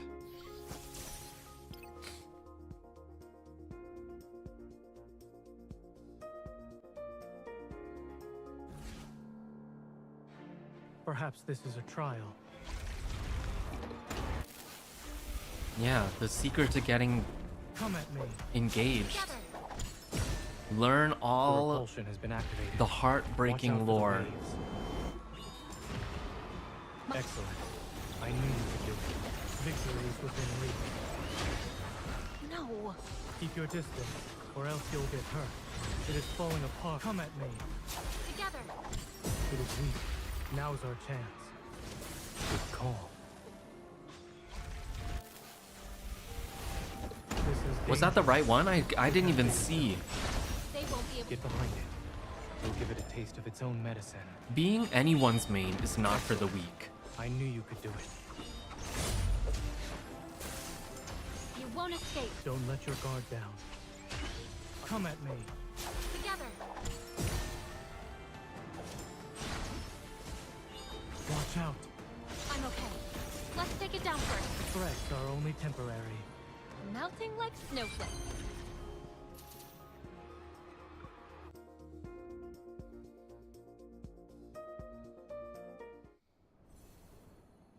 Okay, let's try to 3-star this one now.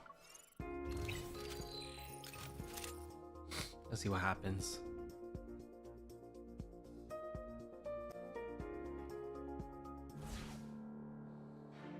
You're still injured.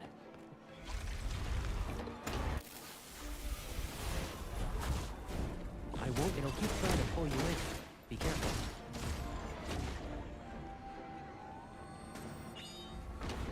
Smart. Now I can relax a little.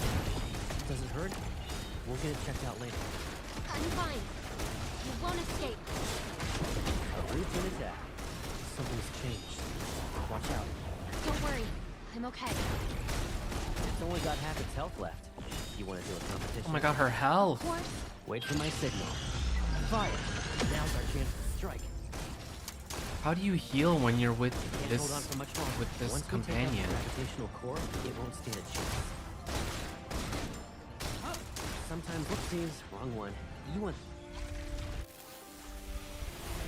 Step back. Keep yourself safe. Bring it on. Time to play peekaboo with the rock spikes. Hide behind it. It's okay. You still have me. Requesting ambush. Request approved. Does it hurt? Oh my god, my health! Pursuing target. Positions locked. Fire. My turn. Wait. She's losing her health so fast. How are people 3-starring this one? Because she already starts off with less health because of the story. You're still injured.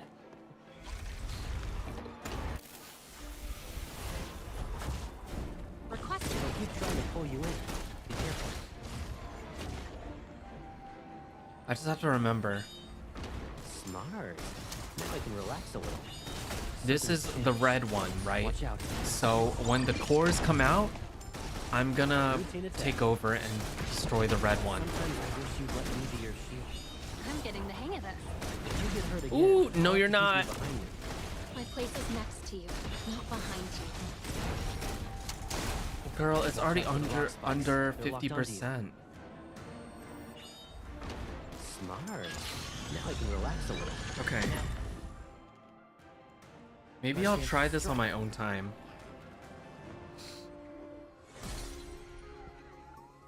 Maybe I'll try it on my own time later. To try and, like... Okay.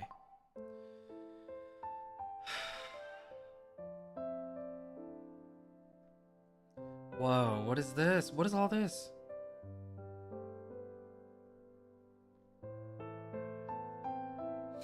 Oop.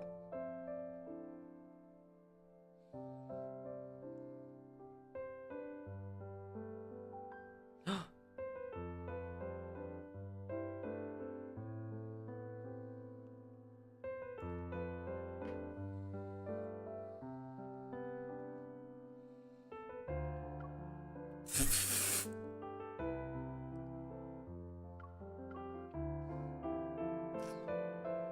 look at this. What do you think?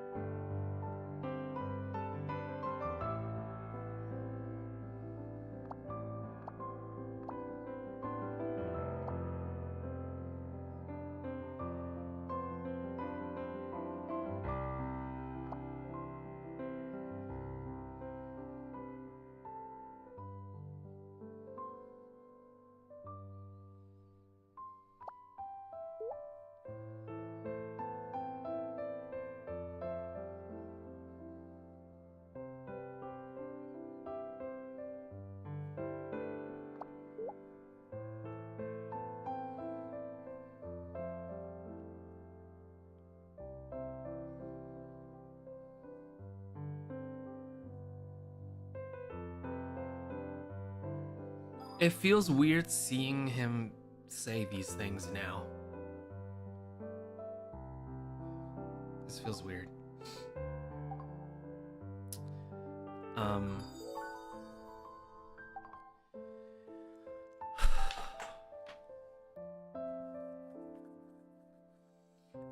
Yo, I'm not gonna watch The Myth right now. To be honest, it's been 4 hours. I'm exhausted by playing that whole story.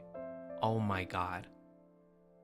My brain, every part of me is just like melting. Oh my god.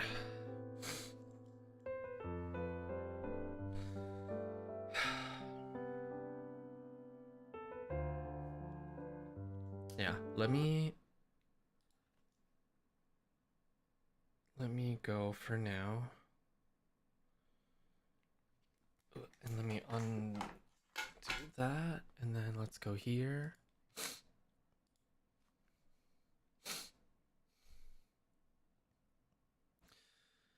Oh my god.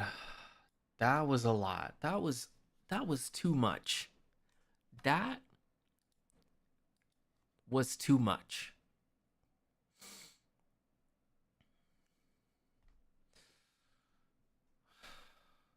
Oh my god. I feel exhausted.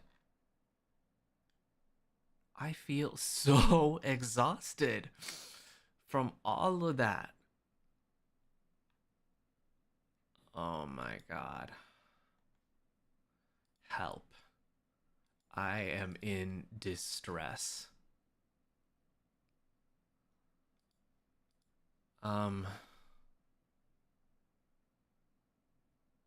Oh my lord. Let's look at this new Xavier card. Feverish attempts?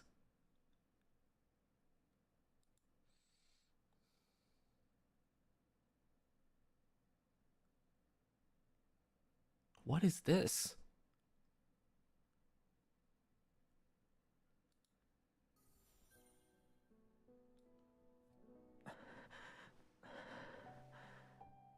You've changed. Before, you would force me to take my medicine and sleep when I was sick.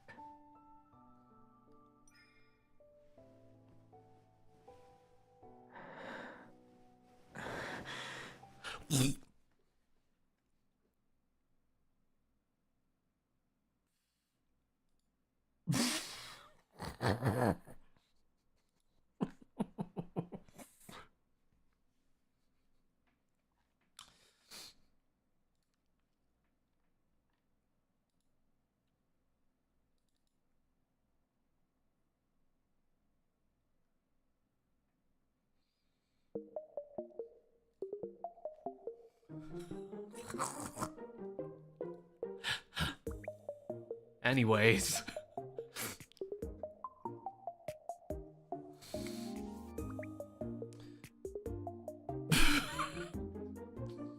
girl. Anyways.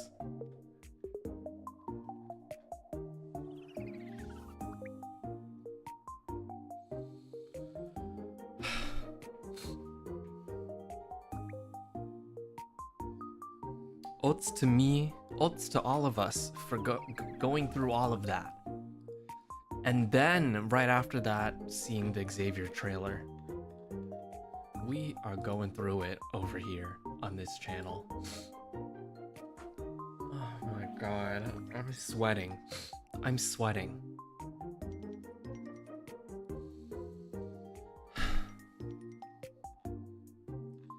The whiplash, everything, I'm just, wow.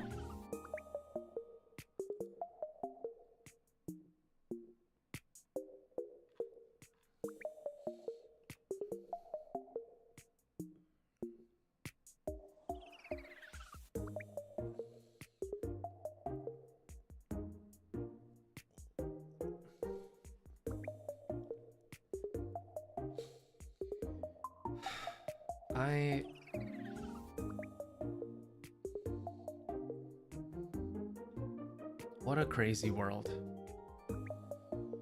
What a crazy life.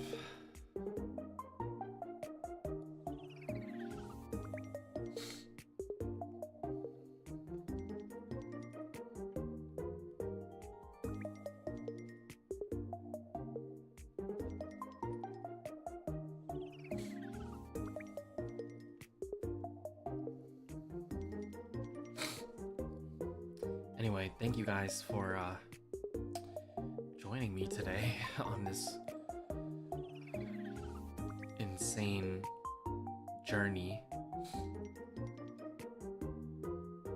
We went through a lot this stream, and now I'm probably going to sit and reflect and maybe eat ice cream.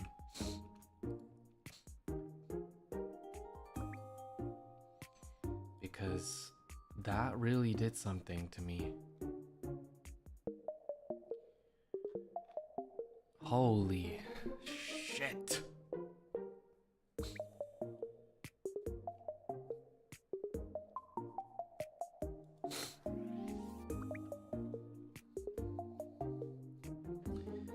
Yeah, I need to rest up after that.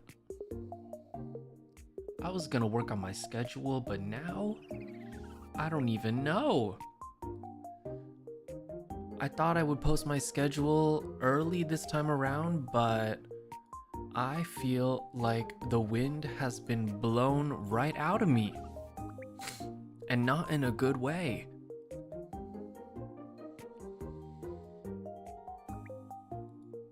So let me try and talk about some things that are going to be on my schedule.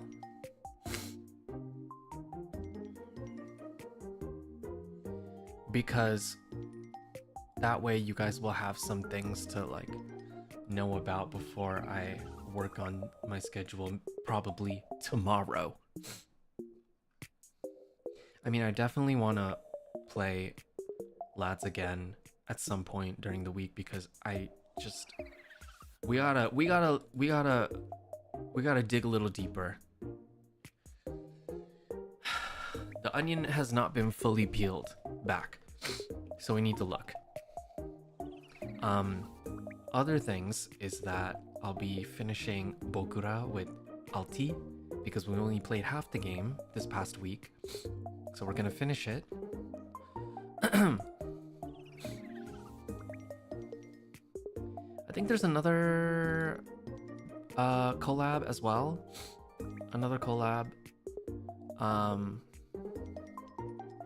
that I think is confirmed, so I don't really want to say anything just yet. 2 collabs actually.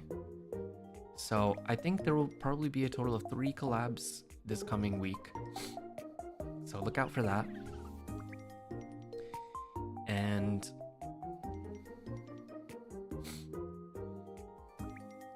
I will be finally doing a karaoke stream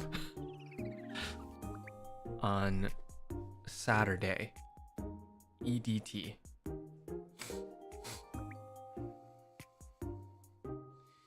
And I'm going to try to use the whole week to practice these songs so that I don't suck, because I've been feeling really doubtful about my singing skill. And you know, I'm trying to practice these songs and I'm just like, I don't know if I even sound good. So I'll try my best and we'll see what happens. I just don't want to sound like shit, so we'll see.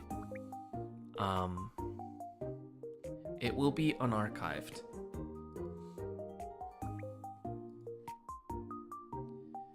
It will be unarchived, so that already gives you a clue.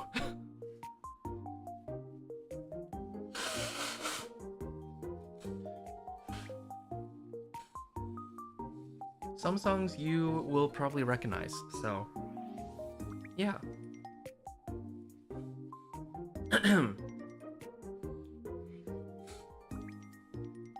We will do our best, and I will do my best to practice so that you guys don't have to listen to something gross.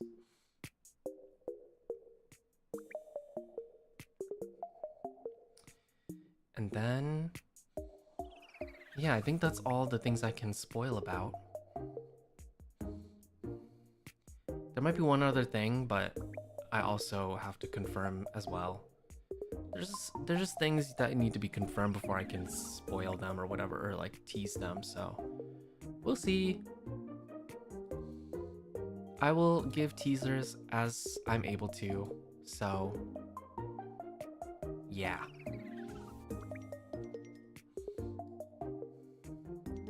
Anyway,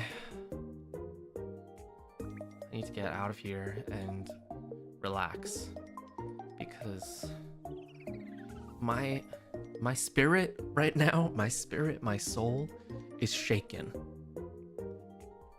My spirit is shaken and I need to ease my soul. I need to ease myself because this really took me to a place.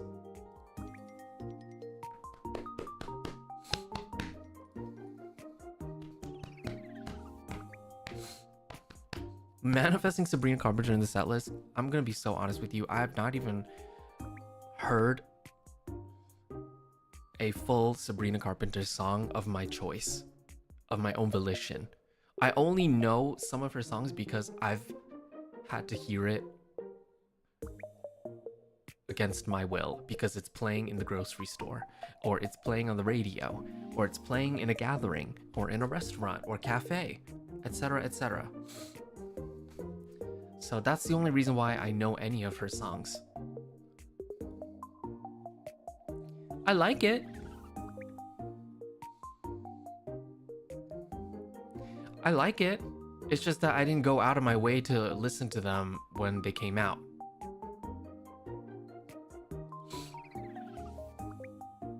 So you can't say that I don't like her because it's some good shit, but I'm just saying that I didn't go out of my way to listen to them.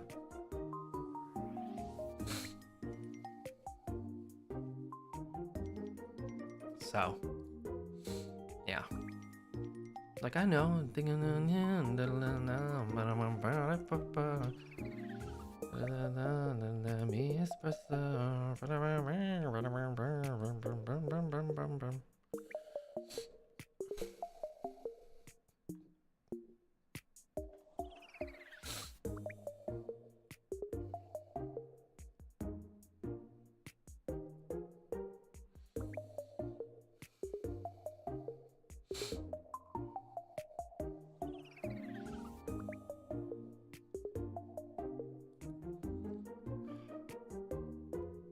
What's that other song she popular for? I don't even remember.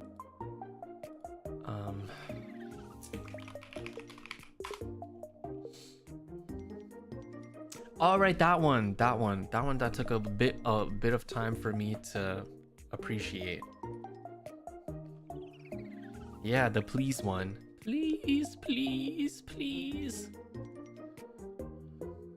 Something, something. Please, please, please.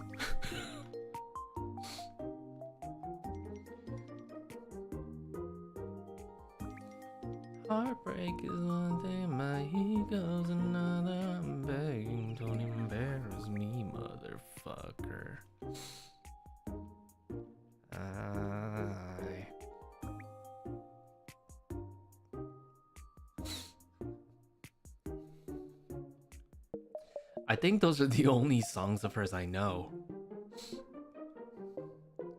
Because those are the ones that went viral first. You sound so dead inside? Because I am, after all of this shit that we went through in this story.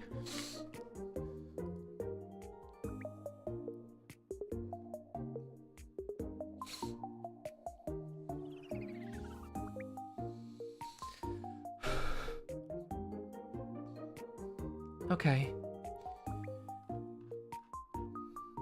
I'm gonna read what was sent through from this stream, and then I will send you guys off to maybe Ren because he's still streaming. I think he finished the game though, but that's so fast. He only started streaming 2 hours ago. I guess it was a fast game. Okay.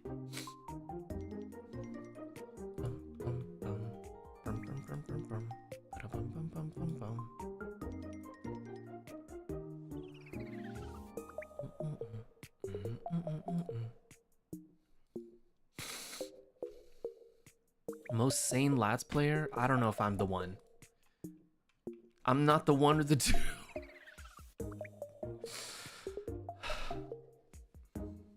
Okay, anyway, Kita Klugrug, I can't even pronounce that. And Sumomoko, welcome to the Ukiverse, everybody. Cayenne, welcome back. Rismo, and how do I say this?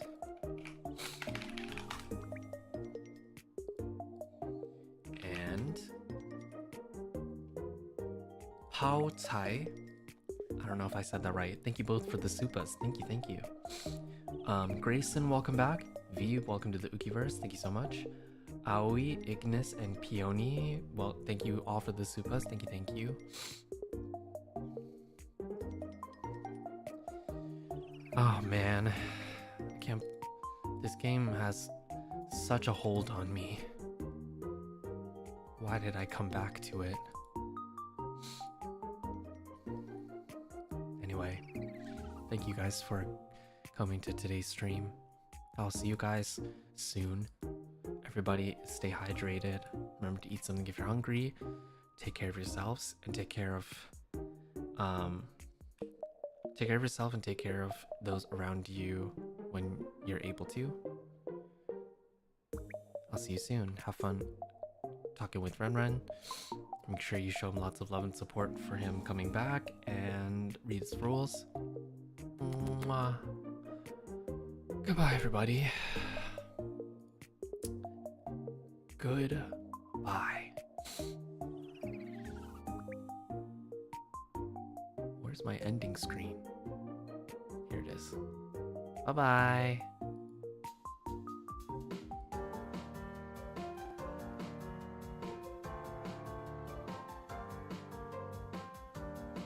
Bum bum bum bum.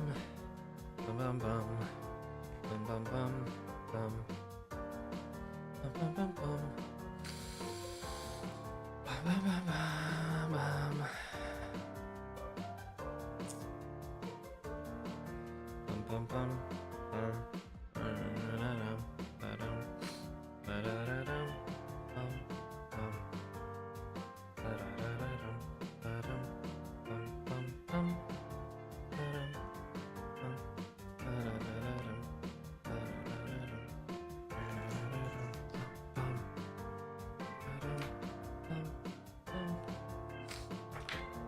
Ooh.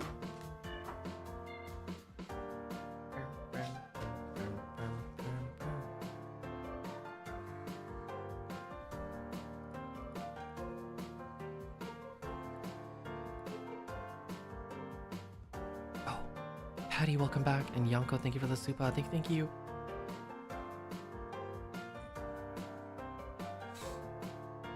That's all.